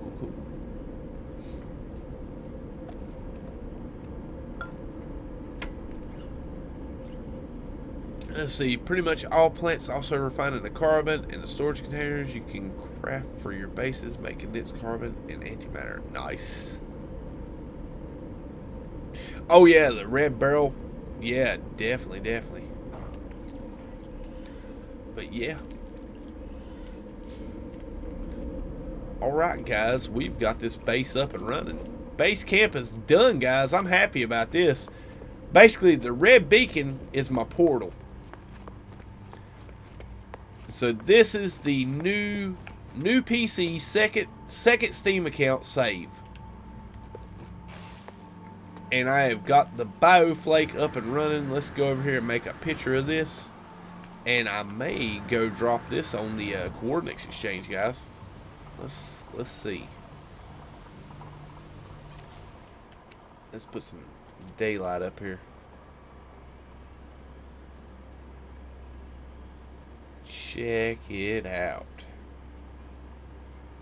I think I'm gonna run out of height or reach before I. Yeah, I might have to go to one end of the wing here.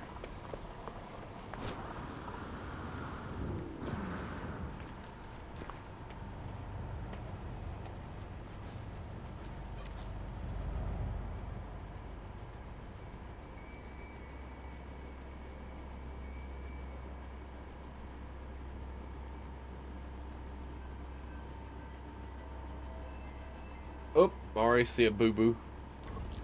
I'll go ahead and fix this before I...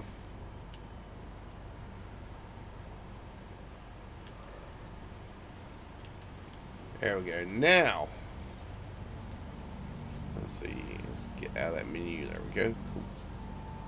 Sorry, I had one landing pad's the wrong color. I had to get that fixed before I took a screenshot of it. All Alright, nice.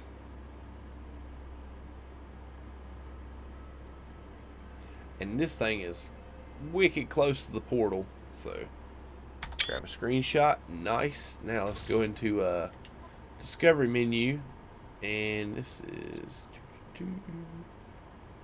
let's see, this is it right here. Cool. Grab a screenshot of that. Cool.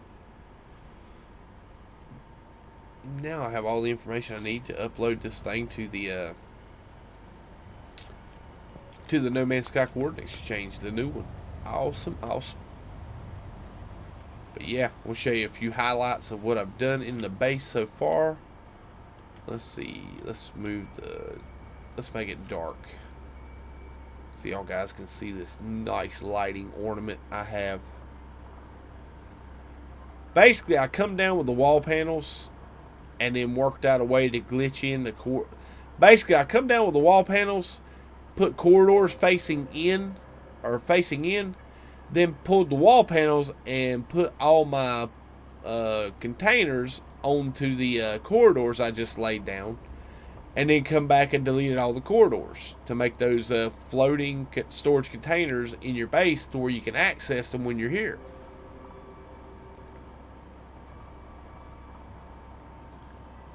Awesome, thank you, Caroline Kelly. But yeah, check out my chandelier I got underneath my power chandelier. Let's see if I can get directly under it from the ground, and you can check out the wiring I did. There we go. There we go. But yeah, I got wires going to.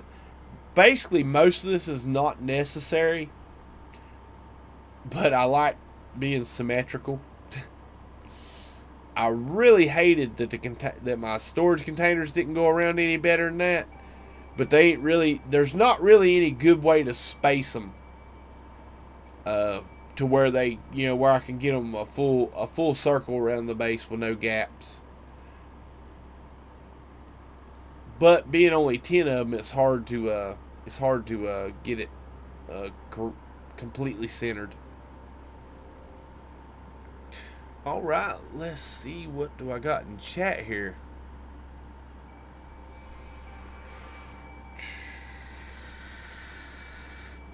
Plants, cool. Seem to have gotten rid of right angle desk decorations. Can find it in the Nexus build menu. Oh no, Big Pidge, brutal, man.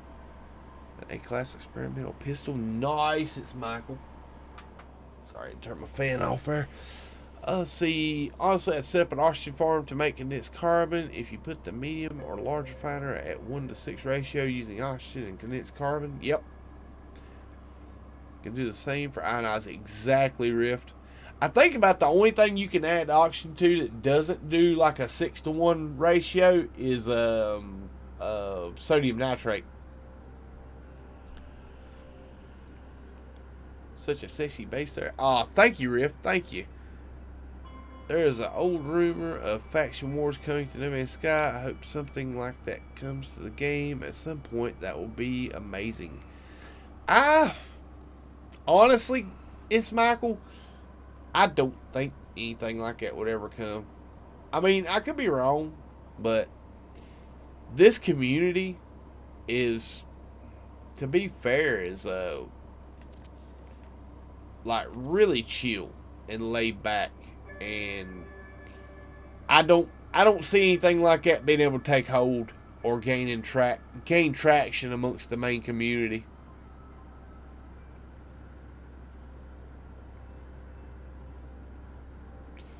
Oh man, look at all that gamma glowing in the dark. I like this. Man, I can't wait till that star bramble's grown up and starts glowing. Put a cube room with a trade terminal in the gap to even it out. Yeah, but there's no way to access it, Caroline. Like I said, I don't. The containers aren't connected to where you can access them physically, but like basically you can go into your exosuit menu and hit triangle, and then you can access all your corridors from there. Or in that fashion. All right, so we got the yellow beacon there, red beacon. Okay, cool. We're good. We're good to go. Cool. faction wars will ruin the game? Yeah, probably. Even if they got any traction, I doubt they would. Because, like I said, me, I'd not be interested in it, wouldn't participate. As with most people, you know. There is some civs out there that does like a lot of RP stuff, which is completely fine. But you know, basically the RP stuff where they role play and this, that, and the other. You know, you walk into anything like that. Full disclosure, it's only RP.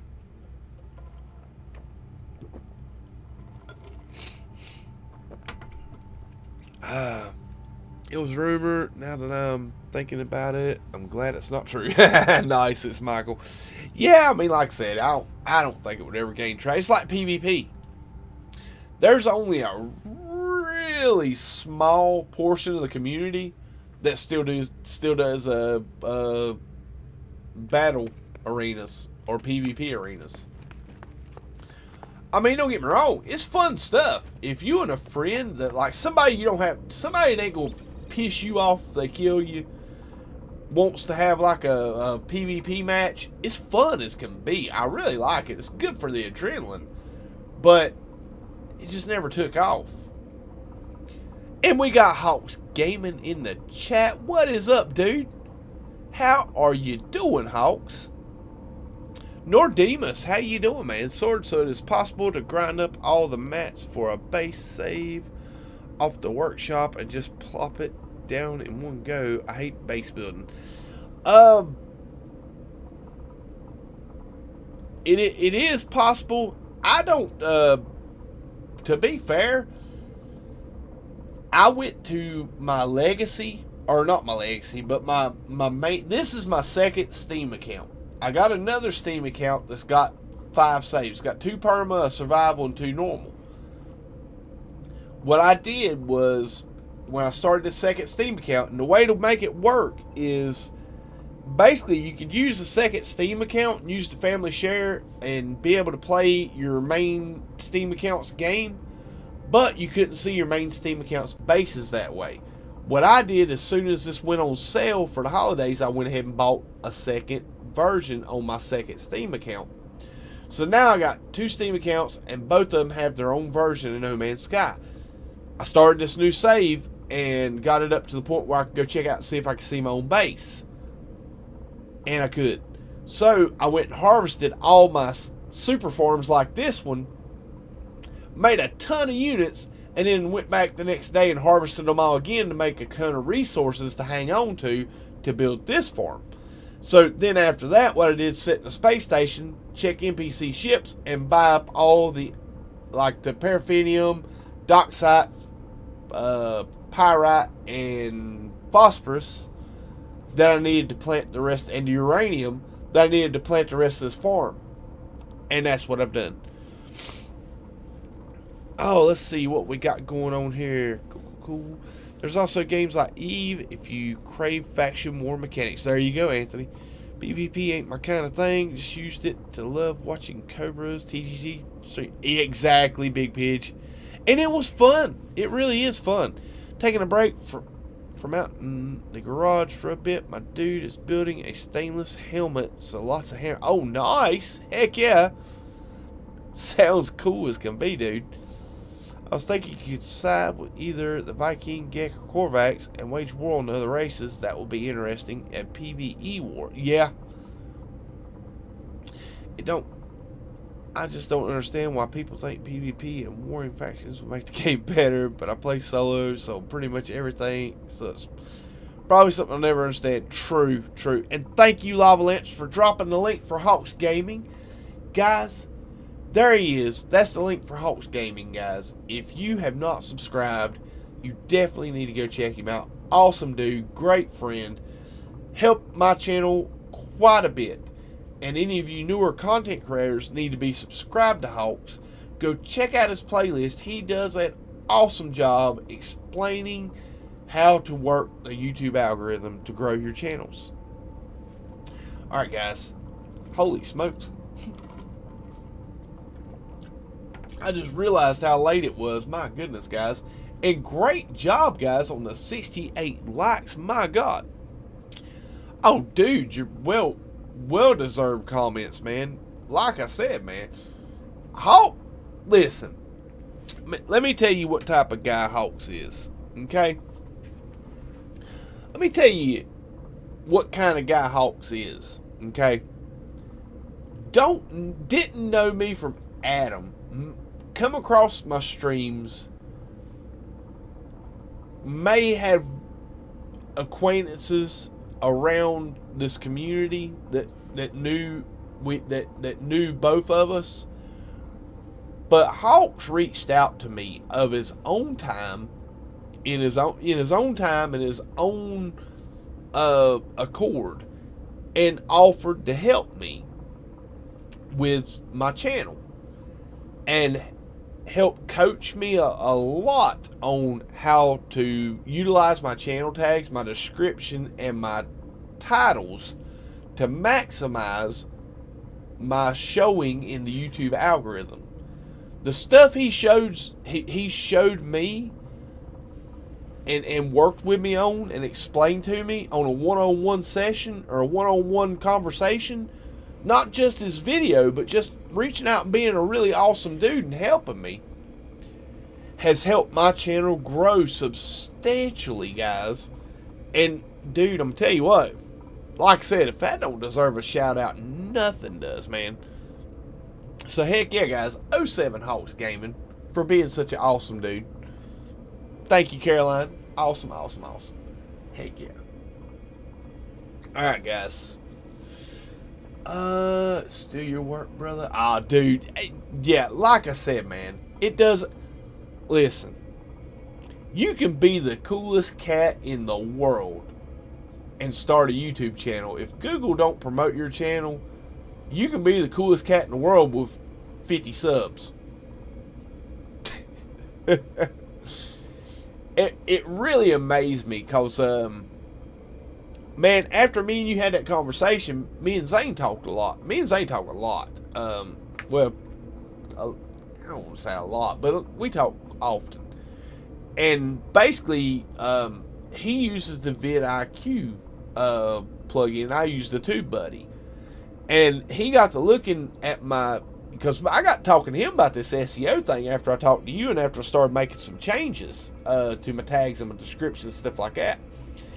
And he went and checked some of my videos from before I messed around with the tags and stuff. And I got, pretty much every second of content I put on YouTube before Hawks helped me with my tags and stuff had an absolute goose egg SEO score. Like, was no traction whatsoever, which really spoke a lot about you guys out there in the community, because at the time I was at like 350, 400, I think it was around 400, 450 subs when all this started going on. And it really warmed my heart to know that I gained so many subscribers through you guys recommending me to your friends and to people that you talk to, because pretty much up until that point, my channel growth was either word of mouth or somebody just falling backwards into my stream one night. So yeah, seen some of Hawks, good content, well explained. Heck yeah, Stuart Bell. Heck yeah. So yeah, like what I'm saying, guys. Definitely supercharge your content with awesome tips on how to work that algorithm. Yeah, you can Jimmy the algorithm all you want, and if you aren't a nice person, I'm not going to say, yeah, nice, Caroline. Yeah, Caroline, man, she is, oh man, I'll tell you what, that will be a really terrible day if I ever got under Caroline Kelly's skin, because she is probably one of the nicest people and the sweetest ladies I ever met or talked to in game. Very, very cool person. Alright, guys, thumbs up if Xaine's World brought you here. I know, right? I'm telling you what, man, I I've been extremely fortunate because there's been a lot of people that's recommended this channel to their subscribers, and has helped my channel grow over this past year or so. And you know, thank you is such an inadequate word for the gratitude I feel for that. You know, man, Sky Streamers are such an awesome peach. I love y'all. Oh, we love you too, Caroline. Heck yeah. Man, get in the feels before the stream's over. But yeah, like I said, it's 12:30 at night, and I was up at, oh man, 4:30 this morning. So yeah, it's gaining on me. You keep passing the love, bro. That's it. That's it. Heck yeah, Hawks. Pay it forward. Pay it forward, man. Oh shucks, thank you. Now I'm a beetroot. Oh no, beetroot. Nice. Heck yeah. Turn them cheeks rosy red. And be fair, guys. That's you. You know, if I shout out channels and help people grow their channel, that's all I ever ask is, hey, pay it forward. Pay it forward, guys. All right. Speaking of, while there's 53 of you watching, guys. While there's 53 of you watching, I do want to check something real quick. Bear with me 1 second, guys. Let me let's see, which screen is this on. I'll tell you what. Let me click over here. Let me go ahead and get out of the game so I don't have to worry about the alt tabs. So we save it and let's go to modes or desktop. Cool.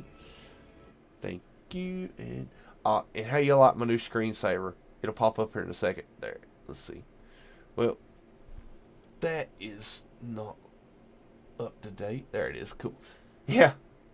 New screensaver, guys. Or new desktop background. Awesome. Alright, now let's go check now that I got that off my main screen, I can go check YouTube real quick. And let's see who we got up and running. Alright, we got Action Pants Gaming is live, guys. Alright. Basically, one of you mods want to grab the link. Don't drop it yet, but grab the link for Action Pants. And actually, if you don't mind, grab a link for Fear the Reaper. Guys, KJ told me, recommended this channel to me the other day. Okay? I'm like, okay, KJ's recommended a channel to me. That's important. Okay? Because if KJ's recommended it, KJ's an awesome lady and a great judge of character. And she recommended this channel, so this guy's great. I said, okay, let's go. You know, subscribe. Listen, subscriptions cost nothing to the subscriber. It doesn't cost a thing. It's just click and done, and you get recommended content that you might like. See, Microsoft Edge, we can't be friends now. Oh, yeah. Oh. I honestly, I don't ever use Microsoft Edge. Only thing I pull up on Microsoft Edge is the Amino app or the Amino desktop. But yeah, honestly, I love your channel and your live streams. If I didn't, then there'd be no sub. It's a thumbs up. There's 3 people that needs a. Oh, nice, Rift. No, not really. I don't mind the thumbs down, really. To be fair, at this point with my channel, I'm so comfortable with this group of people that hang out in the live chat. Those 3 thumbs downs never ever going to deter me from streaming. And to be fair, I got like the 70 of you that's hit that thumbs up tonight has overwhelmingly overshot the 3 that's hit the thumbs down. So if you come into this, if you look at this stream,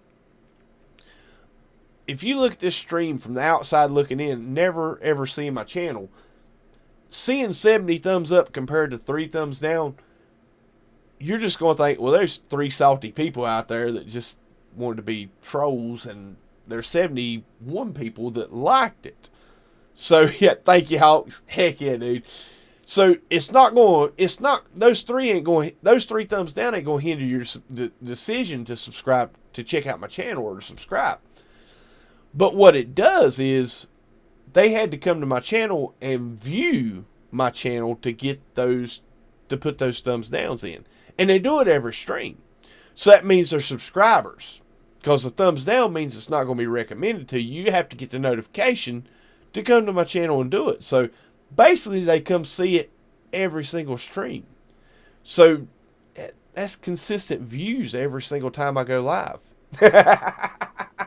So yeah, like I said, I don't get bent out of shape over it, because they really actually help me in the long run, because those are interactions, views, and subscriptions that, you know, okay. Yeah, but listen, guys, seriously, this is Fear the Reaper's channel, guys. Awesome dude. I actually went and hung out with him on stream last night. He streamed 16 hours of content yesterday. I jumped on and stayed on till like late in the wee hours of the morning. I was like, oh my God, guys, it's late. I got to go kind of conversation when I had to bounce. But definitely great guy. Awesome channel. He's a new No Man's Sky content creator. A really good guy.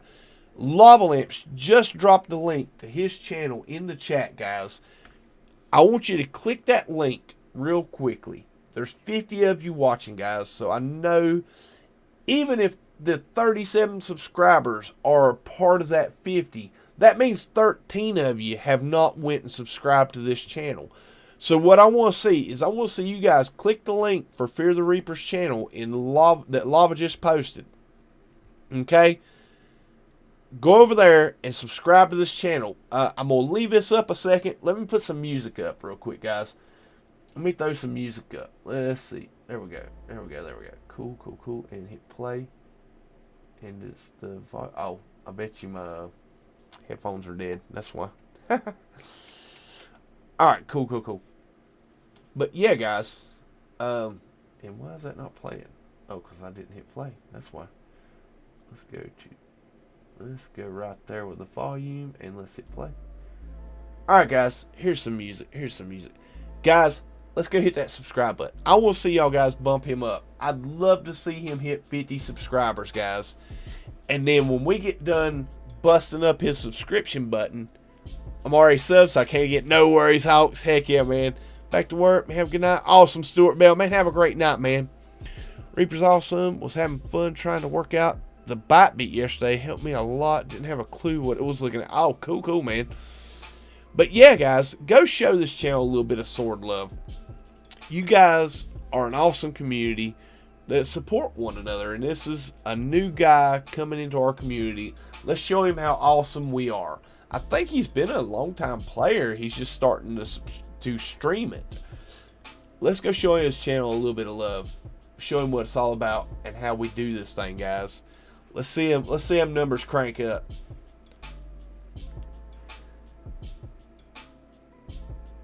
Awesome, Riff Fox. Heck yeah. I'll go check out Fear the Reaper though. Awesome, dude. Heck yeah.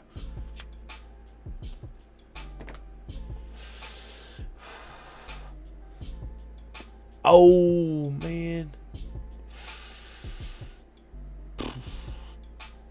Brutal. Oh, man. All right, guys. Now, we're going to jump over here real quick to Action Pants. There we go, guys. There we go. All right, guys.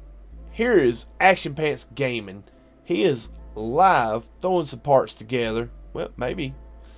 But, guys, let's get over here and do some hashtag sword love. Let's go raid him. 5 people watching. Let's do something about that, guys.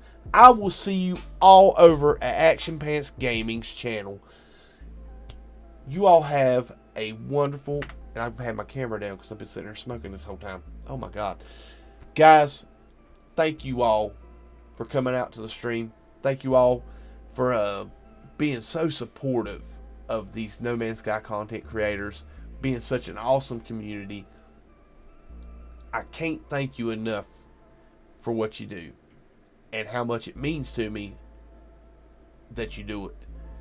Let's go on over here. Let's hashtag Sword Love in the chat. Let him know Sword's sending a raid over, guys.